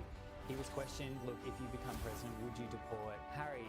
Harry's made these past admissions in his memoir Spare about drug use, which would presumably possibly disqualify him from permanent residency. And it was this ongoing dialogue about, the legality of Harry's visa. But, Eric Trump's come out, he's basically shut that down. He said, at this point, no one cares about the Duke and Duchess of Sussex. He basically said that they're safe from deportation simply because, it's just not a priority. It's not a priority for, Donald Trump, and it's not really a priority for a lot of Americans. I think that the Sussexes have really kind of faded in the public eye. So, a good outcome for Harry, but really a sign, I think, that they're just not that relevant anymore. Yeah, interesting. It's a fierce comment, but I suppose good news for Prince Harry. He doesn't have to worry about that anymore. Meghan Markle is reportedly struggling to get her lifestyle brand off the ground, and there's even reports she may scrap the venture entirely. What's the latest on American Riviera Orchard? Well, this is another sort of ongoing case now that has been, out there for almost a year. American Riviera Orchard was supposed to be Meghan's huge jump into the lifestyle space. She was going to be taking on Gwyneth Paltrow's group empire. It was sort of this grand plan of her turning her royal title into this huge business, and it's just been a complete failure. She hasn't really launched anything. Of course, she sent out those infamous jars of jam, which was nearly 6 months ago now, and we really haven't heard anything about it since then. And more recently, there's reportedly some trademark issues that she hasn't got all of her trademarks in order, and there's just really no signs that this thing is actually going to go anywhere. I wouldn't be surprised, honestly, that the reports aren't true. I think that she might actually just quietly drop this venture. I wouldn't be surprised if this is the last we hear of American Riviera Orchard. Oh, I didn't see that coming, but there you go. Prince William has made a rare comment about his relationship with his late mother, Princess Diana, in a brand new documentary. What's the documentary about, and what did Will have to say about Diana's legacy? Yeah, well, of course, as Prince of Wales, William's really prioritised homelessness as a social issue that he's passionate about, and it's been a lifelong interest, and it was sparked by his mother, Diana. So there's this new documentary that's coming out on ITV in the UK, and it's the Prince really exploring homelessness, and of course talking about his early, understanding of the issue, which was through his mother, Princess Diana. She was, of course, a great philanthropist in her time, and really redefined, I think, charity and how the royal family approaches charity. And I think he really paid tribute to her. He says that, her legacy, he carries that on through his charity work, and he also tries to instill that in his 3 children as well, about, even though they're in these positions of amazing privilege and also power, and using that for a positive. And I just thought it was, so refreshing to hear William talk about it, because he doesn't really talk about his mother. I think the last time he even spoke about Diana publicly, it was almost 8 years ago now, on the 20th anniversary of her death. So a rare comment from him, but definitely for a worthy cause.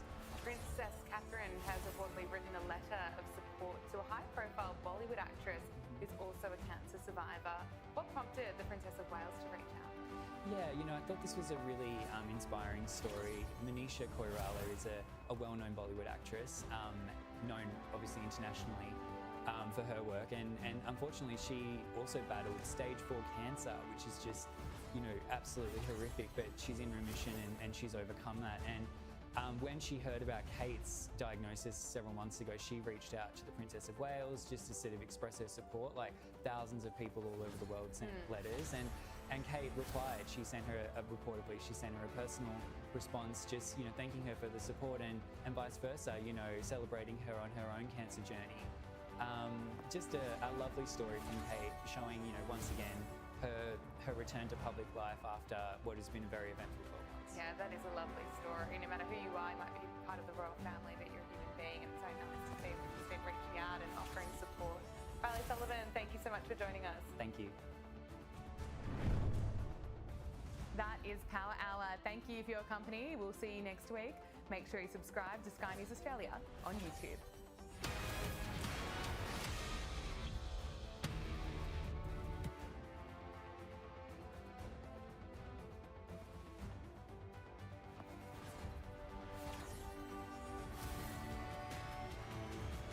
This is Power Hour with Gabriella Power. Hello and welcome to Power Hour. I'm Gabriella Power. Thank you for joining us. Well, what does the Democrat Party stand for? It appears what's truly important to them is fighting for the return of a deported criminal. Right now, Democrat Maryland Senator Chris Van Hollen is trying to be a hero by sticking it to the Trump administration and flying all the way to El Salvador using taxpayer dollars to be the one to rescue alleged MS-13 gang member Kilmar Albrego Garcia, who was recently deported back to his home country of El Salvador. The Democrats and the mainstream media don't want you to know that he was part of a criminal gang. They also don't want you to know that he's previously been accused of physically abusing his wife. And in 2021, Kilmar Albrego Garcia's wife filed for a protective order against her husband, claiming he punched, scratched and bruised her, according to court documents. No, they want you to think he was just an innocent Maryland father and that Donald Trump is a big bad bully. Chris, you laid out the stakes very clearly, both for the country in terms of the Trump attack on freedom and in the case of Kilmar, who is Exhibit A of a bully trying to start by picking on the most vulnerable. The Trump DOJ has released evidence showing that Kilmar Albrego Garcia was a member of MS-13, but that's beside the point. Kilmar Albrego Garcia came to America illegally. He's a citizen of El Salvador, and as we heard from El Salvador's President Nayib Bukele this week, the country has no intention of sending him back to America. If El Salvador wanted to do that, then the Trump administration would have to facilitate his return due to the Supreme Court ruling. But according to Stephen Miller, he would likely be deported again. They said the most a court could ever compel you to do would be to facilitate return, which would basically mean if El Salvador voluntarily sends him back, we wouldn't block him at the airport. We would put him back into ICE detention, and then he would be deported either back to El Salvador or somewhere else. The Supreme Court said that is the most the government can be expected to do. So we won the case handily. The misreporting on this has been atrocious. But the Democrats are using this case to fight against Donald Trump, which is really the only trick they have up their sleeve. They're mad that Donald Trump is following through with his campaign promise of removing illegals who came to America illegally. And for Maryland Senator Chris Van Hollen, well, this is his big opportunity to grandstand and film himself every step of the way like he's some sort of influencer as he makes his way from the US to El Salvador. I'm here at the airport. I'm about to board my flight for San Salvador. The goal of this mission is to let the Trump administration, to let the government of El Salvador know that we are going to keep fighting to bring Albrego Garcia home. Now, unfortunately for Chris Van Hollen, the trip didn't go his way. He was denied a visit with Kilmar Albrego Garcia. But Chris Van Hollen, well, he's vowed to keep on fighting because he appears to care more about deported criminals than the American people. And what's really sad about the way this has been portrayed in the media is just how much attention Kilmar Albrego Garcia has been receiving when there are people like Patty Marin who are still living with the pain and the grief because her daughter, Rachel Marin, was horrifically killed by an illegal immigrant from El Salvador in 2023, and the media doesn't want to know about it. Patty Marin spoke at the White House today, slamming Chris Van Hollen for barely even acknowledging her daughter Rachel's death and for taking this taxpayer-funded trip to El Salvador. Why are we not protecting the American citizens? It's just common sense. Why are we not protecting our children? And to have a senator from Maryland who didn't even acknowledge or barely acknowledge my daughter and the brutal death that she endured, leaving her 5 children without a mother and now a grandbaby without a grandmother, so that he can use my taxpayer money to fly to El Salvador to bring back someone that's not even an American citizen. Why does that person have more right than I do, or my daughter, or my grandchildren? Joining us now is Sean Spicer, former White House Press Secretary. Sean Spicer, thank you so much for joining us on Power Hour. It appears that some Democrats are using the case of alleged MS-13 gang member Kilmer Albrego Garcia to be some kind of hero. Maryland Senator Chris Van Hollen travelled to El Salvador to see Kilmer Albrego Garcia and to push for his release. It's not going his way though. He wasn't able to visit him, but you know, the mainstream media has just been fawning over this alleged criminal, describing him as a Maryland father. Border czar Tom Homan has blasted the Democrats and parts of the mainstream media for defending him. I read a story about this. It's Maryland father. They don't mention he's a member of MS-13, who is a designated terrorist group, one of the most violent gangs in the world. They don't mention he's an MS-13 member. They don't mention he's an El Salvadorian citizen being held by the country of El Salvador. El Salvador makes that decision. Now the court said we got to facilitate. We'll facilitate, but El Salvador has full authority on this. Again, a terrorist. Now, if somehow he comes back and that happens, he's going to be detained and removed again. He's an MS-13 gang member based on our intelligence and El Salvador's intelligence. He will be detained and he will be deported. But what's the sense of bringing someone back that simply won't face deportation again? He's a public safety threat. He's a gang member. And he's a designated terrorist. We should not be bringing any of those people back to the United States. That's my opinion. Great to hear some common sense from Tom Homan there. But what do you make of Maryland Senator Chris Van Hollen travelling to El Salvador to try and visit this alleged criminal? Gabrielle, I think this is fascinating to me. I mean, look, here are the facts, just so we're clear, and I think Tom Homan did a good job of laying them out. This individual came into the United States illegally. Fact.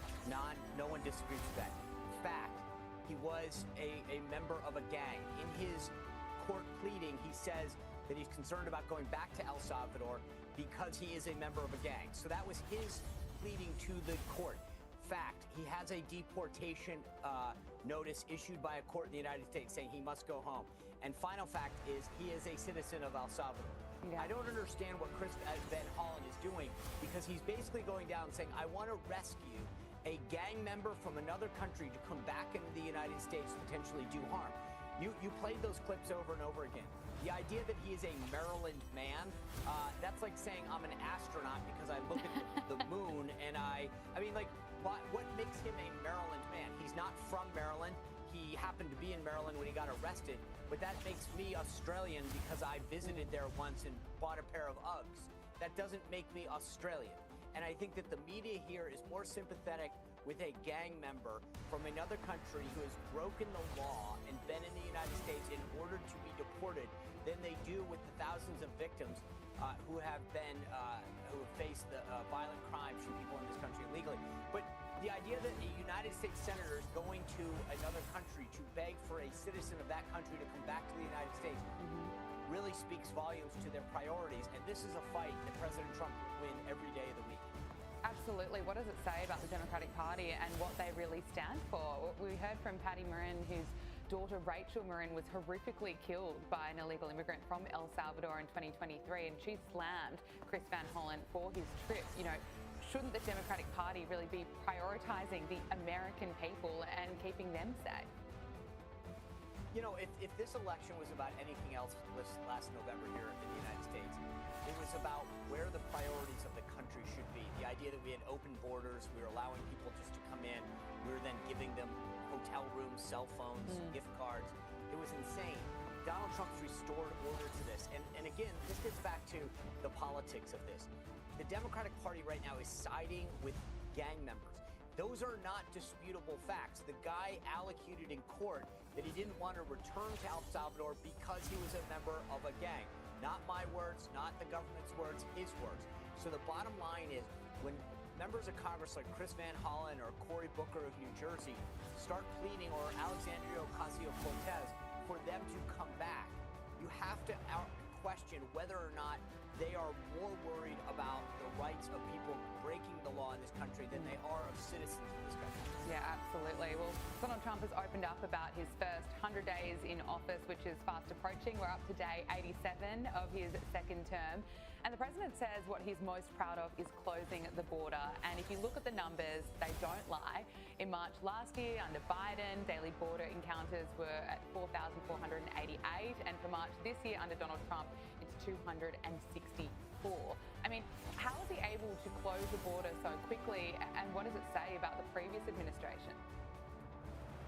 It says two things to me. Number one, I had two senior officials on my podcast yesterday from the U.S. Customs and Border Patrol, and I asked them why. And there's two things that matter. Number one, under the 4 years of Joe Biden, the Border Patrol was not allowed to do their job. When you come into this country illegally, they were allowed to continue on. Like, they were given a notice knowing that they'd never show up. They were given the ability to go stay in the country legally, and in many cases, given a hotel room. And so that stopped. That's number one, is that the Border Patrol was allowed to do their job. But more importantly is the signal that was sent. The Biden administration made it very clear, if you come to our border, you will be welcome. When Donald Trump came in, he made it very clear, the door is closed, we have a lawful way of entering this country, and you must go through that route to enter the country. And they took away the message that the cartels were sending people, which was, all you need to do is get to the border, and it was true, by the way, and we'll let you in. So those two things really made a big difference. If you think about the lengths that people travel from South America to come to the United States, if you know that the door is ostensibly closed, you're not going to make that trek. But if you believed it was open, you might be willing to do so. And by making it very clear that not only will we not let you in, but if you do get in, we will send you back. It has deterred a ton of people, and it's a very clear and unmistakable signal.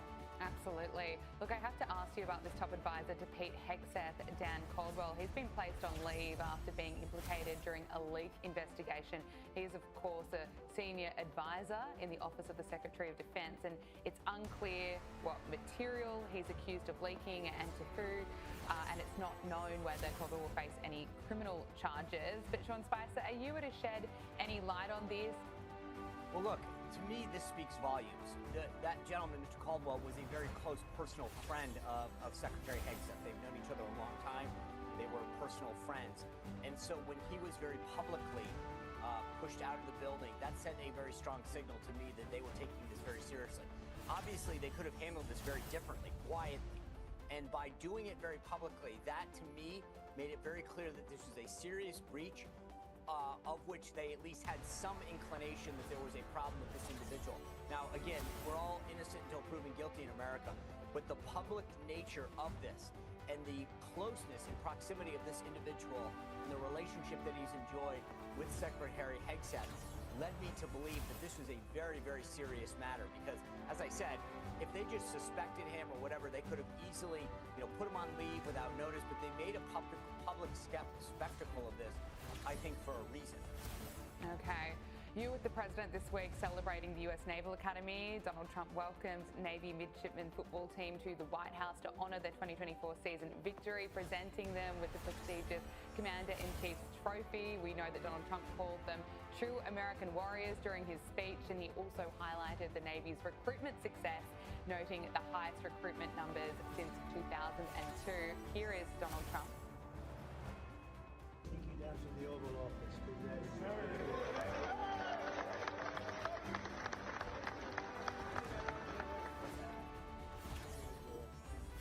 Look, you can not deny that they absolutely love their president. Just looking at that clip, there must have been such a strong sense of pride in the White House. Yeah, not only were we celebrating the Naval Academy's, Commander-in-Chief trophy, but I can tell you, having sat right next to him when he did that, these individuals, these young men and women, many of whom are headed off to start their military careers next year, it's not often that not only do you get to come to the White House and celebrate the victory, but as you saw in that clip that you just played, they were all escorted from there through the residence over into the Oval Office, and each one of them got a picture with the president. I got to tell you, he called several up on stage while he was talking. It was really a great, cool moment to be part of. I was honored. The president has named me to the Board of Visitors of the Naval Academy for the second time, once during his first term and now again. And for me, it was an honor to be present, part of that ceremony. and then go visit the president in the Oval Office as well. Oh, I love to hear it. I have to ask you, unfortunately, about Joe Biden because he's back from hiding. The 82-year-old delivered his first public address since leaving the Oval Office in Chicago this week. And look, my take on it, it was as weak as water. Despite the months that he's had off, he's still a rambling mess. His speech was still about attacking Donald Trump and Social Security. And at one point, he did what he always tends to do when he wants to make a point, and that is to start yelling. Dignity. Simple dignity. Everyone deserves to be treated with dignity, regardless of their standing, regardless of economic situation, regardless of who they are.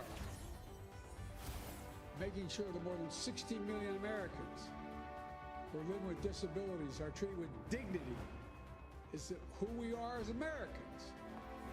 Sean Spicer, what did he make of his speech? So first of all, I want your audience to understand he got paid for that, by the way, a lot of money. Second of all, it was at like 5:30 in the afternoon, to which I can't believe anybody allowed that to happen. Third of all, it's a reminder as to why he pulled himself out of that race. If I were Joe Biden, respectfully, the man has served the country. Even as someone who disagrees with his policies, he should go quietly into the sunset. I think reminding people why you weren't with it as president and why you had to go off into the sunset is probably the best place to stay. You don't need to return to the limelight. As a Republican, I'm pleased. Look, I think he should go out every day. But I think that most Democrats are probably not happy to see him back on the stage. He rambled at a couple points. He told some crazy off-the-wall stories. I mean, it was just a reminder 5-6 months later why he wasn't able to run for re-election and why a lot of the last part of his term is going to be frankly questionable. Yeah, and it was only 12 months ago that he was telling Americans that he was fit to serve again. And look, listening to him there, we all know that's certainly not true. So who will lead the Democrats in the future? According to the latest Economist YouGov poll, it's going to be Kamala Harris. The poll found that Kamala Harris is the politician, the top politician, I should say, among a list of 10 Democrats who are most likely going to be leading in the 2028 Democratic presidential primary, according to this poll, followed by Tim Walz, AOC, Bernie Sanders and Elizabeth Warren. I mean, well, what a group.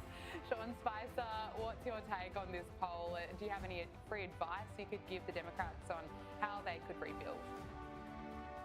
Oh, no. I'm very happy with that. I think that's phenomenal. Double down on stupid. I mean, the idea that she's got to, it speaks volumes to where their bench is. Look at where she stands, 20 points ahead of Pete Buttigieg, the most ideal candidate. Seriously, though, there's a book that just came out, Gabrielle. I had the two authors called Fight. They were on my show last week, and it was amazing the stories that they tell in this book. Jonathan Allen of NBC News, Amy Parnas of The Hill.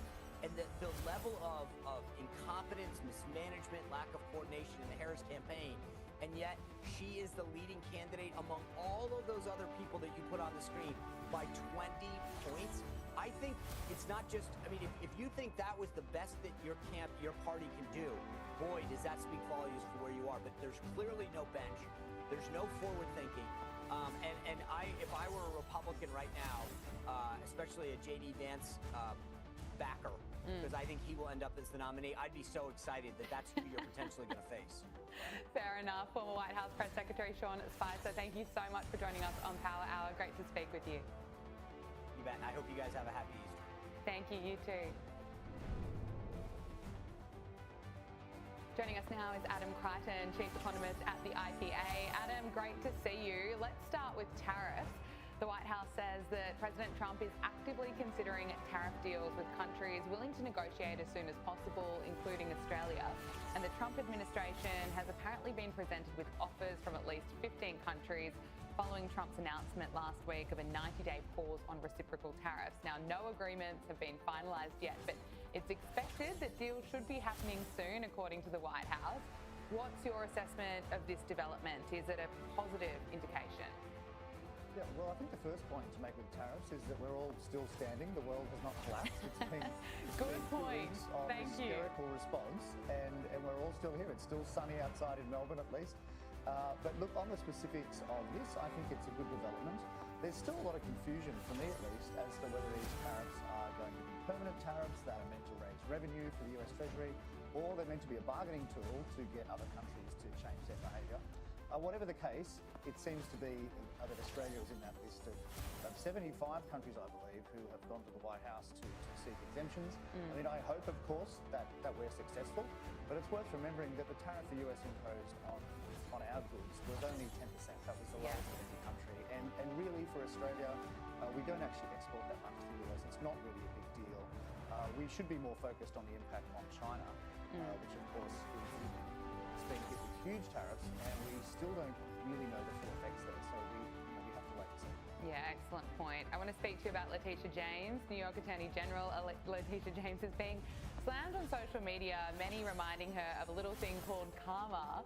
Letitia James has been hit with a federal criminal referral for instances of alleged mortgage fraud, according to a letter obtained by the Post. Now, it's alleged that Letitia James falsified records to get home loans for a property in Virginia that she claimed was her principal residence in 2023 while she was still serving as a New York state prosecutor. This, of course, comes after Letitia James's civil fraud trial against the Trump Organization for overinflating the values of properties. Look, what was your reaction to this news?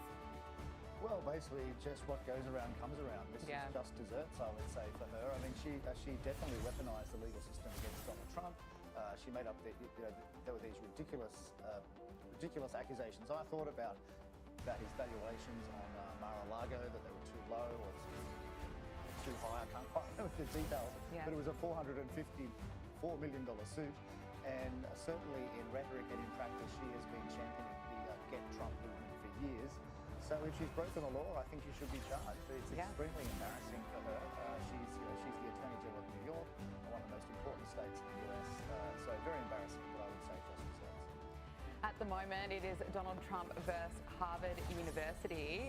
President Donald Trump and the DOJ have officially asked the IRS to revoke Harvard University's tax-exempt status. Now, yesterday, Trump posted on Truth Social, perhaps Harvard should lose its tax-exempt status and be taxed as a political entity if it keeps pushing political, ideological and terrorist-inspired support sickness.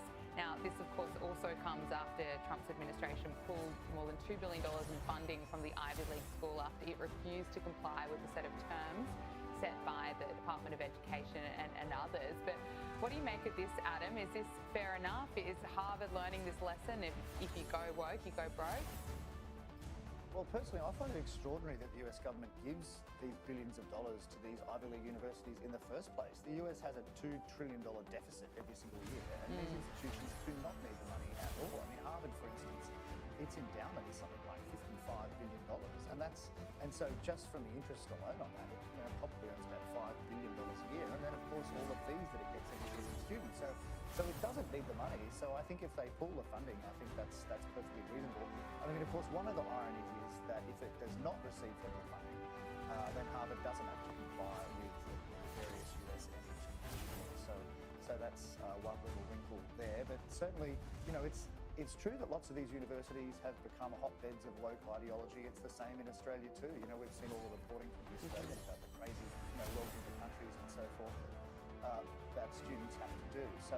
So I think universities should be concerned worldwide that if they keep behaving like this, they may lose some public money. Absolutely, putting them on notice. Now, Adam, you've written a piece in the IPA Review about returning to Australia after a long stint in the United States and how we need some Trump-style shock therapy right here. I have to agree with you, but can you tell us more about this? Yeah, well, look, I started that piece just by being so shocked, basically, at how woke Australia had become. When I landed at Sydney Airport, the first sign I saw was "Welcome to Gamay," and I thought to myself, "What on earth is Gamay?" I realised it's the Aboriginal word for the local area, and then I turned on the ABC News a bit later, and it was it had some Aboriginal name for the news. So I was just like, this would never happen in the US ever. I mean, even Democrats would not behave like that in the US. You'd never see President Biden, for instance, standing in front of three flags, whereas that happens with our politicians here all the time. So I just really noticed a big cultural difference. And then of course, on the policy front, well, look, we're in this federal election campaign. It's pretty depressing stuff. Oh, isn't it? People might not like Donald Trump, but at least he's doing things. I mean, I think he's issued 124 executive orders since he was sworn in, which is a record, whereas our politicians here when they act, they tend to do damaging things if they act at all. Yeah, I agree. Even if you like Trump or not, he's leading and he's not trying to pander to some group to try and get votes. You know exactly where he stands for. I think a lot of the criticism that I keep hearing about this election campaign here in Australia is we need someone like a Donald Trump to actually stand up. Do you think that that would work here in Australia, or are we all too woke that it wouldn't work here? Well, look, I think the compulsory voting system here makes it very hard, unfortunately, for us to get a Trump, because the incentive for politicians and the incentive for both major political parties is to pander to the person in the middle who pays no attention and doesn't care. Yeah. And so that's why you get the sort of politics we have. Whereas in the US, you can get these dynamic, strong, and of course controversial leaders like Donald Trump, and they can win and they can make changes. I think we need changes, but sadly, I don't think we're going to get the big bang changes we need until there's a serious recession. And that's something. Isn't it? Well, looking at Donald Trump's popularity, his chaotic tariff rollout hasn't dented his popularity one bit. A new Daily Mail and JL Partners poll has shown that his approval rating is now sitting at 54%, matching his all-time high. Are you surprised by this, Adam, or not at all?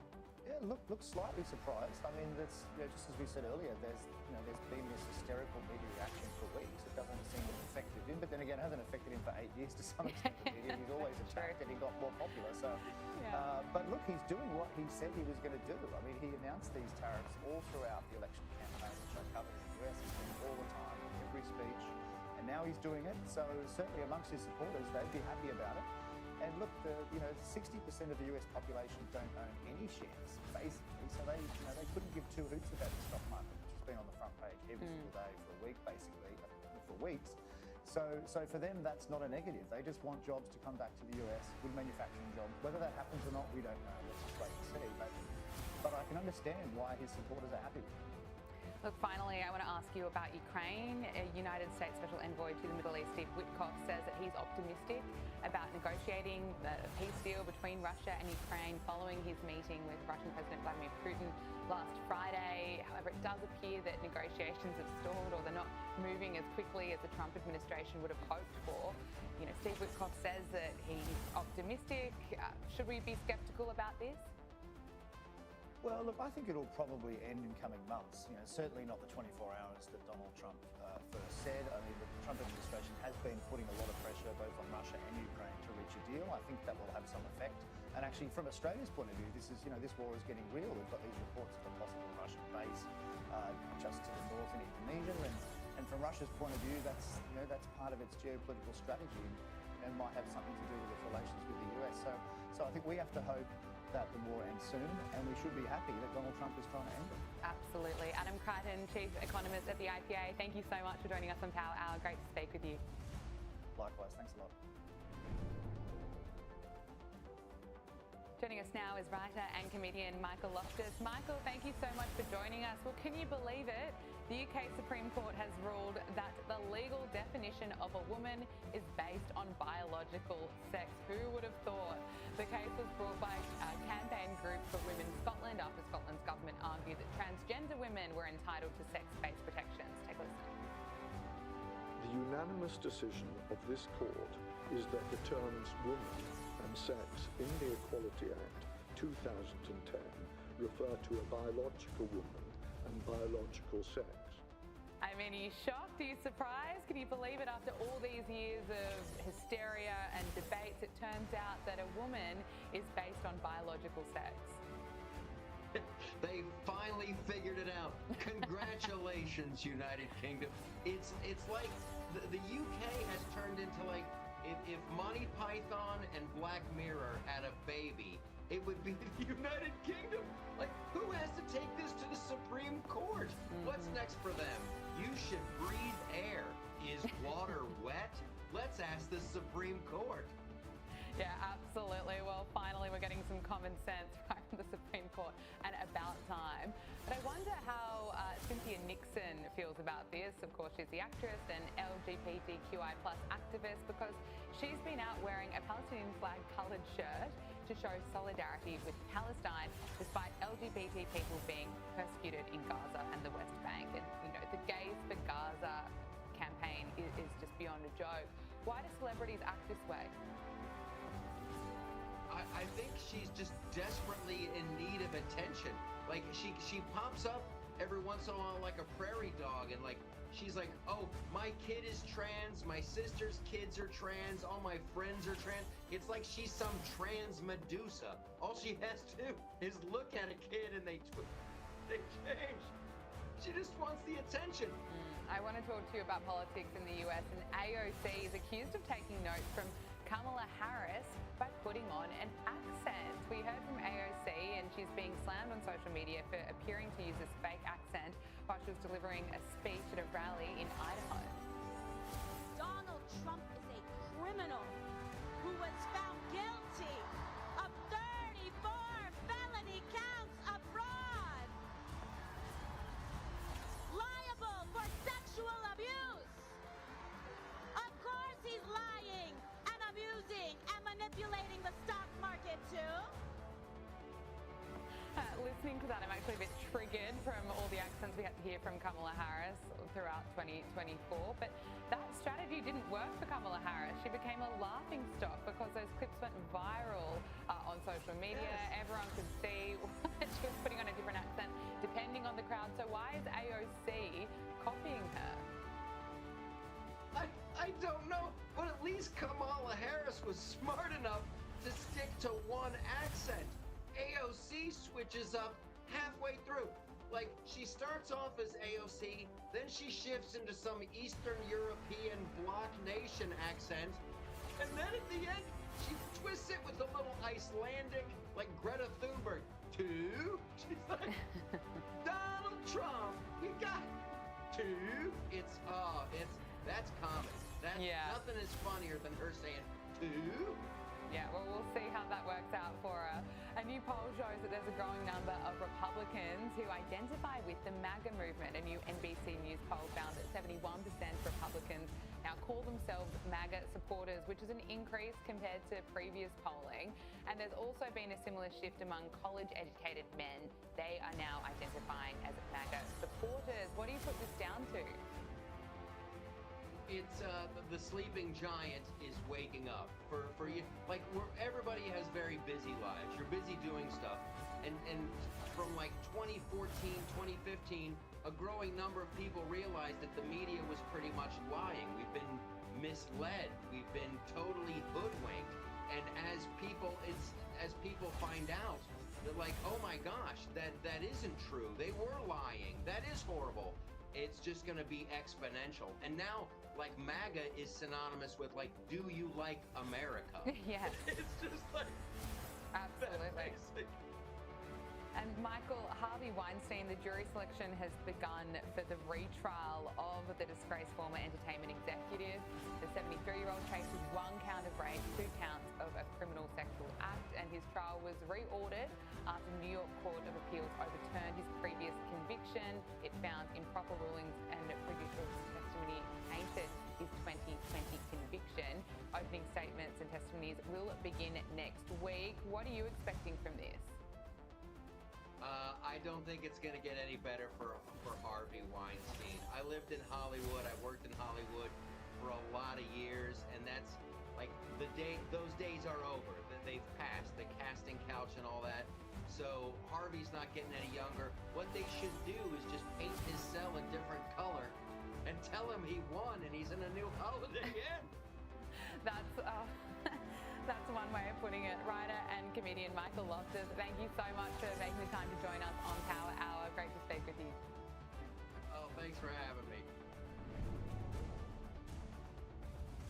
Rescued hostage Noah Agamani has been named in Time magazine's annual list of the 100 most influential people of the year. Now, this is a reminder of Noah's bravery and Hamas's cruelty and the reality of the situation in the Middle East, which is that more than 50 innocent people are still being held hostage. Noah was being held hostage for 246 days by Hamas terrorists, and since her rescue, she's shown extraordinary courage in speaking out for the remaining hostages, including her partner. Now, Noah has posted, "I'm deeply honoured to be included in the Time 100 list and grateful that this recognition continues to shine a light on the hostage crisis and the horrific attacks of October 7th. It's a powerful reminder of the urgent need to keep speaking out I'm especially humbled to serve as a voice for the hostages who remain in captivity, those who can't speak for themselves. My life changed forever on October 7th. I spent 246 days as a hostage, stripped of freedom and control. Since my rescue, I've made a promise to do everything in my power to bring the others home, including my love, my partner, who is still being held in the tunnels of Gaza. There are still 59 hostages in Gaza, innocent people. They need us. We must not stop. Bring them all home now. Meghan Markle is facing fresh backlash after launching yet another shameless money-making scheme. Riley Sullivan is a lifestyle reporter here at skynews.com.au, and he's always across the latest celebrity headlines. Riley, great to see you. Great to be back. Meghan Markle has officially launched a new shopping page where her fans can buy her favourite products. But why is this new venture being condemned? This is a really interesting one. So, as you said, she's launched this new page. It's basically a link through her social media accounts, and this is a very common thing that influencers do, where they can curate a list of products from any brand really, and basically every time one of her followers buys the item, she gets a cut, she gets a commission. Right. So Meghan, you know, it's a little bit cheesy because you do think this is a former member of the royal family, you know, essentially trying to make a couple bucks off a product sale. Like, it is very desperate, but you know what's really got people kind of outraged actually is that she made this Easter edit. So it was Easter themed products for kids, for families, and a lot of the products on the page were things that Prince George has worn, like clothing brands, children's clothing brands that Prince George, Princess Charlotte have worn, and they're almost the exact same items or very similar items. And there is this sort of, I guess, you know, allegation now that Meghan is kind of using her nieces and nephews to make a bit of money because, of course, you know, the Sussexes protect their own children's privacy.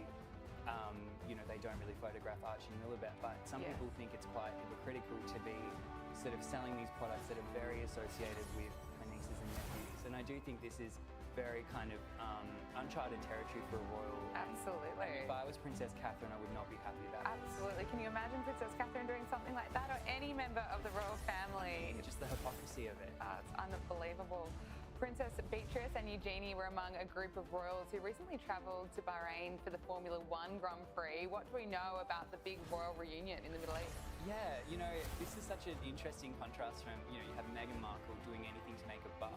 Meanwhile, 5 members of the royal family were in Bahrain, living their lives, you know, hanging out, and we didn't really hear about it. Of course, we saw photos and we know about it now, but it wasn't, you know, just such a contrast to sort of see someone who is, you know, aggressively pursuing the spotlight and fame and making money versus these actual blood-born royals who are just sort of living a normal life. So yeah, as you said, they were all in Bahrain. It was Eugenie and Beatrice, obviously sisters, best friends. They were always there. They go to the Middle East a lot. They do a lot of business over there. But also Zara Tindall was there, who is of course their cousin, Princess Anne's daughter, and also Peter Phillips. So kind of a bit of a royal reunion. And then just to top it off, Fergie was also there. So there you go. That was 5 members of the royal family in town for the Grand Prix. And you know, it was just really nice to see them. It was, you know, they looked very relaxed. Everyone was kind of hanging out. And I do think as well, you know, events like the Grand Prix, but especially in places like Bahrain, it does allow the royal family to relax a bit because they aren't necessarily on show, and they can kind of enjoy themselves a bit. So yeah, just sort of a nice one. And it's especially nice to see the cousins all hanging out because we know that they are very loyal to King Charles, very loyal to Prince William. There were reports that they've all got a bit of a pact to sort of support the monarchy, and I just think keeping it classy, I love that. Absolutely, we love to see it. Yeah. Meanwhile, Prince Harry has reportedly become more distant than ever from his father, King Charles. What do we know about the current state of their relationship? Look, this was quite a sad update. I mean, there was reports this week in the British press that allegedly Harry was learned about King Charles' recent hospital stay from the media. He wasn't notified that his father was in hospital. Of course, King Charles spent several days in hospital earlier this month related to his cancer treatment. That was sad because we know that they are estranged, and I do think that part of that is probably concerns from within the royal family and from King Charles and Queen Camilla about their privacy. You know, we know that when Catherine was going through her cancer treatment last year, they also kept the Sussexes in the dark because they were worried about leaks. And that is not necessarily to suggest that it would be Meghan or Harry leaking, but I do think that they are surrounded by a group of sycophants and publicity people that, you know, maybe inadvertently would reveal something. So I think it's a very complicated situation. I don't think it's ideal for either party. I don't think Charles wants to be, you know, estranged from his son. I don't think Harry wants to be finding out about his family in the press, but it's just the way it has to be. I mean, you know, they made their decision, and this is a very sort of sad example of that. Absolutely, it is very sad. Denmark's Princess Isabella has made her first public speech as the Danish royal family continues to celebrate her 18th birthday. What can you tell us about this speech? Yeah, well, Isabella's really kind of, you know, just sort of launched with a bang. She's made her first public speech. She's just turned 18. Actually, she's celebrating her 18th this Easter long weekend, and she is sort of being, I guess, prepared for a life as a royal. She will be a working royal. She'll be very much taking on the role of supporting her brother, Christian, when he becomes the King of Denmark. Of course, Isabella is daughter of Aussie Queen Mary and King Frederick. Yes.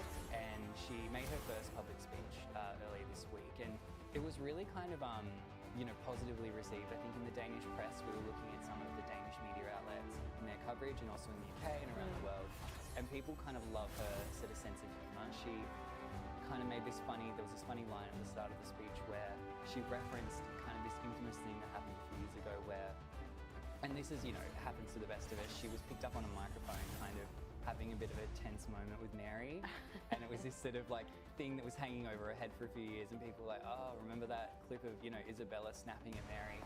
And then she just sort of said, look, here I am, I'm in front of the microphone. Now I know that the microphone's on. Now it's on. Yeah. people, so she'll still have a go at her mum. Yeah. No. But, you know, people love that. I think she just sort of, you know, what a master stroke to just sort of get ahead of it, have a bit of a joke. And, you know, the Danes love that. So, yeah. And at 18, what a big future ahead of her. Riley Sullivan, thank you so much for joining us. Thank you. Well, this week Donald Trump learned how to say "Make America Great Again" in Spanish, and it's going viral. Mr. President, I'd like to teach you how to say "Let's make America great again" in Spanish. So, vamos a hacer América grande otra vez. America grande otra vez. And that is Power Hour. Thank you for your company. Make sure you subscribe to Sky News Australia on YouTube.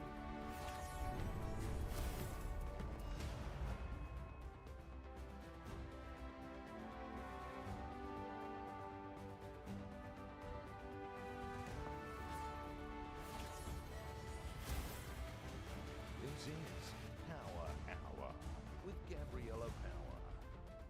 Hello and welcome to Power Hour. Well, it's been 1 week since Donald Trump was sworn in as the President of the United States. And forget about judging his first 100 days in office. Just look at his first 7. It would be hard to find another world leader in history that has moved at the speed of Donald Trump. Trump has spent his first week in office moving to fulfill campaign promises on immigration, on cracking down on the southern border, on gender, on pardoning January 6 rioters, just to name a few. And early polls show that Trump's approval ratings are higher now than they were during most of his first term. And what does that tell you? Just how much of an appetite there is to have Donald Trump back. Plenty of people were just so unhappy under Joe Biden and Kamala Harris. They are cheering to have a real president back. So whether you agree with all of his policy positions or not, you know what you're getting. But what stood out to me is that Donald Trump is bringing back over 8,000 military members who were unfairly fired because they didn't want to get the COVID jab. These people should have never been fired in the first place, but Donald Trump hasn't forgotten about them. He's not only bringing them back, he's making sure they get full back pay and full benefits. What a win for every person that refused to be pressured or bullied into making a health and medical choice for themselves, not what the government told them to do.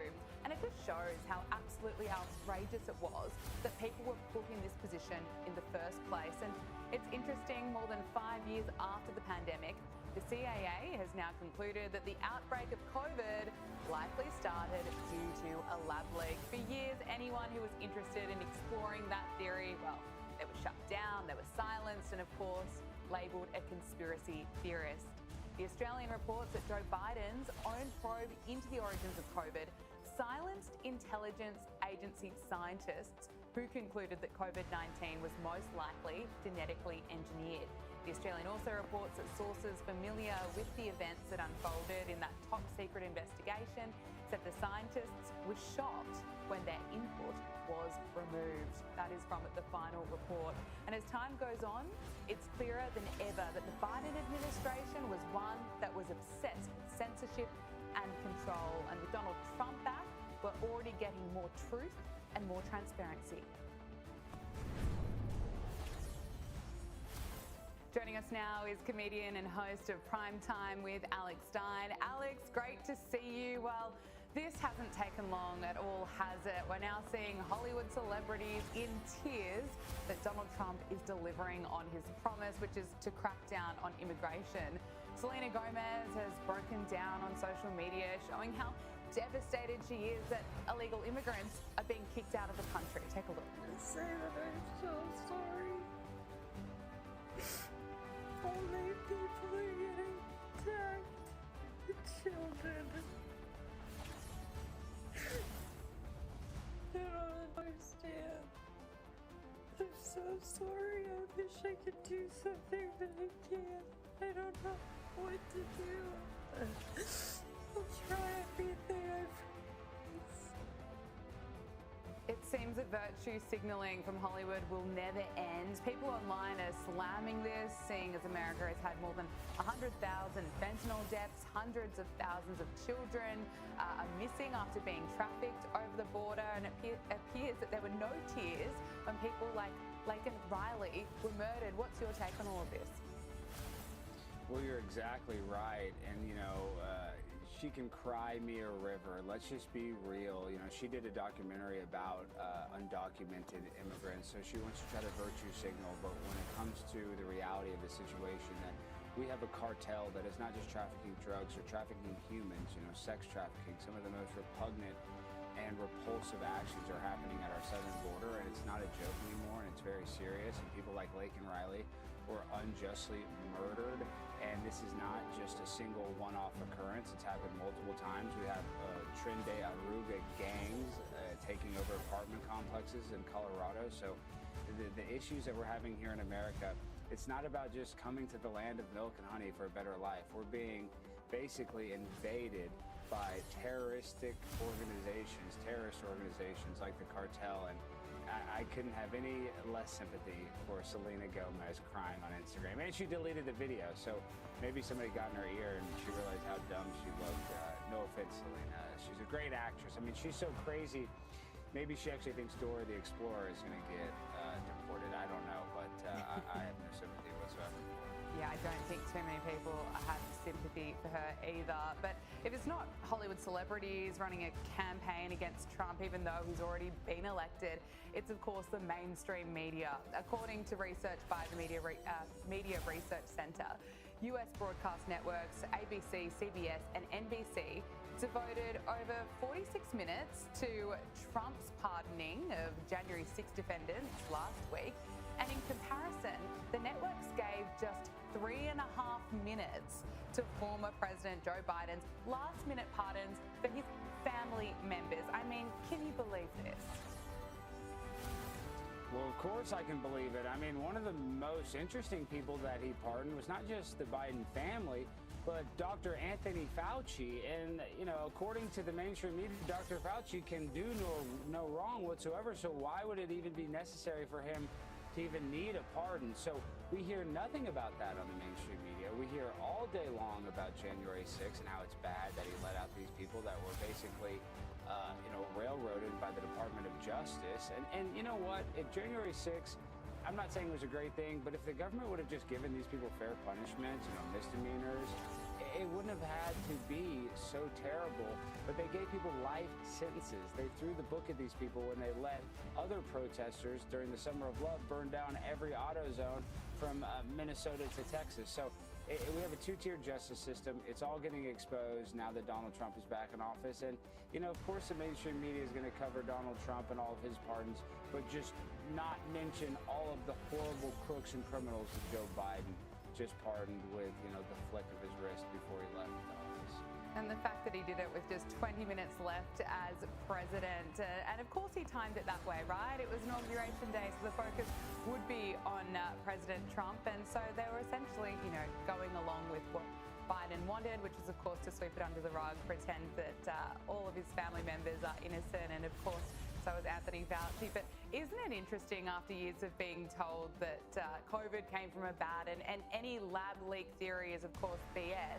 Now the CIA has concluded that COVID-19 likely originated from a lab leak in China. Would you believe it? This, of course, comes as no surprise to those who've been following this closely. But what does it tell you, Alex? Well, really, it's just, and in my opinion, in a way, another lie, because yes, COVID-19 was terrible, but we've had sudden acute respiratory syndrome. SARS didn't just get invented in 2020. We've had MERS, Middle Eastern Respiratory Syndrome. So we've had serious respiratory illnesses that have happened in history. So, of course, this did come out of a lab, but it's a much darker thing, the fact that they wouldn't give any other remedies, because that was the only way that you can get an emergency use authorization for the vaccine with no long-term testing. So we got bamboozled this entire process, when not just where did the virus come from, but what remedies to stop the virus. And really, I'm sick about it. It makes me ill to think about how they got away with this, and Dr. Fauci is going to get off scot-free. And I'm not even saying that he should be in jail. It's just a bad situation where the American people had to pay the price for a government that was very incompetent, for the FDA, everybody involved in this whole entire process, the World Health Organization, they were all incompetent and didn't help save lives. And I can prove that when you look at Nigeria's COVID death rates, it was much lower than America's. How is that even possible? How does a third world country like Nigeria handle COVID better than the United States of America, that supposedly has the best healthcare system in the world? It doesn't make sense, Gabriella.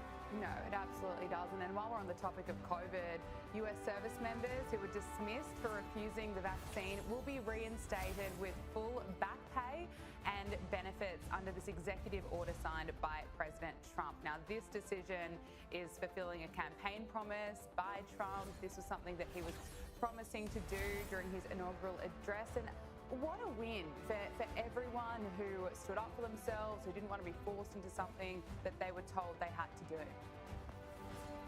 It's crazy. Isn't this insane how we feel like we just keep winning again? People are getting redeemed. They lost their jobs. And not just service members, but firemen, cops, just so many people, teachers lost their jobs because they wouldn't take an experimental vaccine. And listen, if you want to take the vaccine, that's great. You're welcome to take it. But by mandating it, making people lose their jobs, lose their ability to travel, lose their ability to see their loved ones before they passed away, all because of these mandates, it feels good to finally have some justice served, but it couldn't have come soon enough. And thank goodness Donald Trump is following through with his promises that he did on the campaign trail. Another promise, a nationwide immigration crackdown has resulted in the arrest of almost 1,000 people, according to Immigration and Customs Enforcement. And a number of federal agencies with newly expanded detention powers were involved in the raids in a number of cities, including Chicago and Miami. Here we are again, winning, Trump delivering. No, it's so awesome. I mean, ICE, they're being so aggressive. Even the TSA is like, whoa, chill out, ICE, chill out. We're supposed to be the aggressive ones here in America. But no, I love it. And like I said, Donald Trump has said this so many times, is that he's not anti-immigration. Instead, he's anti-illegal immigration. So we're not going to be able to just hand out free hotel rooms and gift cards in Manhattan anymore, and these people got to go. And Tom Homan and ICE, and they're doing a great job, but it's never going to be enough. They have to continue to work every single day because they are facing a very, very tough opponent when it comes to the cartel, because this is an organized, crime ring. So their work is cut out for them, but I love the direction that America is trending when it comes to illegal immigration. I want to talk to you about the First Lady. The White House has unveiled the official portrait of First Lady Melania Trump, and this black and white image is going viral on social media for all the right reasons. We know that Melania looked magnificent on Inauguration Day, and here she is again. So, whether you like the Trumps or not, you cannot deny that Melania has a lot of style. Well, they didn't like to feature her on any, fashion magazine from Vogue to, I can't even think of them because I don't read any of them, but they didn't publish any of her pictures on the cover. But now seeing this photo, I think they're going to actually realize that this is what the American people want. And this is the other thing with this photo. If you look at Melania, when she's wearing that tuxedo and she has the cummerbund, she looks so official. And Donald Trump might be the leader of the free world, but Melania is probably the leader of Donald Trump. Let's be real. So she is kind of secretly the most powerful woman on planet Earth. Oh, yeah, and she looks like a boss, doesn't she? And look, we don't just have a real president back, seeing as Joe Biden's gone and no one seemed to know who was actually running the country, but we have a comedian in the White House. Here is Donald Trump absolutely on fire. To any country, it didn't matter. He would never pick up the call. He'd say, he'll call you back in 2 months. Then he'd never call, and then they could never get him on the phone. And the problem I have is that when I speak to and I speak to them immediately, they'll say, could we speak to the president? Would that be possible? We could do it anytime over the next month. They're so used to this, right? I say, no, I'll pick it up right now. Is he on the phone? Yeah, hello, how you doing? They were so starved for love from the United States, I cannot get him off the phone. I can't get people to be hit. I say, I have to go now, King, or I have to go now, President. But you can't get them off the phone. They're starved for love. For years they haven't spoken. They didn't even know we had a president, if you want to know. He's brilliant, but there's a bit of truth to that. We know that Joe Biden wasn't picking up the phone. He was probably asleep. He had to go to bed at 8 p.m. And now world leaders have someone to speak to. No, and Donald Trump is exactly right. And that's the funniest stuff is something that's true. And Donald Trump is just speaking the God's honest truth, though. When these world leaders wanted to speak to somebody here in America, they got the busy signal. Joe Biden was taking a nap, and now that Donald Trump is in power, they can actually talk to somebody and get things done and actually, help not just their citizens, but help American citizens. We finally have a president and not a puppet in office. It feels good to say I'm an American with Donald Trump in power. Alex Stein, thank you so much for joining us on Power Hour. Great to chat to you. Always a pleasure. Thank you for having me. Joining us now from London is the host of The Spectator Australia's Fire at Will podcast, Will Kingston. Will, thank you for joining us. I know you're in London, but you're an Aussie, so I have to get your thoughts on this. As we know, MAGA mania has taken the world by storm. I've been out in Sydney and I'm seeing the MAGA cats out and I love it. But there's a pub owner in Melbourne that is still living in a different reality. He's kicked out a Trump supporter for wearing a MAGA hat, claiming that he's enticing political violence. I mean, what is going on? Does he not realise who the American people elected as president? What are your thoughts on this?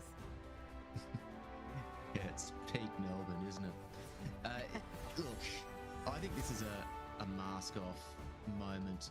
Just think about over the last 5-10 years, if you're a conservative, even if you're in the middle, how often you have to tolerate symbols from the left as you walk down the street, whether it be pride flags, whether it be someone wearing a keffiyeh, whether it be any number of loud and proud posters, symbols, items of clothing, and you don't kick up a fuss and you just let it wash over you. It's become part of day-to-day life. And you know what? The vast majority of people on the right don't care. Good on you, live your life. The interesting thing is, for so many people on the left, violence has become an acceptable way to protest against someone like a Trump supporter. No longer do we solve these sorts of things by being an adult and ignoring it, or having a friendly debate or conversation. We now go, ooh, this may be something that will promote violence, because the left so often now are the ones that respond to differing political views with violence because they see it as a means to an end, because they're the morally righteous ones. So look, I know this is an isolated incident, but it is a little window into the leftist mentality. Absolutely, and the era of shaming Trump supporters is well and truly over. As you say, it's the side that's on the left that claims to be the side of inclusivity, but of course there are exceptions, and that is anyone that is daring to be on the right. Now, you are in London, so we've got to talk about what's going on between Trump and the UK Prime Minister Sir Keir Starmer. He has spoken to Keir Starmer 6 days after returning to the White House, and Trump said that Keir Starmer is doing a good job. He said, "I may not agree with his philosophy, but I have a very good relationship with him." Let's just look back at some of the remarks that Keir Starmer has made about Donald Trump in the past. I wouldn't want Donald Trump round for dinner, but don't underestimate the danger to the world if Trump is re-elected this time round. I'm anti-Trump. I would like to send my warmest congratulations to President Trump on his inauguration as the 47th President of the United States. Oh, it is so uncomfortable to watch him say he'd like to send his warmest congratulations to Trump. Yeah, the robot malfunctioned, didn't he? Like, he's awkward and uncomfortable to watch at the best of times, but particularly in that instance, I actually don't think that will be the issue. You know, if Trump held a grudge against everyone who says nasty things about him in the past, he wouldn't be able to do a deal with almost anyone. But I think the bigger issue is that Trump just won't respect this bloke, because the one thing we know about Trump is that he responds to strength, and he would see Starmer as being weak. And the fact of the matter is, Starmer is weak. In fact, he is the antithesis of everything that Trump is. He believes in this, rules-based international order at the expense of putting his own country first. He believes soft on borders, he's soft on illegal immigrants, he buys into the net zero hoax at the expense of his own economy. These are all things that Trump would look at and go, you know what, this guy isn't a real leader, I don't respect him. But I will say, Gabriella, one more thing. In addition to having a hopeless leader, this hopeless leader doesn't actually have a particularly good product to sell Trump at the moment. The UK economy is in the toilet, the growth numbers are non-existent, and Trump would be looking at the UK and going, there's actually a lot of other parts of the world that I can do business with. I actually don't see a real need to engage on this sort of level. And they're certainly not the same military partner as they were in times gone by. So, rubbish leader with a poor product to sell, it spells a pretty dangerous time for the United Kingdom with their relationship with the US.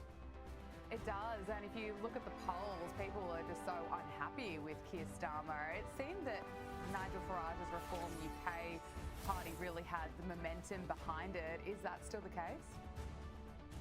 Yeah, it is. So, look, the unfortunate thing is, compared to Australia with 3-year terms, the UK has 5-year terms. So that's great if you've got a good government, but geez, it's a long time if you've got a rubbish government, which is currently the case here. But let's not underestimate how monumental this would be. The Conservative Party in the UK have been the most successful political party anywhere in the Western world over the last 200 years.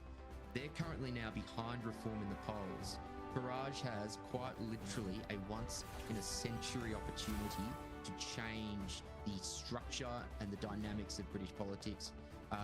And so I think, again, we can't speak too soon. There's 4.5 years to go, and it's going to be a very long 4.5 years. But there is momentum behind Reform. There is a seething anger in the population at the moment around the economy, around mass migration, around grooming gangs. They're taking that out on Labor.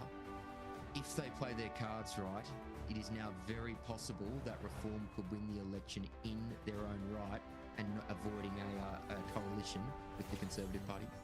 Yeah, it'll be really interesting to watch what happens in the next couple of years.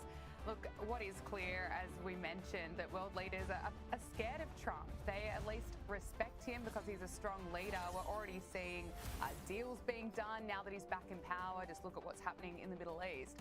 And Donald Trump recently slammed Colombia's president on Truth Social after he initially refused to accept US military planes carrying deported migrants. Now, Trump posted a photo of himself wearing a fedora next to a sign with 4 letters, FAFO. I actually had to figure out what this actually means recently, and I've discovered it's F around find out.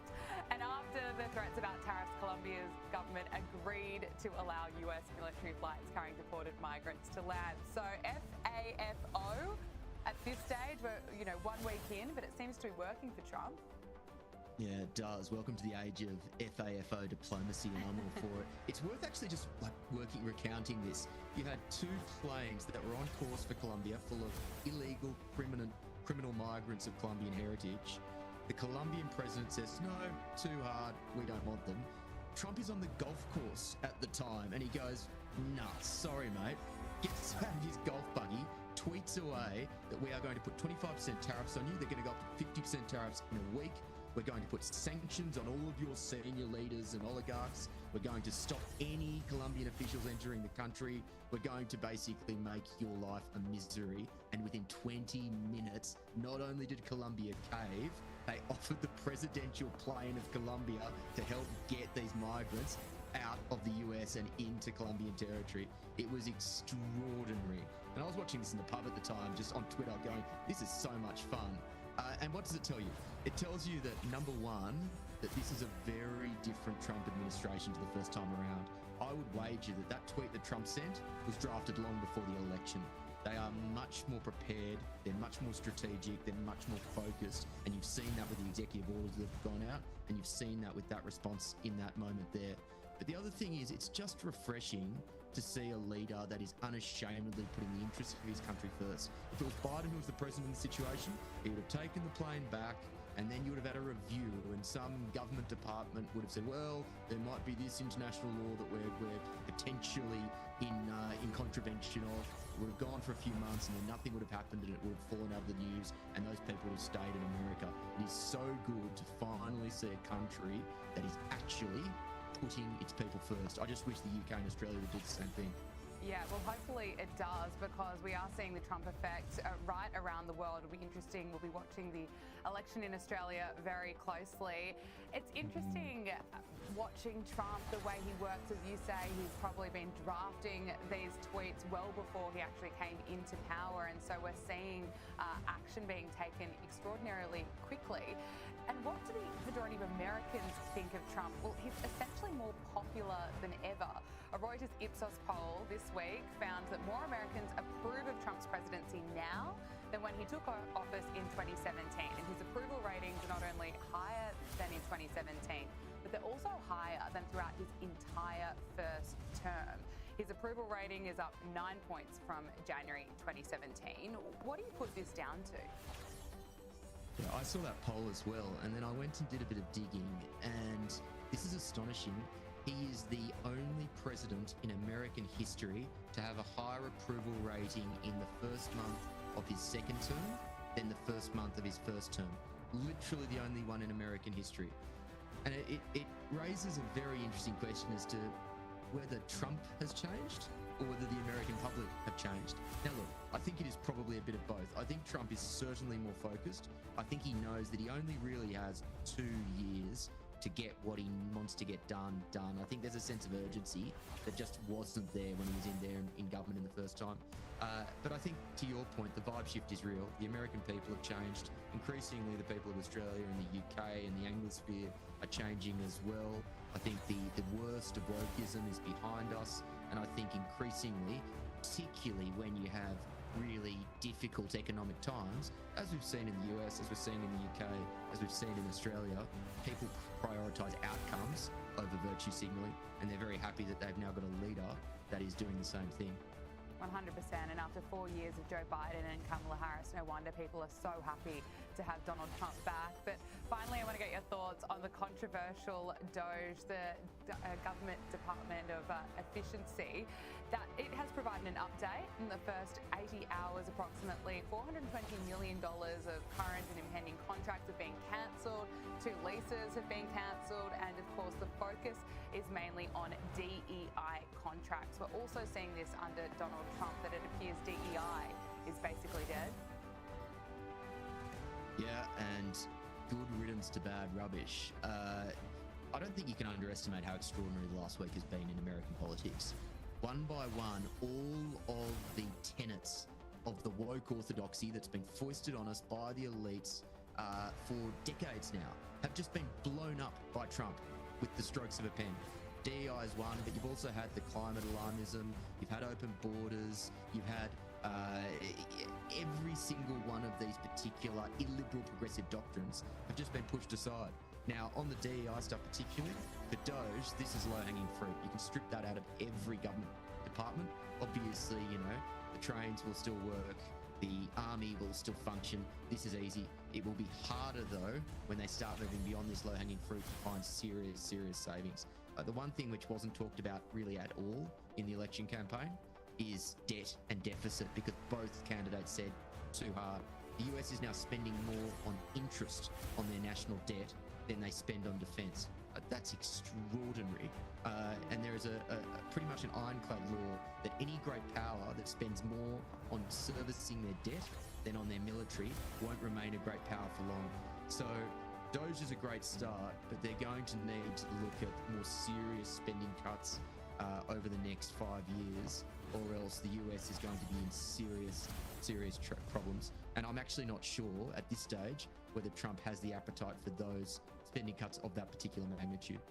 Okay, Will Kingston, thank you so much for joining us on Power Hour. Great to speak with you. Thanks, Gabriella. Joining us now is Washington, D.C. correspondent at Unheard, Emily Dushinsky. Emily, thank you so much for joining us. Donald Trump, he's had just 1 week back in the White House. I can't believe it. It's been a week. It feels like a lifetime. On day one, he signed more executive orders than any president. The theme has really been promises made, promises kept, and he started with his mass pardons for the 2021 US Capitol rioters, as well as delivering on executive orders from immigration to gender. There's so much to unpack. What do you make of his first week? Yeah, I mean, I think it's really interesting because the 4 years when Donald Trump was out of the office were used by the conservative movement here in the United States and the people who support Donald Trump to basically create a plan. And I don't know that we've ever seen anything quite like this before, where there was a step-by-step 100 days laid out. And Donald Trump so far is basically following it to the letter. To your point about promises made and promises kept, Donald Trump talked all of the time on the campaign trail about what he'd do on day one. Well, every president talks on the campaign trail about what they're going to do on day one. But for day one and then week one to actually be sort of a fantasy come true of MAGA priorities, a lot of people, even on the left, are sort of looking around and thinking they've never seen anything quite like it. I mean, he's actually been preparing, and his allies, policy people have been preparing to figure out how to do these things so quickly. It feels like a blitz here in DC. I can imagine, and they absolutely have been prepared, and we're seeing this play out so quickly.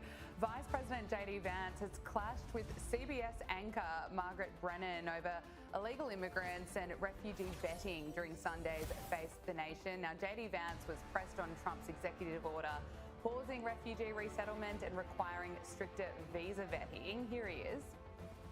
We absolutely cannot unleash thousands of unvetted people into our country. These people are vetted. These people are vetted. Just like the guy who planned a terrorist attack in Oklahoma a few months ago, he was allegedly properly vetted, and many people in the media and the Democratic Party said that he was properly vetted